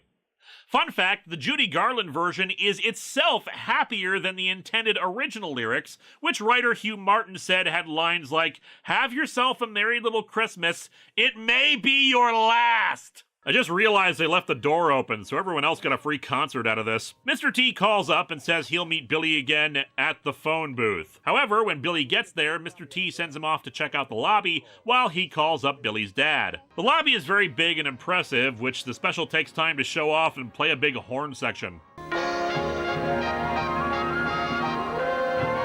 I guess it wasn't just Mattel sponsoring this. Billy overhears the Rockettes rehearsing in a nearby theater and goes off to watch them. And gets so bored watching them that he falls asleep. Tough crowd. Still, 25 minutes in, we finally reach the Christmas dream this special is named after. This does give a peek into how boring Billy's life must be, because his dream is just of the Rockettes doing the actual show in full costume as tin soldiers. I was going to ask if this is a really good use of your Rockettes cameo, having them perform as stiff toy soldiers who don't do any elaborate dance moves, but apparently the Parade of the Wooden Soldiers is notable enough to be featured on their Wikipedia page, so what the hell do I know? I mean, just saying, Billy is so bored of this that even in his dream his ghostly visage is asleep. I'm not trying to insult any of the people in this special. They're all talented, incredible performers. It's just one of those things where I have to question the creative choices for it. On that note, Billy is finally awoken from inside his dream and is dragged into the show, dressed up like one of the toy soldiers now too, so that he can murder the Rockettes with this cannon. Billy was soon court-martialed for his actions. Billy apparently slept for hours because Mr. T calls out to him that it's time to go to the party. You know what they should serve at this party? Campbell's soup. When you're wet and cold and hungry, very few things are more satisfying than a hot, nourishing bowl of Campbell's tomato soup. I mean, when you're wet, cold, and hungry, I'm pretty sure any hot food is going to be satisfying. Go ahead and eat your soup while it's nice and hot. It's your favorite Campbell's tomato. Kid, huh? Eat carefully. There's more soup! After an M&M's commercial, no, not they do exist, we're still a decade off from that one, NBC has ads for the two specials airing after this one. Another Bob Hope one. Bob Hope's career was basically just specials at this point. Film an entire run of them at a time like a TV season. And one called Christmas in Washington. I'm the government, I'm the government, I'm the reason nothing works. And then a commercial for Slice Soda. A burst of juice in every glass. 7-Up doesn't have juice. Everyone talks about the direct fight of Pepsi and Coke in the Cola Wars, but no one talks about the thousands who died from the smaller conflict between Slice and 7-Up. We got the taste, we got the twist. Sprite doesn't have juice. How many must die before you're satisfied, Slice? We got the taste that no one has. That's very true, since Slice's formula changed over the next several years to reduce the amount of juice in it, and eventually the original Slice branding was discontinued in the late 2000s with PepsiCo's push of Sierra Mist. So indeed, no one has that taste anymore. After a Perkins commercial, we get a shocking news preview. Breaking the law with computers, the story at 10. Doing illegal things with computers? What an absurd concept. Anyway, back to the special, which has this helpful title card here for anyone flipping over to it during the commercial breaks on ABC airing The Sting. The party is getting set up, and Mr. T tells Billy that some of Santa's helpers are aiding in this. Like the elves. No, little brother. They're called stagehands.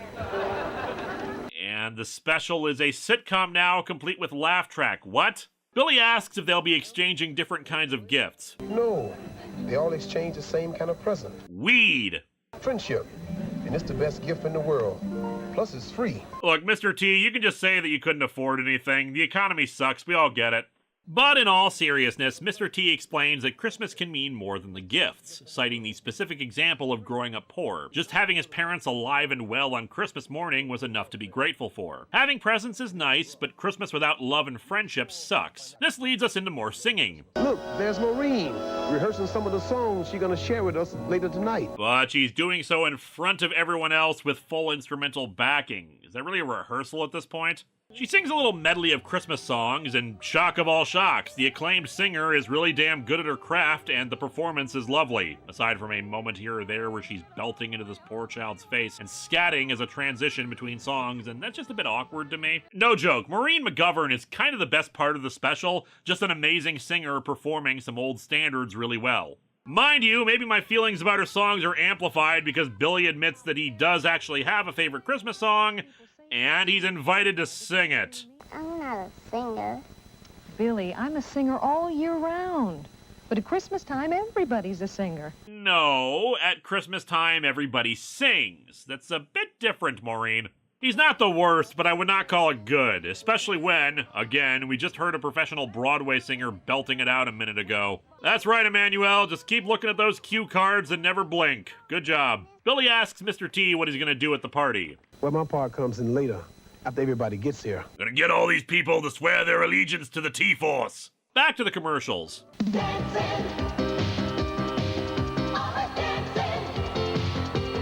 You call that dancing? Fortunately for us, we have a ninja-style dancer. Dude, what the hell? Everybody do the McDLT! Then some more He-Man toys, this time for that Snake Mountain playset that was hilariously used in that goofy old Deception of a Generation video. Skeletor,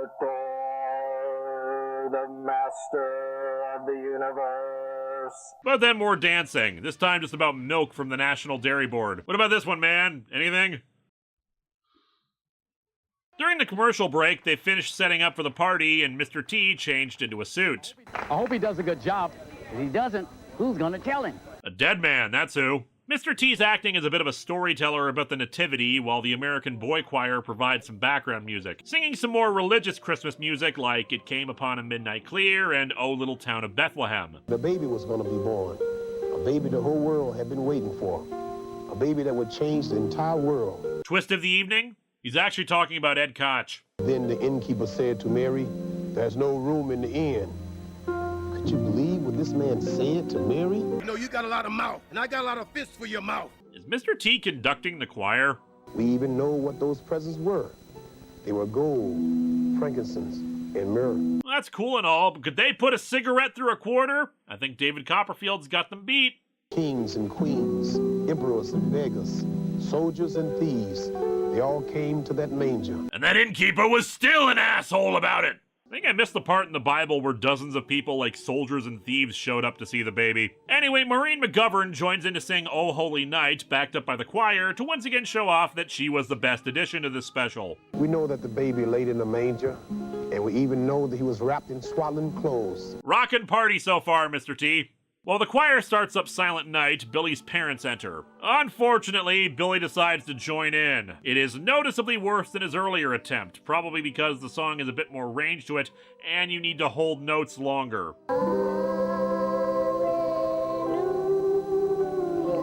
But there's still just one thing we don't know about that night, and that is, did the baby smile? Probably not after hearing Billy, no.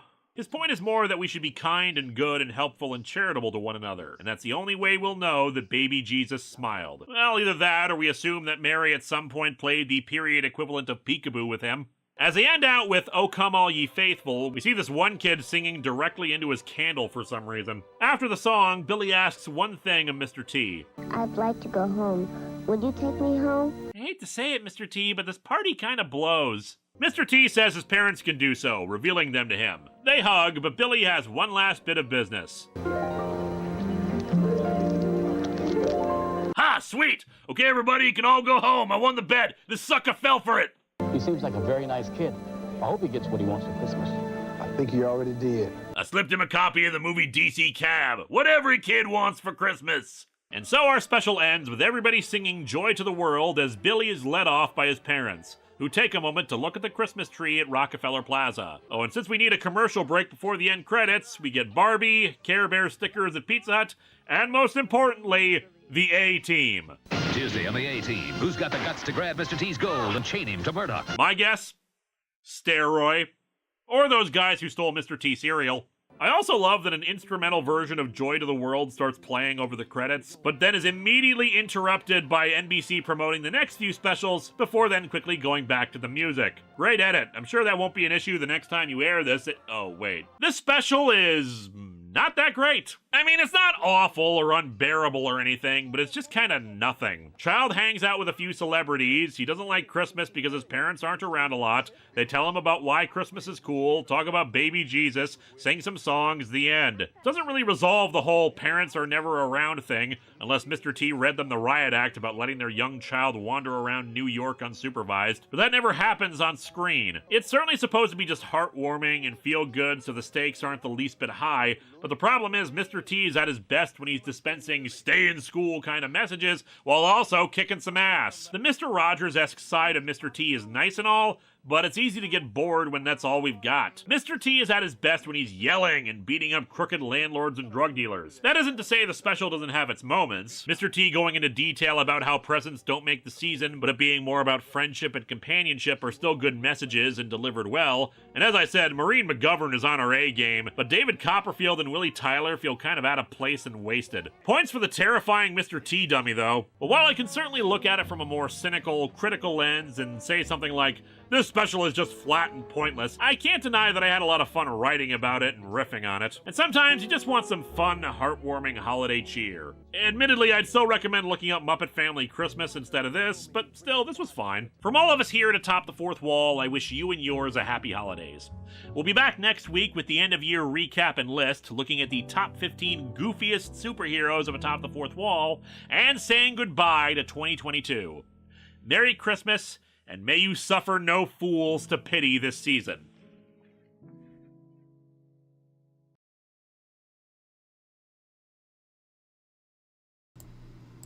And we're back. Yeah, so like, yeah, I muted it because we had originally we've been using this for the, storyline commentary streams. So I didn't realize that, the microphone and the audio from everyone else, coming in was still playing, so I muted that, not realizing, oh yeah, the webcam is in the corner too. So everyone's like, why are you muted? I was like, well, of course I'm muting it. We're playing the episode. It took me a minute to realize, oh, I've still got the webcam on. So yeah, we took a break there. I love that episode. I feel like it's one where I'm really firing on all cylinders.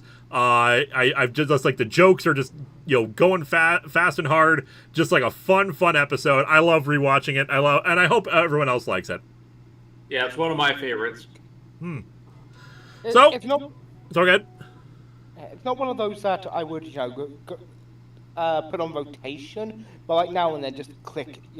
If it just randomly showed up on the play next thing, I'd happily watch it.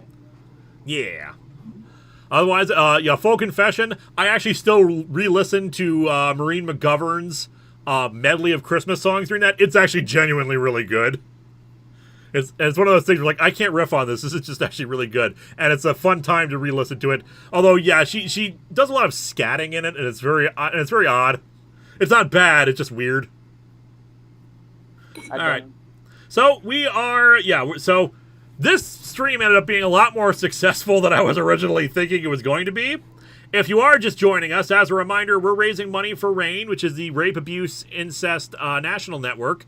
We have surpassed the arbitrary goal that I'd set for it, but the main goal has been to get rid of a lot of merchandise using art from someone we are no longer associated with. And there are links to that in the store envy page, which includes DVDs, posters, and badge cards.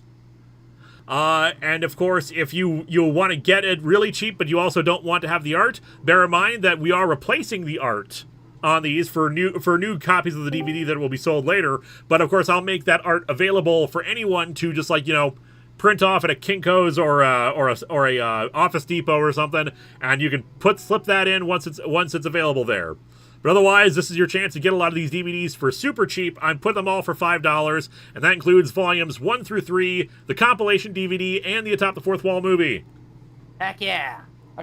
Hey Sandra, have you ever owned one of your DVDs, which I think was the very first one where you reviewed a comic of Tomboy? And actually, you know what? I'm checking right now just to see, because I figured, let's check the stock on these.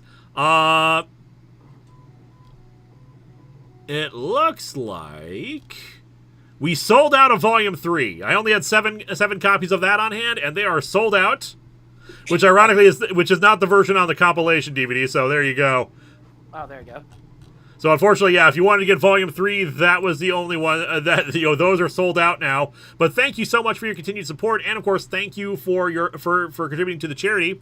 I'm just I'm going to leave it up to the chat here. I am perfectly happy and prepared to just play some Fortnite, and we can keep chatting for a bit, or we can call it a night because we have been hugely successful. I have set the donations to continue going for another 24 hours. But I know that it is midnight now, so if you want to call it, that's fine. I'm okay with continuing on longer if you guys want to. But I don't know how long you, Eliza, and Lilith, and I know Xandra joined in. Yeah, super late on this one, but I was a part of a friend stream kind of thing. So that's all good. If you would like, I don't know how long you guys are willing to stick around for, but if you want to, yes, we'll keep going for a bit longer. It's only 6 a.m. I can go a bit longer. Yeah. I can be here for a while. All right. I had an impromptu nap this morning because I was feeling really tired. I was up till 7 in the morning yesterday watching Columbo, and then I first even didn't wake up till 4 in the afternoon today. I think that is a worthwhile use of your time. All right, Fortnite. We're adding that in. Let me to capture a specific window. Capture the Fortnite client. Boop. It was a mix of watching Columbo and playing Disney Dream Light Valley, which is really fun. I have never played Fork Knife. And I've been getting everyone into Disney Dreamlight Valley because I'm starting it. I got into Fortnite from another charity stream that we were running, which was the Comics for the Cure that Comic Drake organized, and he's planning on doing another charity stream relatively soon here. Nice. Would probably next week. I don't know if we're gonna play Marvel Rivals. I don't know if I will be available for that because I have I got lots of work to do. But hey, we can play us some Night of Forts Mysterio? Yeah, I got. He also. He paid for giving me the a battle pass for the season before the last one. So like I unlocked Mysterio and a few Doctor Doom related items. So like yeah, I've been playing for it and I've enjoyed it. It is legit a good game. Also, Sen, I technically played Dreamlight Valley long before you. I just got back into it recently. There you go. But a lot of people are getting into it now because of me, and I'm very happy for that. Does Linkara have Marvel Rivals? I don't have it yet. I will probably be getting it, especially because it's free. It's good. As someone who's played it, I've had a lot of fun. People were complaining about balances, but it's like, did you have an issue of Overwatch and its balances back when it was good? No. It's the same thing here. The game is good at any kind of imbalances. It's like... Okay. Most imbalances, if you're probably... I haven't played with friends yet, because you need friends for that. I assume if you play with friends and can coordinate while playing together, a lot of the balance issues would probably, not be as bad. That is true. Teamwork is definitely something that can also contribute to like how the gameplay can work, kind of thing. Yeah, we're getting a little bit of stutter here. Usually like that when I first start out. I always found out I'm really good with Cloak and Dagger. I will stab you with light and make you feel better. That's a way to do it. Well, I mean, in D&D, there's a type of monk that heals you by punching you. Feel my healing power. Punch. I one day want to play that archetype of monk because I think it's so hilarious to play a monk that heals you by punching you. Right now, I'm playing a shadow monk who all the spells she gets because of her subclass, I have the flavor as not magic. So she has a spell that allows you to move more silently. I flavored it as she gives the entire party comfy slippers when we do stealth missions. Have you done the missions of Fortnite? Not really. I play mostly for the shooty bang bang, so I don't really pay that close attention to the mission stuff. Like I'll do it if I feel like I can do it. Speaking of, give me a minute here. I have to land and like grab a gun and stuff, and then I will share the game screen with you guys because I just realized we're not sharing that right now. That's I'm watching the stream. Yeah, I understand. You're surfing on a shark, which I am. Mysterio surfing on a shark does seem like something that would be on a comic panel. For me, it's all about his fall down with that energy ball around him. I loved that. That is a great effect. Mysterio, the villain of the best MCU Spider-Man movie. Also, yep, someone is close by here. I don't think they have a gun, so I might as well kill them now while I can. Do you have a scythe? Yep. Because Spider-Man, the MCU Spider-Man has 2.5 good movies. Yeah, I also disagree with the ending of No Way Home. I like No Way Home for the most part, but the ending where they kill Aunt May feels unnecessary. We didn't need Peter to have a miserable life. There was no reason to hit a Peter Parker reset button on a Peter Parker that wasn't the default for. I feel like they're gonna fix that eventually. So, I know. I mean, at the very least, we don't need to have his identity exposed again, but we can definitely do. I think we'll go back to like a state where at least MJ and company knew. Yeah. My issue is there's no reason. I don't think there's a valid reason for him not telling them. Yeah. That ending where he tells them and then walks away just feels a bit. It feels like it's giving this PR Mara complex he didn't have before. Not only that, but this guy had a lot. Holy crap, we got lucky here. Nice. It also kind of makes him a bit of a liar because he did tell them that he would, even if they forgot, he would find them again. All right, we got a duplicate of that, so I'll grab that. Well, a few issues I have. I like the movie, just I have a few issues with it. The best part of that movie was the Peters hanging out. That was the best part of that movie. Oh no, I think the best part of that movie was Andrew Garfield finally getting to save a person. I know, it was so sweet. Also, I gotta say, I do love their interaction. My favorite's gotta be like when they see like Tobey Maguire Spider-Man doing the web thing, and they're like, "You do that?" And he's like, "You guys can't do that." That's a fun thing, having characters interact and comparing and contrasting each other. Yes. I like them giving Andrew Garfield a actual pep talk. No, it doesn't matter that most of the internet thinks your movies are bad. We respect you as a Spider-Man who is worthy of the name. We think you're amazing. Yeah. Also, yeah, the part where someone mentioned a thing where Garfield and Maguire were helping Maguire like straighten out his back. That was a good scene.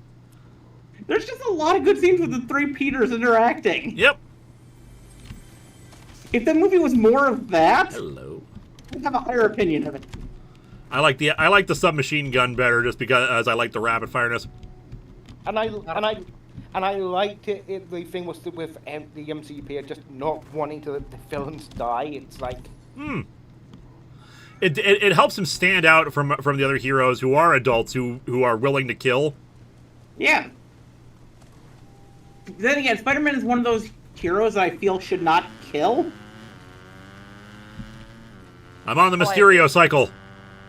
Yeah, I have no issues with characters having a no-kill rule as long as people say to it like, you know.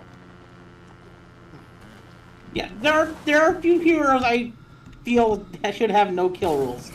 Superman, Batman, Spider-Man, and Nightcrawler are my top four. I think they should have no-kill rules. I will say, like, another thing that, like, from the Homecoming, not Homecoming, the third Spider-Man movie? No Way Home. No Way Home, that's the one, thank you. Is, like, man, remember his name. Not Tobey Maguire, not Andrew Garfield. What's his name? The British Tom Holland? one. Tom Holland, thank you. But yeah, I like that, like, what's the word I'm looking for? I had it and I lost it. No! Like, when he's gonna cure, like, the other villains, but, like, yeah, like, as he's setting up, like, getting ready to, and the other Peter's helping, like, set up the cures and stuff like that, like, the Toby Peter notices that, like, he's kind of disregarding, like, curing, goblin stuff like that, realizing, okay, this Peter is probably gonna do something, and I gotta watch out for that kind of thing. And, like, how it plays out, and, like, it's really cool because, like, when you see Tom's Peter, like, go almost get out of his way to almost kill Goblin, and with the glider and Toby just Toby's Peter stopping him, like, no line of dialogue between the two, just like you could feel that moment, and you're like, and it's like not passing a torch, but it's kind of like passing on wisdom, kind of. Yeah. Thing. Like now. Also, I don't know if you guys saw that. I mean, I didn't want to interrupt you guys talking, but do you see, like, I killed that... Oh, that's right. I still haven't showed you guys. I just killed that guy while I was on the motorcycle with a sword. Nice. That was awesome, damn it. My thing is, if Peter had... My issue is there was too much shit getting thrown at Peter at the end of that movie. Come on, screen share. Aunt May, the memory wipe, losing his friends, everything... If just one of those happened, I would have been okay. But the fact all of it happened, it was like, no. We didn't need all this mystery. Fair enough. And to be fair, I think I might have been the one who coined the term Peter Parker reset button back in the day. Because I posted it online back on the forum in like 1999 because I noticed that they were... well, no, it was actually after that. When did Ultimate Spider-Man come out? Early 2000s. Was it 2001? I'd say that's about right. Okay, so it would be around 2001 because I was calling Ultimate Spider-Man a Peter Parker reset button. But then I'm already banned from being a Spider-Man fan apparently because I defend the character Paul that everyone hates because Paul did nothing wrong. I'm not blaming the character because he was in a shitty story. Yeah, Paul did nothing wrong. He was just... Zeb Wells is the person who did something wrong with that story. That guy had a hit scan weapon. I think I'm going to keep moving away. And I have nothing against Zeb Wells other than his Spider-Man story. Like, it's just a bad story that he's writing. He wrote some good X-Men stuff. Again, my issue with people blaming Paul for everything. It's like, if Paul's actions in the comic were terrible, I would have an issue with it. But no, as a character in the comic, Paul does nothing bad. And the few things that he quote-unquote the few things he quote-unquote did do wrong, you can fix by saying his father is a mind controller, and he was also messing with Paul. Damn you, Zuko! Zuko's just annoyed with how they assassinated his character in the Netflix show. Yeah, they kind of... Okay, I tried giving the Netflix Avatar show a shot. But no, it's not good. Zuko... I knew they didn't...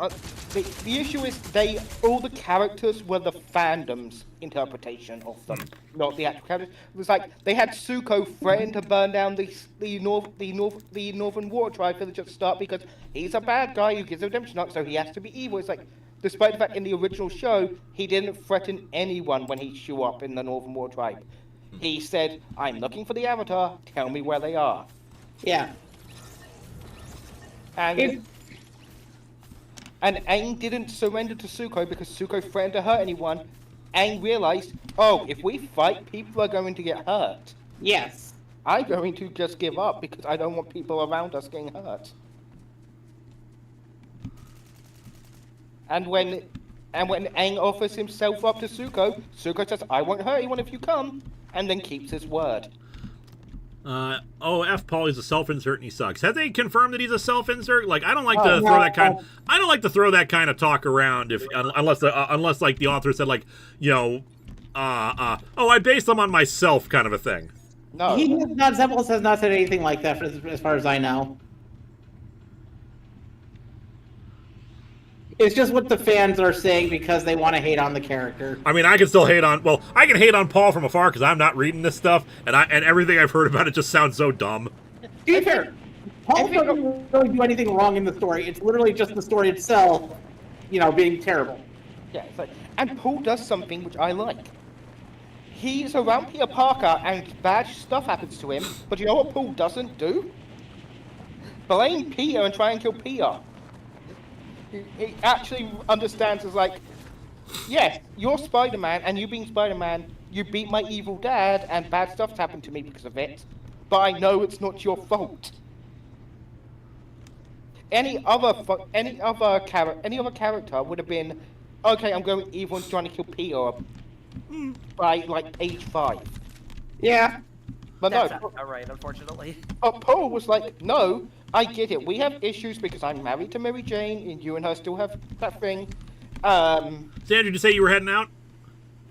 No, I'm still here. Okay, I thought that's what you said. It sounded like that's what you were saying. No. Can't steal a bicycle. Paul's dad is that one villain that the Wells created. I think his name's like Rabin or something like that. Yeah. Like Paul's dad, 100% hating. The character is racist. The concept of the character is racist, and all around it was a terribly written villain. Yeah, I will never try to defend Paul's dad as a character because he was a badly written character who did bad stuff. But Paul, the hate for Paul is just so artificial, just for the sake of hate. No, he's emblematic of the problems with the writing right now. Yeah, people are just trying to place the blame on something. It's kind of the same way that people place the blame on Peter being married to MJ back in the 90s. When the problem wasn't them being married, it was the storylines that the writers were putting out. Well, you could argue then that part of the problem is that like he is presented as too perfect and too wonderful and stuff like that, and it's like that's even more frustrating because it feels like, you know, where is his flaws? Where is his character development? Why do we have to deal with him when he's not the one we want to focus on? Stand that. I just also have seen a lot of people hate on characters in the past because X reasons, which aren't actually reasons. And it sometimes annoys me. No, you're right about that. My answer to that is Paul is a side character, and he does the role of a side character really well. He's there as someone for Peter to help lean on. Because, I'm sorry, Peter needs more characters that he can actually trust to lean on. He has lots of those. It's just the writers refuse to acknowledge them. I know. Like Deadpool made fun of this. Like, I didn't have to make a deal with the devil to get rid of to get a supporting cast. Yeah. Yeah. Ooh, a shotgun.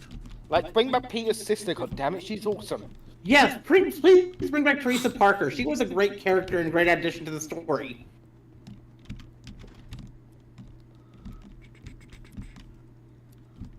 Okay, am I weird that this is a thing?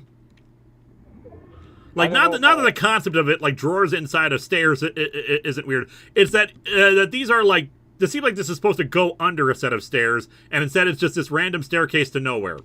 Yeah, I mean, I actually have a cousin that has something like that. That just seems weird to me. Then again, I have a lot of cousins, so chances are I probably have a cousin that has something of everything. That just seems weird to me. Maybe it's just me. Maybe it's Maybelline. Maybe it's just, maybe to me it feels normal because I have a weird family. A weird, massive family. Mm-hmm. But, yeah, it's like, I'm not going to defend the world's arc, but, like, I will criticize the pointless hate of a cat when it's like, there are so many other things you can complain about. Like, you can complain about the entire racism of the frickin' art. Yes. Which I have done endlessly.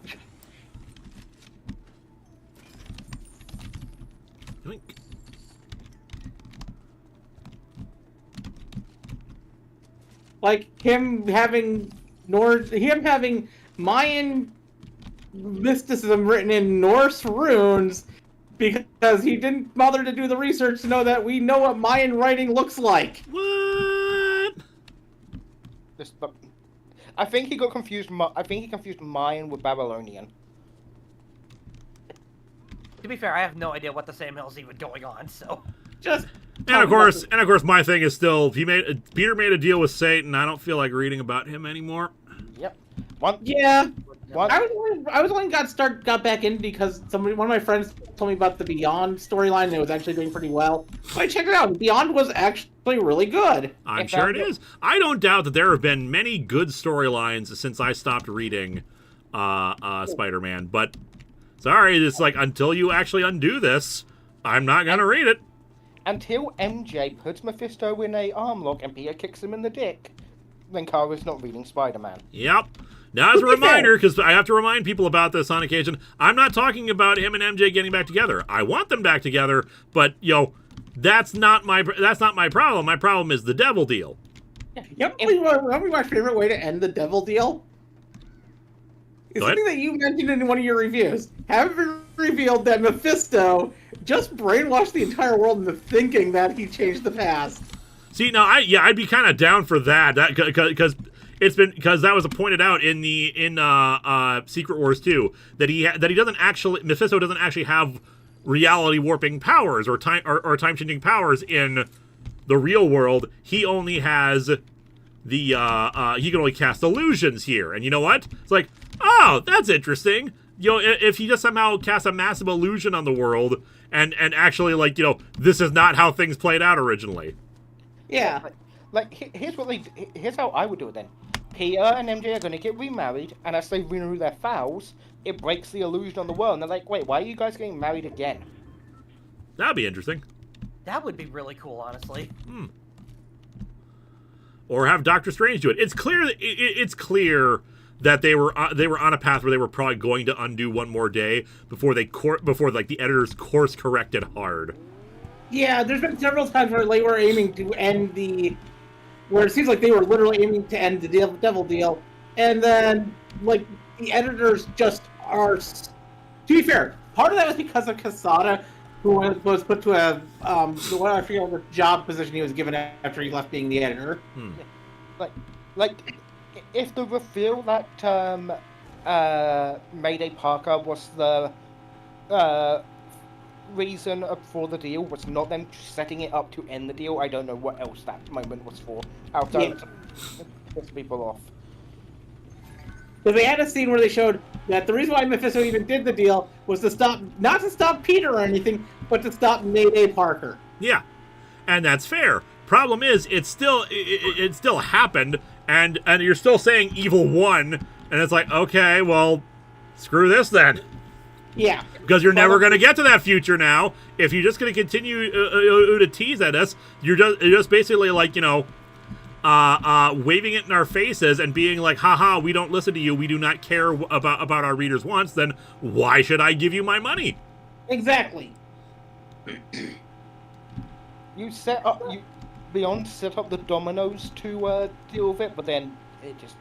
And ultimately, we don't own the characters. They belong to the creators. They belong to the company. We can't change everything. We can't force them to do anything. But we can vote with our wallets and make it clear that, like, okay, this is the creative decision you want to go with, when we're not gonna support it anymore. And I love that fans even now are still showing up to panels and apparently creators getting frustrated at panels now because they just say bring them back together, bring back the marriage, and the creators don't want that. And that's fine. You don't have to say what we want, but if you keep producing the product that we don't want, then it's just gonna get less and less popular. Yeah, the reason why right now Ultimate Spider-Man has been out. The new Ultimate Spider-Man series has been outselling the big mainline Spider-Man stories since they started out. Hell, they could break the deal with Mephisto and still not have Peter and MJ be married. Yeah, I don't get why they still have this mindset. Just undo the deal, have them break up naturally. You really don't want them to ever get married or ever to advance their characters? Fine, but at least undo the deal! Yeah, just have it undo the deal and have it be like, the world remembers we were married, but as far as the world is concerned, we got divorced for a few years. And now it's our choice whether we get back together or not. Ultimately, the deal with the devil became Marvel Spider-Man fans' deal breaker, unfortunately. Yep. I mean, it's still surprised. I mean, I joked about this too. I'm surprised that Marvel still has readers, considering they keep having new controversies about this happen. To be fair, it's mostly only the Spider-Man stuff that keeps on having controversies. Now, there's not much controversy with the... Well, there's some controversy with some of the Avengers stuff, but not as much. Wasn't there some issues with the Full Effect series as well? Yes, but they did course correct, and... Yeah. Well, I know your issue is you just didn't want the Krakoa era to end. I had my problems with the Krakoa era. I just wanted the X-Men to have a period where they were having a win of some kind. Where they weren't constantly being shat on. Nice shot. Thank you. Because the history, a lot of the X-Men has always been, the X-Men don't get a win.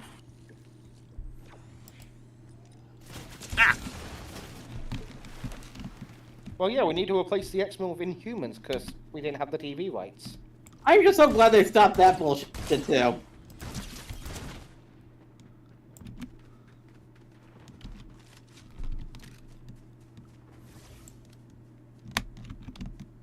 Dragon Gate.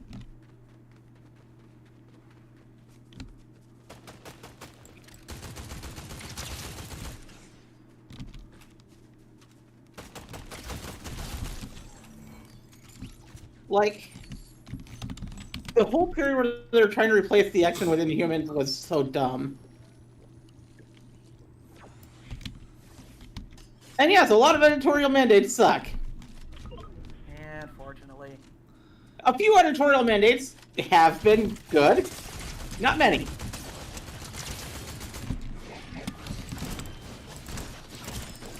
Damn it.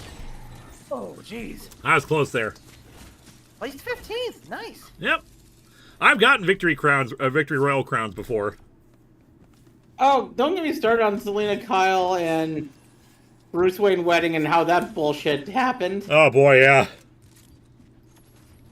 Just let Bruce be happy. Bruce can't be Batman if he's happy. To be fair, at least, that's more a character mindset than a writer's mindset, hopefully, maybe. No, it was the editor's mindset. Oh, F off. Hell, the new Ultimate Batman is doing better than current day Batman because at least Ultimate Batman has his mum. That Absolute Batman? Yeah, Absolute Batman is like one of the big differences in this universe is only one of Bruce's parents died. That's weird. Very much so indeed. Again, I'm reading the Absolute series because I said I would give it a chance, even though it looked terrible. And I am happy that it genuinely is good. Mostly because it's weird. This is meant to be the dark side universe, but yet it's so goddamn hopeful. Oh no. Okay, I'm gonna be weird when I say this, but like, it's probably gonna get to a point in the series where like everything's hopeful, and then the writers are like, okay, this is where hope dies. I pray to God I'm wrong on that one. Same, but right now it's like Wonder Woman's coming to outside his left hell when it's helping people against giant monsters and telling the US military to F itself. Bruce Wayne is fighting criminals. Yeah, it's a bit more bloodthirsty, but he's still got his no-kill rule. And he's actually more of a light-hearted person because he actually has friends. Very nice. And Clark, he came to Earth much older than normal, and Krypton society.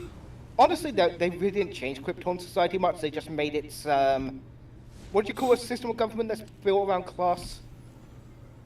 Aristocracy? Yeah, they just made the aristocracy class of the Science Guild a lot more blatant in the new timeline. Superman's parents weren't didn't die. Weren't a part of the Science Guild in the new timeline. Yeah, caste system. Yeah, but Supes came to Earth and he's doing what Superman does: help people. Like the first thing we see is some coal miners in a desolate country being oppressed. They get sent to pretty much what's going to be a death job, mining for diamonds. Well, coal to be turned into diamonds. And when they get there, they find someone had crushed all the diamonds. Pretty much did their entire work day. So they going to get paid, and they are going to and didn't have to risk their lives for it. Any other Marvel skins you own besides Mysterio? Yeah, I've got War Machine. Also, hello, Eldritch Grandpa. What's up? Hey, Eldritch Grandpa. Yeah, Oh, I see now that you actually responded to me.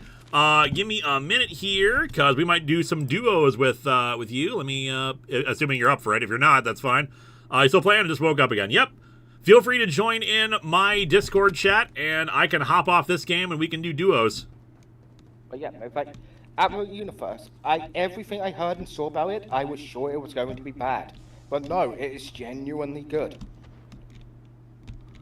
Despite it billing itself as the world where the characters didn't have to make them great. Oh God, a Cybertruck! Kill it! I know, automatic. That is an automatic open fire when I see one of those things. Hello. Hey, how you doing, Sam? They marked this as the world where the heroes wouldn't have their support systems as normal. To make their lives harder, but honestly, all this has done is showcase why the well-written versions of these characters work so well. Superman bringing hope, Diana defending the innocent, Bruce doing using his brains to battle corruption.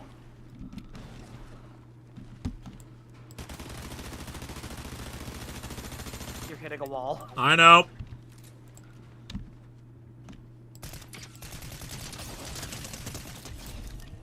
As I said, like, I was sure they were going to have stuff like remove Bruce's kill rule, but no. Bruce, he still has his no-kill rule. He's a bit more brutal when he took a dude's hand off with a battle axe, but that dude was going to kill a lot of people, so... Excuse me. So, my Batman may take disarm a bit more literally, but he's still not just gonna, kill people. Sam, how are you doing? I'm doing pretty good, besides having a migraine earlier. I feel better now, though. Yeah, I was gonna ask, how are you feeling better? Yeah.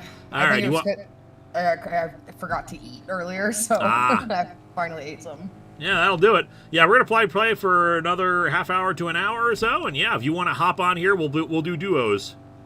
Sounds good to me. I got it loaded up. Yep, we've been streaming since 8 p.m.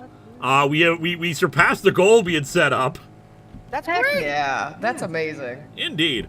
Like, half of it had already been fulfilled before the stream even started, so I have a wonderful audience here, and we just been chatting for the last few hours, and I decided to hop on Fortnite so it wasn't just looking at my ugly mug for the whole time. Sure, nobody would have complained. Oh, I'm sure they wouldn't have, but still. We mostly were talking about nerdy stuff. Yes. And Marvel being stupid. I don't know nothing about Marvel. That's fine. That's fine. We gotta spend some time. We gotta really set a day to finally have you watch the prequel movies. Yeah, and we need to set a date where you can finally read the Doom comics. The best Star Wars movies. There we go. Just got killed there. Good timing.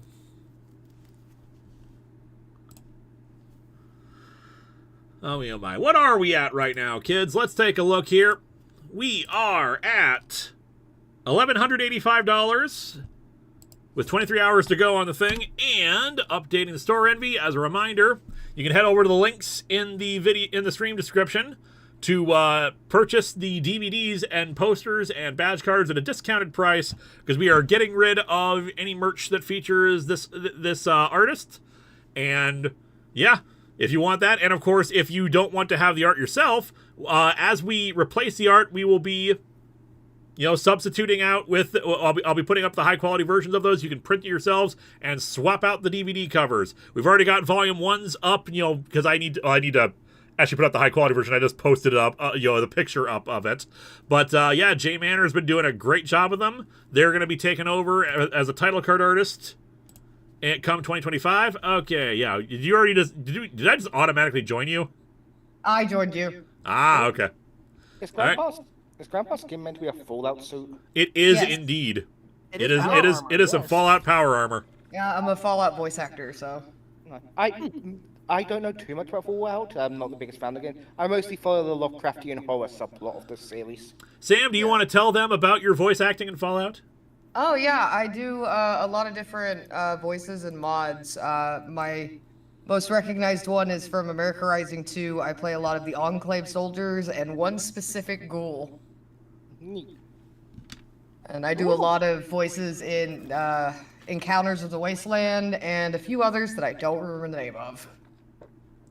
I think I might have a friend's friend that is like a huge fan of Fallout. Hawk Hero, no, I'm not firing Vega. Vega decided that she was not interested in doing the title cards anymore, so she decided she would stop at the end of 2024. Which is fair. Yeah. That's just how it is, people. Like, sometimes people want to not be title card artists anymore, and, like, that's perfectly fine. Jay Manor himself has said that he's not certain if he will do the title cards past 2025. He's not certain if this is the kind of thing he wants to do on the regular. So they said, like, I'll try it for a year. And I have opened up invitations if anyone wants to submit their art for some of the replacement art, like the badge cards and posters. I will and just let me know your commission rates, and if you're interested in taking over, if he decides to stop out, I'll have your info on hand. Heck yeah! I can draw badly drawn stick figures. Well, I need something a little bit more for the title cards, unfortunately. I mean, I'm pretty okay as a digital artist, but it's varied, honestly. You make adorable Badoofs. I'm a good artist, but I take a long-ass time to draw anything anymore because when I was in high school, I got stabbed in the shoulder. Ow, dear God. And it didn't heal right. I'm just joking. It's okay. I need to clarify anyway, because there are probably some people who are not joking who will wonder about that. I'm not joking. I actually got stabbed in the shoulder. They're joking about me firing Vega. Oh, okay. There you go. All right, where are we dropping? All right, good question. Where are we? We are right here. Let's go to the flooded frogs. Sounds good to me. I know there's one card I want to do, so. Yep, you have it. Yeah, you already claimed that card. There are still like 27 other ones that need to get replaced. Understandable. Have a nice day. As people on Lewis's. People on Linkara's Discord will know, I apparently have more than like a dozen backstories that could equal a villainous backstory, and that's just my life. What's up, Eliza? You really love Earth 11, correct? From Marvel? DC, yes. DC. Do you know what happened to that recently? No, I don't really keep up with a lot of DC stuff. It got destroyed because they turned its version of Batwoman into the Batwoman who laughs. And she destroyed her own Earth 11. Ah. Joy! So they turned one of my favorite alternate universes into shit. Yep. Apparently, Good to know. Apparently it happened in the tie-in to the event Lewis reviewed. Dark Knight's Death Metal? Yeah. Sam, you okay? Yeah, I'm good. 'Cause I'm hearing lots of shooting. Yeah, no, they're not shooting at me. So you're in the middle of a battlefield. Somebody just died there. Okay, now I'm shooting at somebody. Oh, they're down. I got a shotgun. I say you don't like shotguns. From my understanding, Dark Knight Death Metal had a lot of tie-in stories. Where are the doors? I either loved or hated. Use your pickaxe to get out. Okay, I just killed the team. To be fair, that's something that happens. Lewis, they're right here. They're right here. Oh god. Got him. Like, I know a lot of people love the Night at the Owlman's version sub-story in Death Metal. For actually being, he was okay. He was originally helping the Batman who wouldn't shut up until he realized, oh wait, when the universe resets, I will be okay because I'm meant to exist, unlike you. I'm meant. Was that you? Yeah, that was me. Oh, I couldn't tell. Oh, you missed it earlier when I played my first solo game. I got the sword and I got to ride around a motorcycle and like kill the dude using it on there. I didn't know you could use the sword on the motorcycle. You can. It's awesome. I know you can use guns. Oh, the floor is glitching. Look at that. Oh, jeez. Oh, God.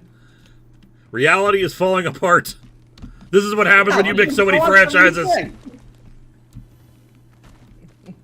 It reminds me of the ground in Fallout 76.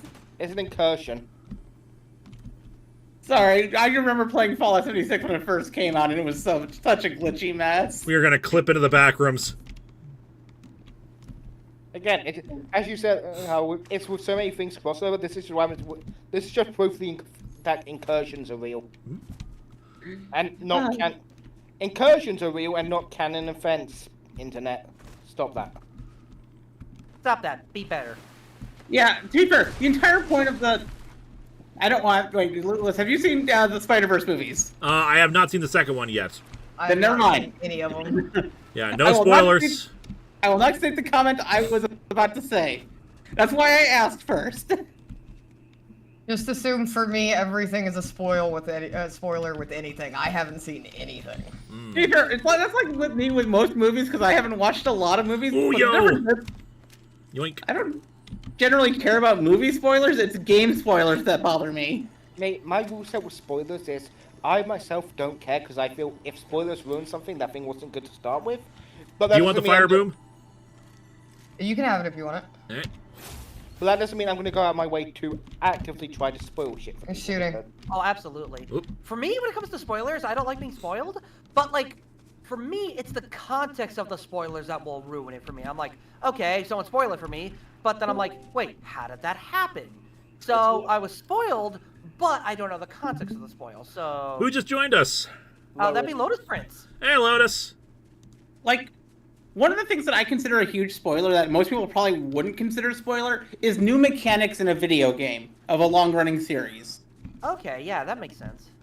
Whenever I film a new game comes out, people start talking about the game, I immediately have to shut out while talking to listen to anything about the new game because chances are the game has a new mechanic, and people are going to stop talk nonstop about it. It's going to annoy the hell out of me. Yeah, I can see that. Lotus, how are you doing? Good evening. I'm doing all right. How about you? I'm doing just fine. Just realized that the 3D printer actually finished up, so after this match, I will have to swap out what I'm printing to finish that up. Can't speak. To help finish up that order. Yeah, I wasn't able to pop in earlier because of other obligations, but then I saw that you were no longer playing Among Us, so there was no more Skype juggling, so it felt safe to pop in. We still had problems with Skype this time around. We like it would not recognize my microphone for some reason, so we just had everyone deafen during the Discord call, and then just just me and wow. Greg just doing our thing together. So yeah, we talked for a while, and we and Sam here is riding on the little AT-AT. There we go. I'm very happy about my AT-AT. and we're just playing some Fortnite for the next half hour or so before we call it a night. Because we surpassed the charity goal, and and not even counting that, technically it's more like 100, 1,250, 1,300 or so because of all the store envy sales as well. Very nice, very nice. I was wondering if you were gonna try and go for actual 24 hours. No, I'm not that crazy. No, my plan was was originally before my sleep schedule got all screwed up. NPCs. My original plan was to just start in the afternoon and go for as long as I could, but then my sleep schedule got screwed up, so I was like, well, I guess I'm just going for as long as I can for a later night stream, and it went really well. Yeah, glad to hear that. What do we got here? But yeah, real quick to pop in with what I had heard when I got on the call. Yeah, I'm on board with Eliza. If you talk about game mechanics in some completely standalone thing, then I don't really care. But if it's like Yakuza 9, and something new has been added, I don't want to know. Exactly. For example, I got, unfortunately, earlier this, last year when MK1 came out, I got spoiled about something that I would have loved to have experienced in the game firsthand for myself, and that is the multiverse stuff that happens later on in the game. Which game was this? MK1, Mortal Kombat 1. Okay. Well, wasn't it? I mean, I know trailers themselves can be spoilers, but isn't the whole thing that it reset the timeline again? So it would be multiverse-ish? Well, no, you wouldn't think it would be multiverse. You'd think that it'd just be a new timeline. Well, and also, like Mortal Kombat 9, yeah. And then somebody also spoiled for me the fact that there's the new cameo mechanic. Which, that was annoying. I don't even know what that is. It's like you could have a brief summon or something, like a pretty much. guy. Yeah. Okay, I think I was kind of aware of that. What does that remind me of? Like Marvel vs. Capcom, where you just call in your guy to do a punch and then he just leaves? Yeah. But it's like, I would have loved to experience these things firsthand, because I love fighting them. Somebody's on the hill right there. Yeah, I see him. Ah! Ow! There is a certain satisfaction in being like, oh, you can do this now. Yeah, like when I first played Pokemon Sword and Shield, I managed to avoid most of the spoilers for Pokemon Sword and Shield. So when I first saw the Gigantamax stuff in the game, I was that's wild. Or again, to bring up Yakuza, I'm not going to say exactly what it is because the Kiwami games are doing 2 and they'll probably do 3 and then 4, but Yakuza definitely has evolution where you've played the first couple of games and then all of a sudden, oh, I can actually go to this location now. Even the concept of the PS2 games, anywhere you go is a loading screen, and the first game that introduced just opening a door and walking in a room. Now you're in the store, you just open the door and walked in. That was nuts. So Sam, they brought back the ready up button. Oh, I saw that. One of my favorite things one of my favorite things that I first experienced was when I first played Resident Evil 7. Because I managed to avoid most of the spoilers for Resident Evil, almost everything for Resident Evil 7. I went in completely blind. So when I first started the game, I realized, oh, you're playing this in first person. Yeah, I knew that much because I played the demo, but I don't know where the plot goes. And just all the things that they do in that game are so much fun that it actually brings the suspense back to Resident Evil that was long missing for a while. It actually probably made it like a proper horror thing again versus just action horror. Yes. Yeah, well, no, I was just going to mention that because I was watching somebody stream Resident Evil 8 and loads of action, and yeah, if you ran into that stuff, it would be scary, but it did feel more like an action game than I'm afraid to turn the corner. That's because Resident Evil 7 was trying to be homage Resident Evil 1, 2, and whatnot. Well, Resident Evil 8 is homaging 4 and 5. On the other Okay, hand, because yeah, I'd heard 8 described as like basically like a Universal Studios theme ride, where you're just Yeah. like, oh, look at the scary thing, that's cool. but on the other hand, Lois, it has Lady Demetress, so I was gonna say, like, so what was she homaging? She was homaging Alien Isolation when you get killed and you have a cutscene kill you. She was homaging the fact that there are a lot of lesbians who play Resident Evil. Yeah, what was that like really funny meme when everyone was like, oh my god, I can't believe she's like 8 feet tall, so cool, and then Capcom was like, you heard it right, folks, she really is 9 feet tall, and everyone was like, what, 9 feet? Or something like that. It was like 1 foot taller than everyone thought. Sandra, can I ask you something quickly? Yes. And no one had any complaints about that whatsoever. Yeah, it was so funny. 9, you say? I'm playing Yu-Gi-Oh! Red with funsies in the background while we do this. I just got a Neos. Can I name it Sandra after you? If you want to, go for it. Also, play Yu-Gi-Oh! What? It's a Yu-Gi-Oh! ROM game where it's Pokemon Fire Red, but the sprites and monsters are all Yu-Gi-Oh! Yeah, Red Claw was playing that the other day. Oh, cute. That's cool. Like, Oh, I'm surprised I did not die from that. Okay. Anytime you do something in battle, do you like... I know Pokemon already does loudly declare it, but do you like loudly declare it in Yugi's voice? Like, I now summon Pikachu! Like, just really push it? No, because again, all the sprites and everything is Yu-Gi-Oh! monsters, like the starters are... Dark Magician, I choose you! Yeah, exactly. Yeah. It wouldn't be Pikachu, I'm down. You just loudly announce what you're doing. Yeah, the starters are Red Eye. If you were to get down. Like, I climbed up a stairs and they shot at me immediately. I didn't see them coming. But the starters are Red Eyes, Blue Eyes, and Dark Magician. Yeah, she's the one. Yeah, she got me too. Yep. I was already half health though. Well, never mind then. Did you need to go take care of your 3D print? Yeah, might as well. Are the moves changed as well, or is it just the sprites changed? The move, it's mostly the same moves, but there's a few specialized moves from things. Like they made a custom move called Dark Magician. There's even entire subplots. There's like an entire subplot where you get kidnapped, essentially, and forced to participate in Duel's Kingdom. Okay. I'm just thinking, like again, you're just doing the voice at all times. Like, Red Eyes, use Fisher. The only sad thing is, if you choose a girl, your sprite is just the standard green sprite. But if you choose the male protagonist, you get red, but he's wearing this red jacket. Oh, that's ballin'. It's like, but the girl get nothing. It's So that is pretty lame. Let's be real. Now, because it's still Pokemon and not actually Yu-Gi-Oh! Rules, are any of the Pokemon just one of the pieces of Exodia, and you can never combine them? You just have like one piece of Exodia? No, but Exodia is a monster. You get by finding items, which are the pieces of Exodia. Oh, that's sick. The entire Team Rocket subplot is Team Rocket and the Rare Hunters have teamed up to find the pieces of Exodia. That's good stuff. Okay, that is some good storytelling. Sam, you can feel free to announce stuff while and talk over people here, just because, like, we're playing in game. It's kind of important for us to yell out. Trust me, no one minds. We're not we're not going to be assholes about it. Yeah, right. It's like what was it, Shaun of the Dead, where they're just doing time splitters. Upper left, enemy behind you. like one of the first encounters is like the Mount King. You beat up a grunt, and then you find that grunt speaking to Giovanni and Odeon in the cave later on. You and want that to do the grunt, bridge? Oh, okay. What was that? Where do you want to go? At the bridge, you picked it. And the team looking grunt gets sent. I didn't even see the bridge. Right there.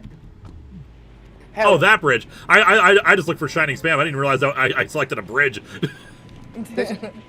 You can even get $1 million Poké Dollars in this game by banishing someone to the Shadow Realm. Because if you get $1 million, can you finally afford a damn bike without needing a pass? Because this kid's parents taken away.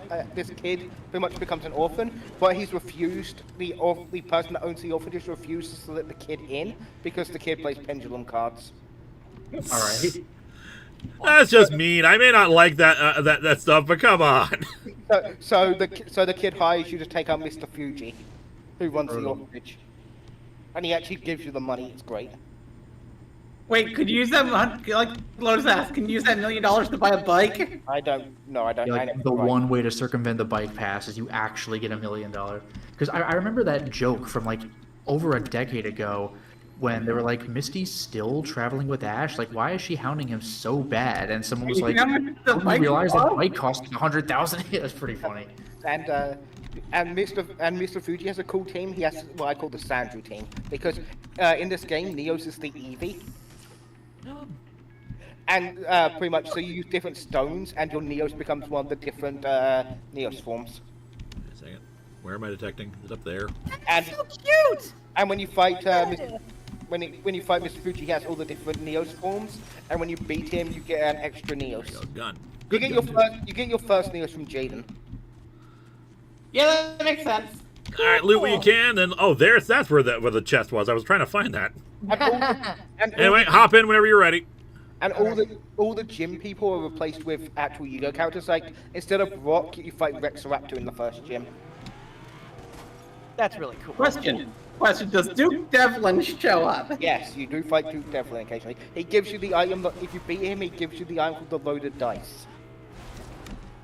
Makes sense. But the gym orders is first. Brock is replaced by Rex-Raptor. Misty's replaced by Mako Tsunami. But does the ocean talk to him? Does the ocean answer him? Yes.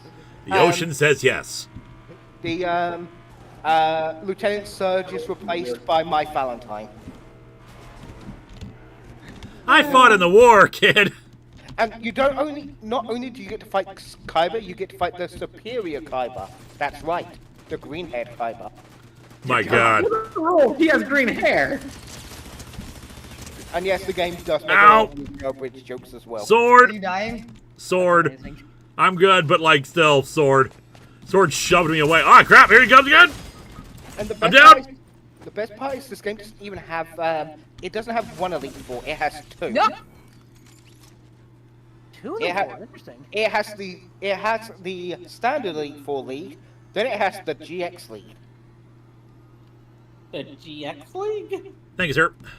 No problem. It's elite. You want the sword? Pretty No, much you can take it. All right. Pretty much it's the elite. It's another Elite Four gauntlet, but instead of Yu-Gi-Oh! Dual Monsters characters, it's GX characters. Dang it! Now I'm intrigued by this. Same. It's a really good ROM hack. I've tried to nuzlocke it a few times, but both times my fave. To be fair, I once tried to make my own Pokemon ROM hack. I gave up about halfway through. I think there's an actual thing in RPG Maker specifically for making Pokemon games nowadays. Oh, no, it's called Pokemon Essentials Kit MV. I already have it. And I love. By the way, I love the city in Fortnite because I love all these tall buildings. I can just go inside and explore and find more stuff. Yeah. Somebody's here. Someone's here. Because I was never into Fortnite specifically, but there's one thing I've always liked in FPSs because it's so rare when it happens, and it's being able to just like the place you're in feels like an actual town, and you could go into buildings and go upstairs and stuff. Like that was why I was so hyped when Resident Evil 4 first came out. Like you can go upstairs, jump out the window. Like I thought that was the coolest thing in the world. Yeah, this ROM hack. Jumping is not going to save you. Sorry. Yeah. If you're thinking of a Yu-Gi-Oh character from Dual Monsters or GX, it's most likely in this game, if their main character. And a few 5D characters. That is amazing. The Okay, weird Pokemon ROM hack I tried making about 15 years ago. Was it that long ago? Yeah, it was 2009. Having an That issue was with 15 failed to years pull ago. from the extruder that might be caused by clogged extruder or filament broken inside the extruder. Damn it. Okay, yeah, I need to go fix the printer once we're done with the stream. Okay. I tried making an X-Men Pokemon ROM hack. But I kind of was not that great at. I am terrible at any kind of programming stuff. Slowly go over here. Even modifying code, I'm terrible at. Trying to get you this. There we go. Thank you. Oh, that's okay. This is cute. So the Neos, you mentioned this earlier, but like Aqua Neos, Flare Neos, and Glow Neos. water, fire, grass. And they remember that glow moss is a plant type monster, so that fits with the theme. That's so cute. And like they also have a new stone called Tombstone, which allows you to turn certain monsters into toon monsters. Oh no. Like Toon Blue Eyes, Toon Dark Magician Girl, Toon Gear Golem, Toon Barrel Dragon, and Toon Cyber Dragon. Yes, I know the thing is broken. I'm closing the thing. There. I'm closing the program because you're being annoying. How All right, dare ready to go? you Want to keep exploring the city, or do you want to go to car? Let's go, car. Alrighty. They also have my villain. They also have one of my favorite villains from an arc people need to stop hating on. Awakening the Dragon arc. So Darks is there. Yes, he replaces Blaine. He replaces Blaine as the 7th gym leader. Oh god, it's a what's his name? They always kill me. A sniper? No, the skin. I forgot his name. I don't know names. Ah. Yeah, his companion's still alive. I see him. Juice World. Yeah. Wrong button. Oh, he's running with his friend. Running with his friend like a coward. Oh, no, let them. Motorcycle. Oh, what the hell? Ah. Well, poop. I don't even know how they managed that. Well, we got one of them down at least. Oh. Also, one of the early game creatures, you know, like the rares of this game, is a Karibo. Nice. Linkara, this is why I play Fortnite with a controller. Well, good for you. I play with a keyboard, and I like playing with a keyboard. Yeah, Oh, dude, you play third-person games with a controller. You play first-person games with a keyboard.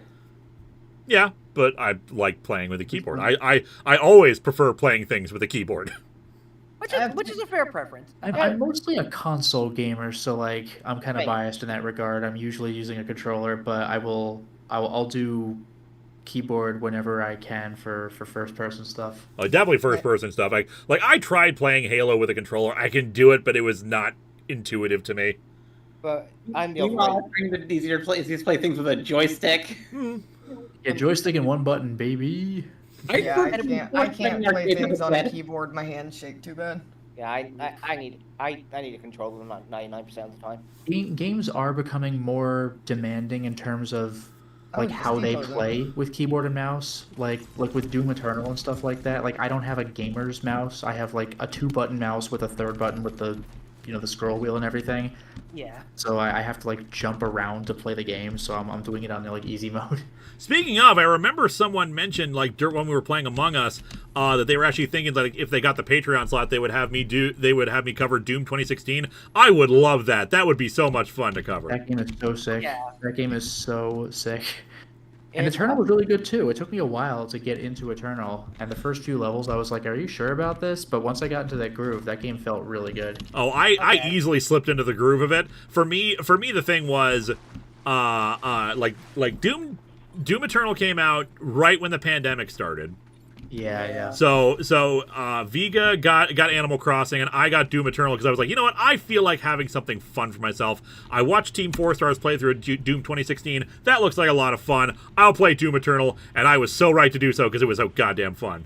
That game's great. Although the platforming gets pretty rough later on, and it's even rougher in the DLC. That is true. Okay, you want to pick where we're going? How about that flower field down below us? We are going to that flower field. I have been on record many times of saying my hatred for silent protagonists. Like, I do not like silent protagonists 99.9% of the time. The one time it's worked for me, though, is Doom 2016. Yeah, Doom's protagonist communicates very well despite not verbalizing. He's a particularly good silent protagonist. Rip and tear until it is done. Damn right, but usually I'm okay enough with silent protagonists because they're just silent to us. Like, in the old games, like Chrono Trigger or whatever, if you talk to somebody, they're like, "What's that? You're looking for the Millennium Fair?" So like, you did say something, you just don't have a text box for it. Like, I get weirded out when you're actually a silent protagonist and you just like, people talk to you out loud and you just don't answer them, and it's weird. Remember all those good times when we were kids and you just like stare and it's freaking bizarre? I mean, to be fair, like it could give you open opportunity to do like abridgment and stuff like that if you wanted to. So just for the nuance of it. But I do appreciate though when there's like I don't know if this is the right word to use, but diegetic silent characters. Like in Owlboy, your character is actually mute and it's part of the story. I am in combat. I'm coming. Or in Crosscode, Don't die. like you're in an MMO Working on it. and you have a limited text range, so you can't talk very much. Like, so it makes sense. So that I like the way those are handled. Or your character has brain damage and doesn't talk. What was it? Or Portal 2, where your character has brain damage and doesn't talk. I mean, you didn't talk in the first game either, but that might have been an excuse in Portal 2. That was one of my favorite jokes in the entire game, and it was right at the beginning. Like, press X to say something, and then you, like, jump, because that's the jump button, and it's like, oh, okay, yeah, I think it'll be fine. Nope. That was you? amazing. Yep.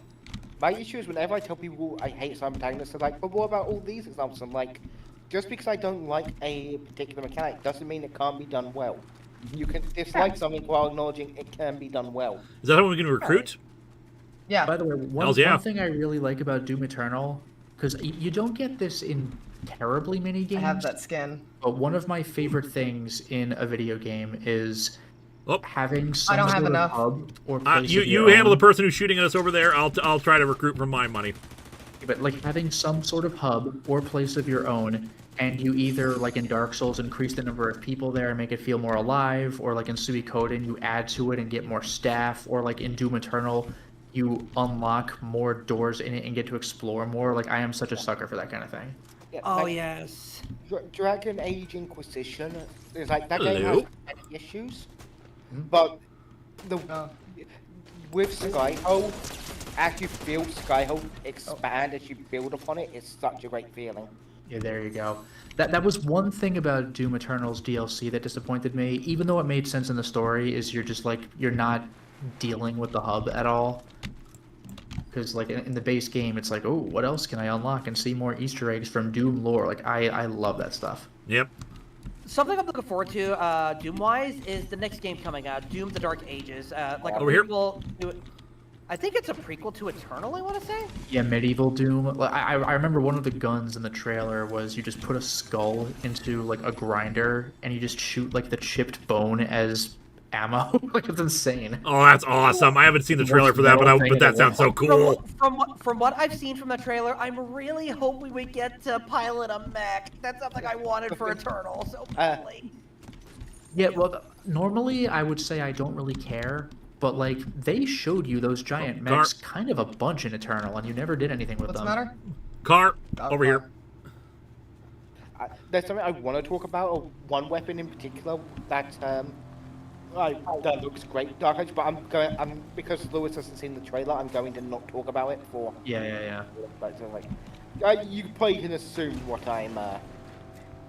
I do appreciate though the I'm not gonna say what it is, but the secret weapon in Doom Eternal, because that's a callback that I just like never saw coming. Yep. Ow. Oh, that's your weapon. But like, Here, get some cash. Cash. Cash. Hey. But like when they introduce like in the trailer when they introduced the sword, I'm just like, that I'm home. I'm home. It's over. Yeah.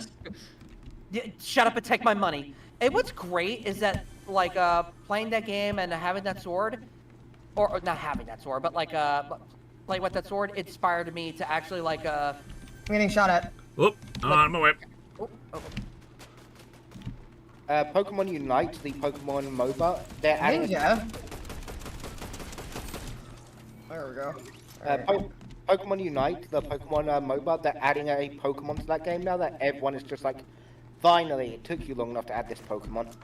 Oh, nice. What are they adding? Tinkerton. Yeah. That makes sense. Sadly, for some reason, I have something called net type N or something like that on my Switch, so I can't connect to other people's consoles now, and I don't know. Somebody's here. Yep, I see it. Oh, by the way, Linkara, like once again, I'm not gonna say what it is in case you don't know, but in Doom Eternal, you know, when you go to like your computer, you know that one area that requires like a typed-in password. Yep. Do you know what the password is? I do not recall. Is it like one of the cheat codes? No, it's better. Like, do you care if I say what it is? Yeah, go right ahead. Flynn Taggart, which is the name of the Doom guy, like in the novel adaptations. Nice. Which is like such a like deep really? deep dive lore reference. Yeah. It'd be like one of the games referenced the comic book Linkara reviewed that one time. Oh, I'm well aware.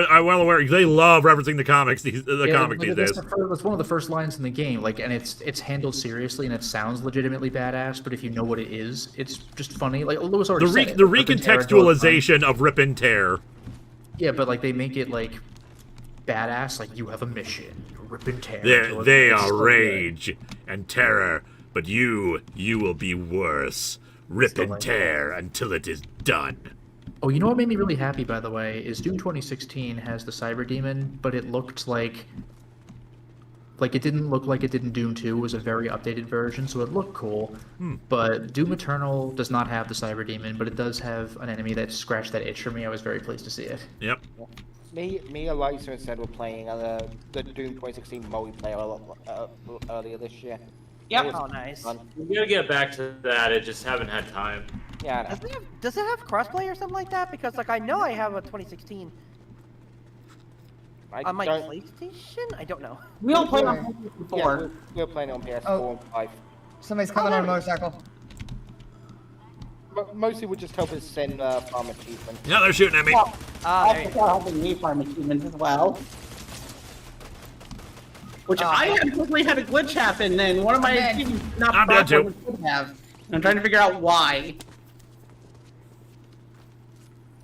I have never played any Doom games. Oh, Doom 2016 would be great for you. You would have a ball. It would, but honestly, just play the original Doom like in its most basic form, and it shockingly holds up. Oh yeah. I mean, there's a reason it became iconic and stuff like that. But still, like if you prefer modern gaming, Doom 2016 for its ability to storytell with a silent protagonist and everything like that. Also, yeah, Jeffrey P at the chat is so empty. It is like 1 in the morning for most people. So yeah, It's 7 a.m. here. How many people are actually in here? Let me see here. There are currently 43 viewers. And not everyone, feels like chatting, and that's all right. As a reminder, we are doing this is a charity stream for RAINN. We have long since passed the goal, but if you still want to contribute to it, you can either do so by donating directly through the link below, or by buying one of the pieces of merch available in the store envy, labeled as a charity donation, which includes DVDs, posters, and badge cards. And I just realized the 3D printer is still stuck on its mode where it is like making noise even though it doesn't have to be. So I hit ready up. I'm sorry. Let me go. Oh, never mind. I'm going to go shut this off right now because I need to fix it. There's a piece of filament stuck in there. It's jammed right now in there, and I need to disassemble the damn thing and pull it out. If you remove the filament, then will it be empty, Mint? Oh my god. I think a good... Give me 1 second here, Sam. I need to do a thing real quick here. I was just gonna say, like, oh, you can't do it. You're playing a game. I think a good testament of how good the classic original Doom game holds up. Earlier, I think it was either earlier this year or late last year, there was a Warhammer game that came out called Warhammer Bolter. That's correct. And it was essentially just the original Doom game, but as a Space Marine. Marvelous.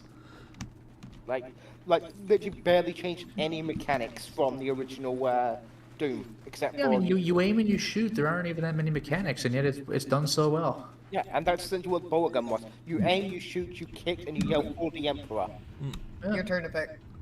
All right. We have a $5 donation. Let's go to the brutal boxcars. Thank you very much. Although I don't know why you would ever yell for the Emperor. The Emperor's kind of a dick in Warhammer. Everything sucks in Warhammer.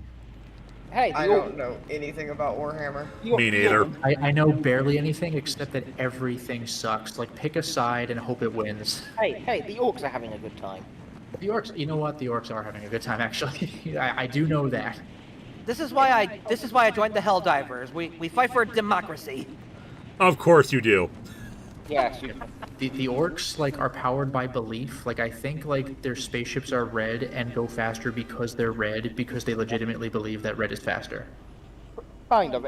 It is more complicated than that, but that's, you know. We got some opponents who will be landing here too, Sam.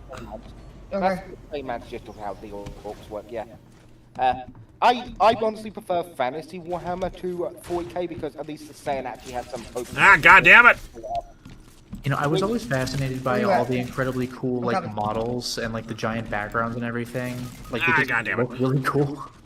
I will never. Yeah, I like Warhammer lore-wise. Like I like staying in the world, playing games. I mean, look, I will never play the miniatures games because one. Good call. Do what you can. Yeah, you thought Magic the Gathering was expensive. Think again. I'm down. Go, yo, save yourself. Especially because all my favorite. I tried. Well, that was. Loads of Wow, we were the first ones killed. Yep. Although one thing I am aware about Warhammer is that it's the origin of grimdark, because the opening line is like something about living in a grim, dark future. So people used grimdark for a while in the 2000s to describe like overly dark and edgy. In the grimdark future of the year 40,000, humanity, blah blah blah. Yeah. Bullets, my one weakness. Yeah, how did you know? Another issue I have with why I would never do the mod is all the armies I like are the ones that I would need like 50 million units for. Because all my favorite factions are the Swarm factions. You know, I remember that even with like the Ninja Turtles toys. I remember finding a foot soldier in the store, and I was like, oh, so cool. But then it was like, do I really want to buy like 15 foot soldiers? Fuck this. Jeffrey P. at Rise of the Triad is just as cool as Doom. You are correct there. I never actually played Rise of the Triad, but I've seen Civi 11's reviews of all of them. So yeah, that would be fun, like having the dog cannon. That was apparently a cool one. Dog mode. Strife was like the last of the super old like id games that had like RPG elements. Yep. It's right. You know, I actually it wasn't id, it was Raven, but I actually quite liked Heretic, which was basically Fantasy Doom. Yep.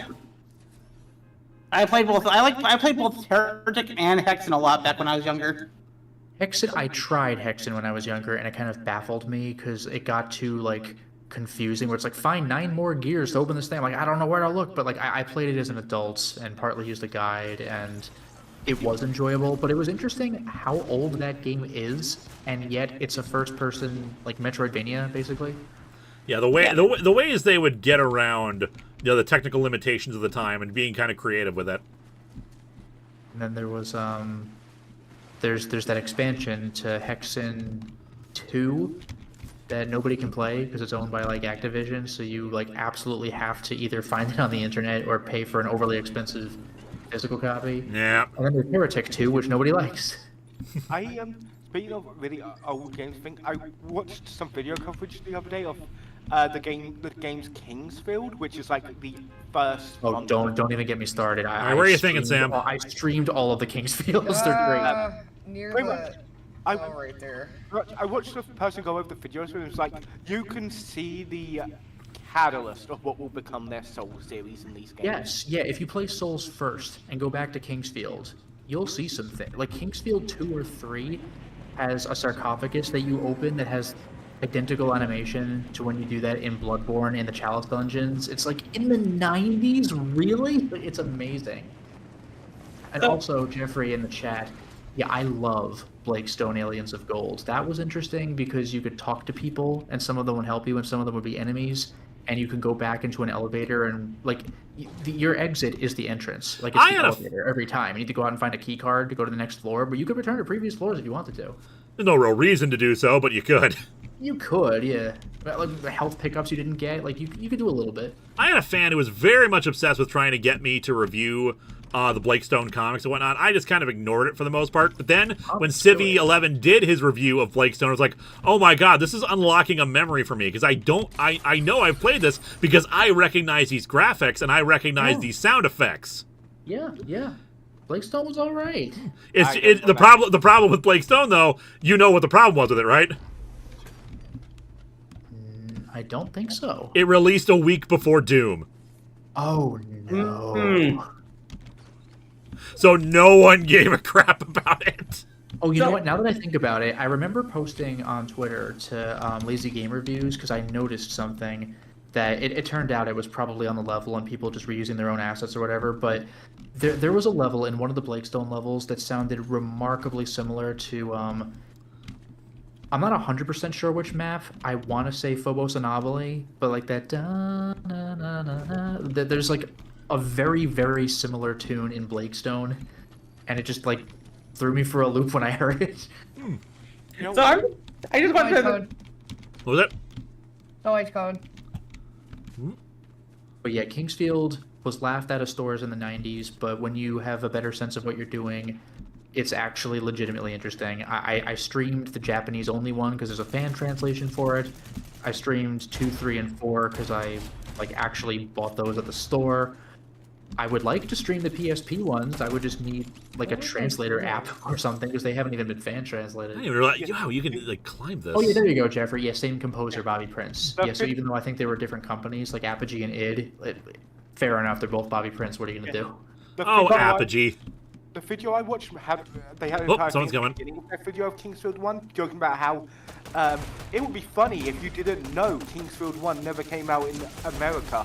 And you, yeah, it's like Final Fantasy. Kingsfield 2 is called Kingsfield 1 over here. Like, what are you gonna do? This person apparently made half a script on a video for Kingsfield 2, not knowing it wasn't Kingsfield 1. So yeah, well, it was a pain in the ass. Like even when I streamed, I called one of them Kingsfield JP, and the next one Kingsfield 2. I just like had to suck it up. And I remember like a really old video. Like this isn't quite the same thing. This isn't like Final Fantasy 2 was actually Final Fantasy 4, but I remember a really old video back on like that guy with the glasses in the really, really old days where I think it was that chick with the goggles had reviewed like OG Duke Nukem, like Duke Nukem 1. Yeah, the side scrollers. I love Duke 1 and 2. And when you beat Duke Nukem 1, it says like, oh, I'll be back on my moon base, like I'll see you there. And then she played Duke Nukem 2, and there was never a moon base. And like, what's that all about? But guess what? Surprise! Duke Nukem 1 was a shareware game. Duke Nukem 1 Episode 2 was the moon base. It's one of those. One of those. That old webpage where I got my love from Fatal Frame because I found some random weird Lotus person. Oh, do you need shields? Yeah, Fatal Frame is the shit. I'm good, thank you. All right, because I got barrels over here. Decade-old apologies, by the way. I didn't up the gamma in post because, like, adjusting the gamma on those games was like, adjust your TV. Like, fuck you, man. Give me some lighting settings. So, like, when I uploaded the videos, they were pretty dark for Fatal Frame 1. Yeah, like your Fatal Frame videos, as well as you introduced me to what became one of my favorite movies, Jacob's Ladder. That movie is legit. I forgot where I first saw that. Oh, we have a vegan at the door, sweetie. We are still streaming. How you doing? Oh, the thing's done. What's that? I haven't seen it. Oh, good. Thank you. Was that Eliza? Yeah, we're playing Fortnite. I'd say we're playing Fortnite for another 10, 20 minutes, and then we're gonna call it a night. Jacob's Ladder. Love you. The true Silent Hill. Vega said hi. Hello. Vega Sam says hi. What about Oh, calling? wait, Eliza, you're saying you have not seen Jacob's Ladder? What? Oh, Sam. Yeah, I saw. Hi. So you guys want to hear something funny? I just checked out my Oh, of course the storm circle closes immediately after we get clear of the damn thing. Wait, Eliza, you said you have not seen Jacob's Ladder? Yeah, I've not seen Jacob's Ladder. You guys want to hear something funny? I just checked out my 2024 PlayStation wrap-up, and because I went to the hospital leaving the forest on, it's counted as my longest played game.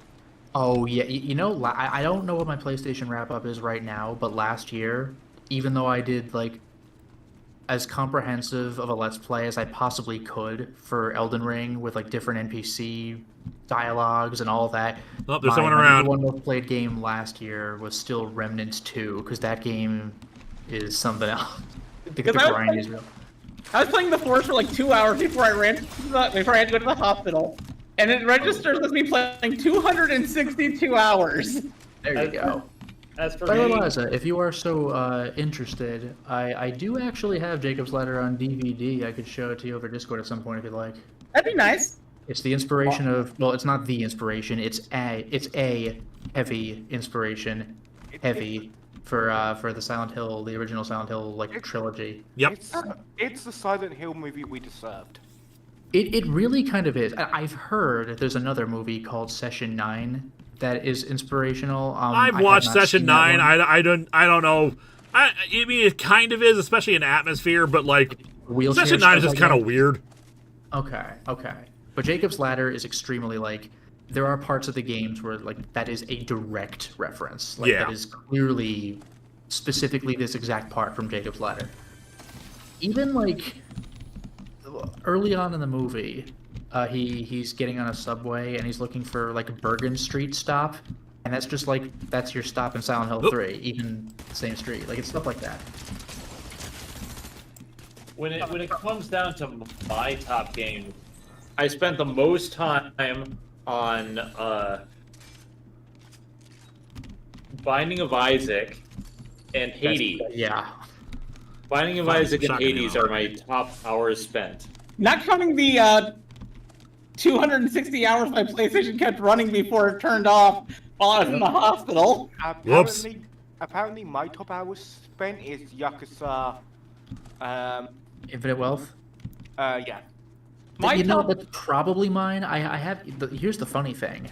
Lately, I've been turning on the PS5 to do Silent Hill 2's remake, so like I haven't been using it as much lately. I would expect my longest playthrough probably to be Infinite Wealth, but like the funny thing is lately I've been Let's Playing and streaming off of the PS3. I haven't used that system in a while, but now I'm using it a bunch. Well, I'm starting my Assassin's Creed marathon as of now, so it's going to be lots of PS3. You're out of your fucking mind. Like every Assassin's Creed, like you're going to be there for the rest of your life. Not just every Assassin's Creed and every version. So and like the mobile titles, the PS3, PS4, PS5, like Vita. Not counting you're not cool unless you play Ezio in Soul Calibur 5.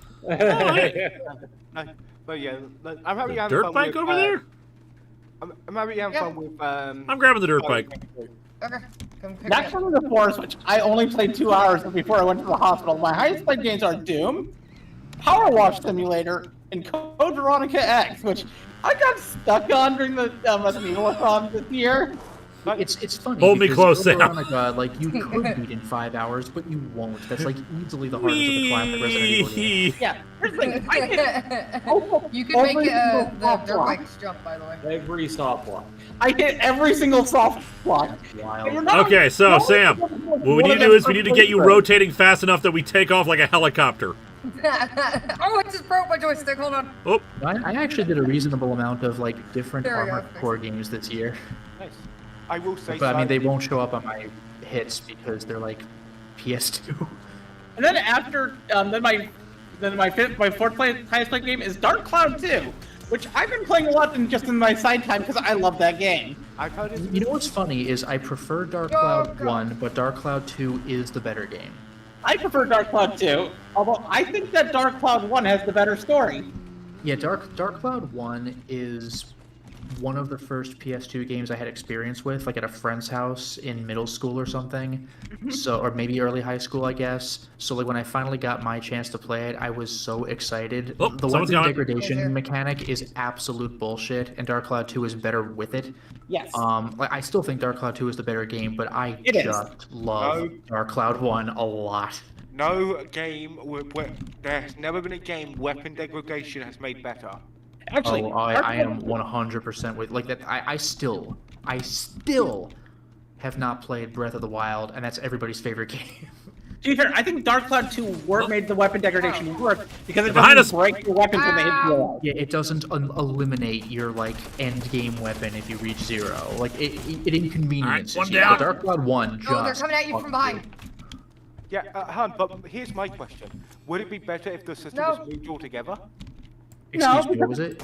Would it be better if what? If the system was removed altogether. No. I actually like the system because I think it makes so you have a more... Alright, Sam, I'm coming to get you. Yeah, diverse array of weaponry. Yeah. I just find it annoying when, like, you can repair things, so, like, you just have a bunch of repair items on you and you have to remember to use them, and you're like, this isn't helping. Like, at least in Breath of the Wild, you will lose weapons, so it's not like I better buy 10 repair powders to keep up this sword, because that just feels Be careful, because like the storm cloud is coming. We're still inside the circle, but just don't cross through. Okay. I'd like to know what game I played, what game I actually played the 5th month, because they only count the top 5 games. And I don't count the Forest, so I only played it for 2 hours and then went to the hospital. Which game? The Forest. I don't think I know that one. It's a survival. It's one of those games where you have to survive in an area while there's horror elements going on, and you have to do a bunch of crafting in order to survive in the area. Think Ark Survival, Conan Exiles, that kind of thing. Yeah, I'm typically not a fan of survival and crafting, although I'm slowly starting to enjoy Pacific Drive, because that does have a hub that you improve upon as you go, and you're finding these weird, not even necessarily hostile, but just like interfering kinds of like anomalies as you drive around. Well, I do like the Forest. I have played it a lot. This year, it's saying that I played it for 262 hours. Well, I only played it for 2 hours this year because I only turned it on briefly at the middle of February, and then I went to hospital for COVID. 5, 4. Yeah, I gotta see what my highlights are, but I bet like Infinite Wealth has to be the #1 because I did. Throw it on the ground. I'm happy though you are enjoying. I need to play this Silent Hill 2 remake because I have heard good things. Shockingly. Yeah, shockingly is right. Yeah. And That's good enough. I'm looking forward to playing the second best Silent Hill game. Yeah, there are directions that I prefer from the original, but overall this is a really solid experience that's further enhanced if you have played the original game. Like there are little things that can work in a vacuum if you don't know anything, but if you've played the 15-year-old game, certain lines or certain things you see are like, oh, okay. Like it just hits kind of different if you already know. Although I will say it's kind of fun seeing a younger generation go through the plot and they're like, "What? This is what happens?" Because like it's been long enough that it's not common knowledge anymore. Yeah. Again, it's the same thing with it's not the same thing, but like I got into JoJo's Bizarre Adventure a little early, like back in college. So I was like in 2008 or something. And the anime didn't come out here until 2012. I was reading manga scanlations. So when people finally jumped on the JoJo bandwagon, it was really refreshing because like I wasn't seeing nearly enough like JoJo references or discussions. So it was so nice to see people like talking about it. Like it was like finally a mainstream thing. Finally, it is a JoJo's reference. Okay, Yeah. so I managed to figure out what was the actual 5th highest played game I played this year. It was Resident Evil 1. OG or remake? Remake. Okay. Great game. Which Because one? The remake, the one that was released for the GameCube. That's what I was going to say, because they've remade Resident Evil 1 a few times, haven't they? Well, no, they remastered the remake. Yeah. So it's the same game, but like, oh, you can you can quick reload now on the field, but like it's the same game, just remastered. Okay. They gave it an HD treatment, and they gave you like more language options. I'm hoping now that the Silent Hill 2 remake works. I hope they do remake Silent Hill 1 and 3, because 3 is you like can't get 1. Like 2 and 3, they have that shitty remaster job, but you could still get it. But like 1, like it's hard to get now. You either have to find a physical copy Let's or grab the car. Buy it on PS3. Also, I played a lot of Stranger of Paradise. And Harry Oh, give me a second. What is that? Oh, Final Fantasy? Yeah, it's the game that recontextualized Final Fantasy 1 by you playing as Garland. I just love like full shit. You start playing Limp Bizkit, that was the funniest thing in the world. Oh, and Polar Phantom, you do make a good point that the DS version of Resident Evil 1 exists. I guess that is kind of a remake. Like it's basically a port with quality of life updates, but there is the arranged mode or whatever they call it, which has something that Resident Evil I don't think had ever had up to that point, which was multiple enemy types on the same screen, because that's never been a thing.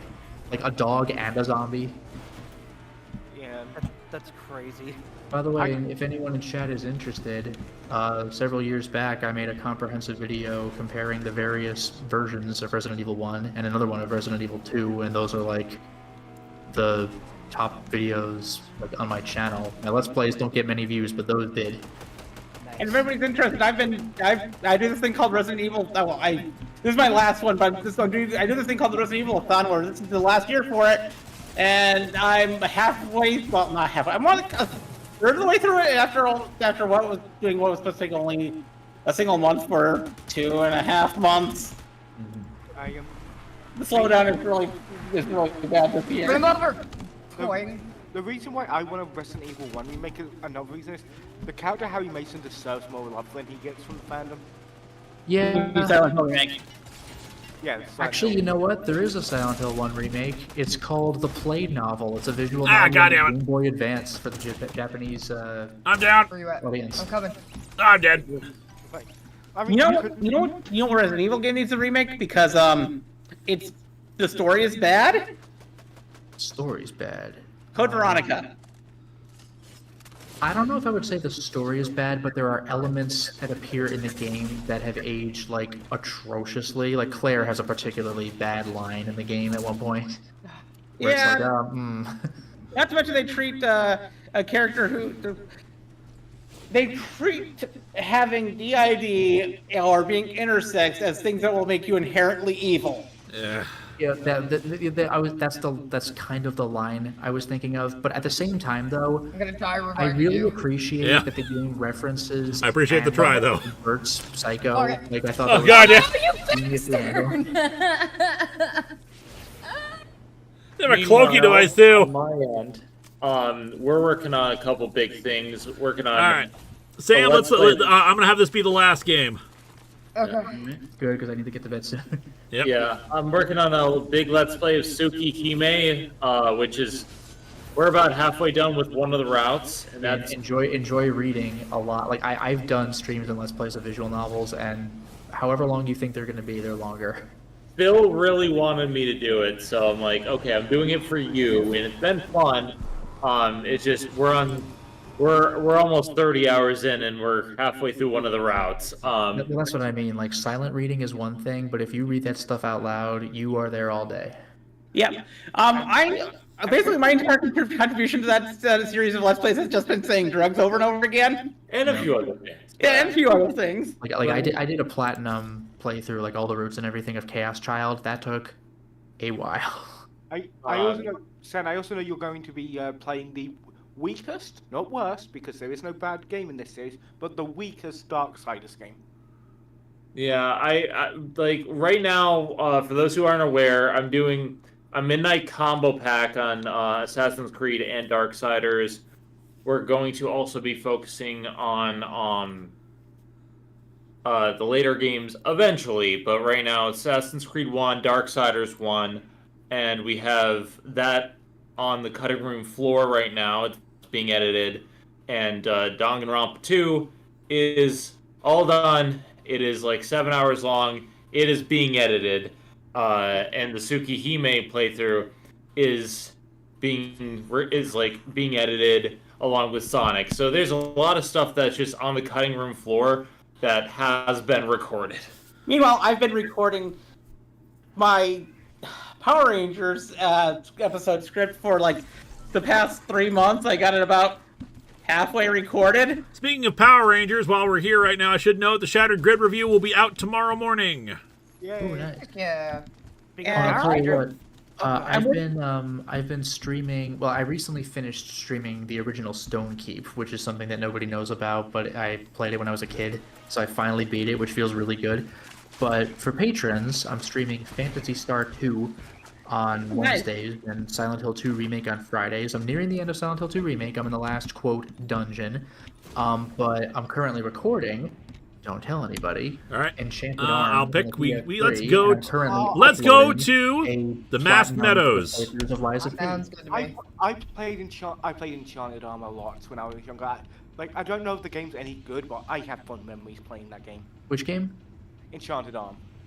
Enchanted Realms is fun. It's very okay, but like it's one of those get into the groove kind of games. You kind of vibe when you're grinding for a while. The game's all right, but I just like I'm trying to play every FromSoft game I can. Like if you check out my channel and you look up games that you know are FromSoft titles, I've done a lot. Like I've done 9 of their 10 PS1 games, including Japanese ones. I'm only missing Spriggan.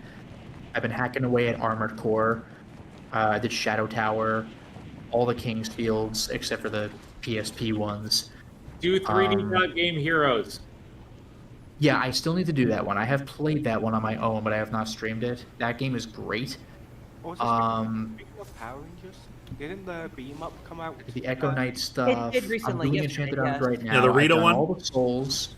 I've done Elden Ring, but not the DLC. I did Sekiro, Bloodborne, whole bunch of that stuff going on. I've done a bunch of Souls likes as well. Like again, Lies of P right now, but I've become a sucker for Souls likes. They're so much fun.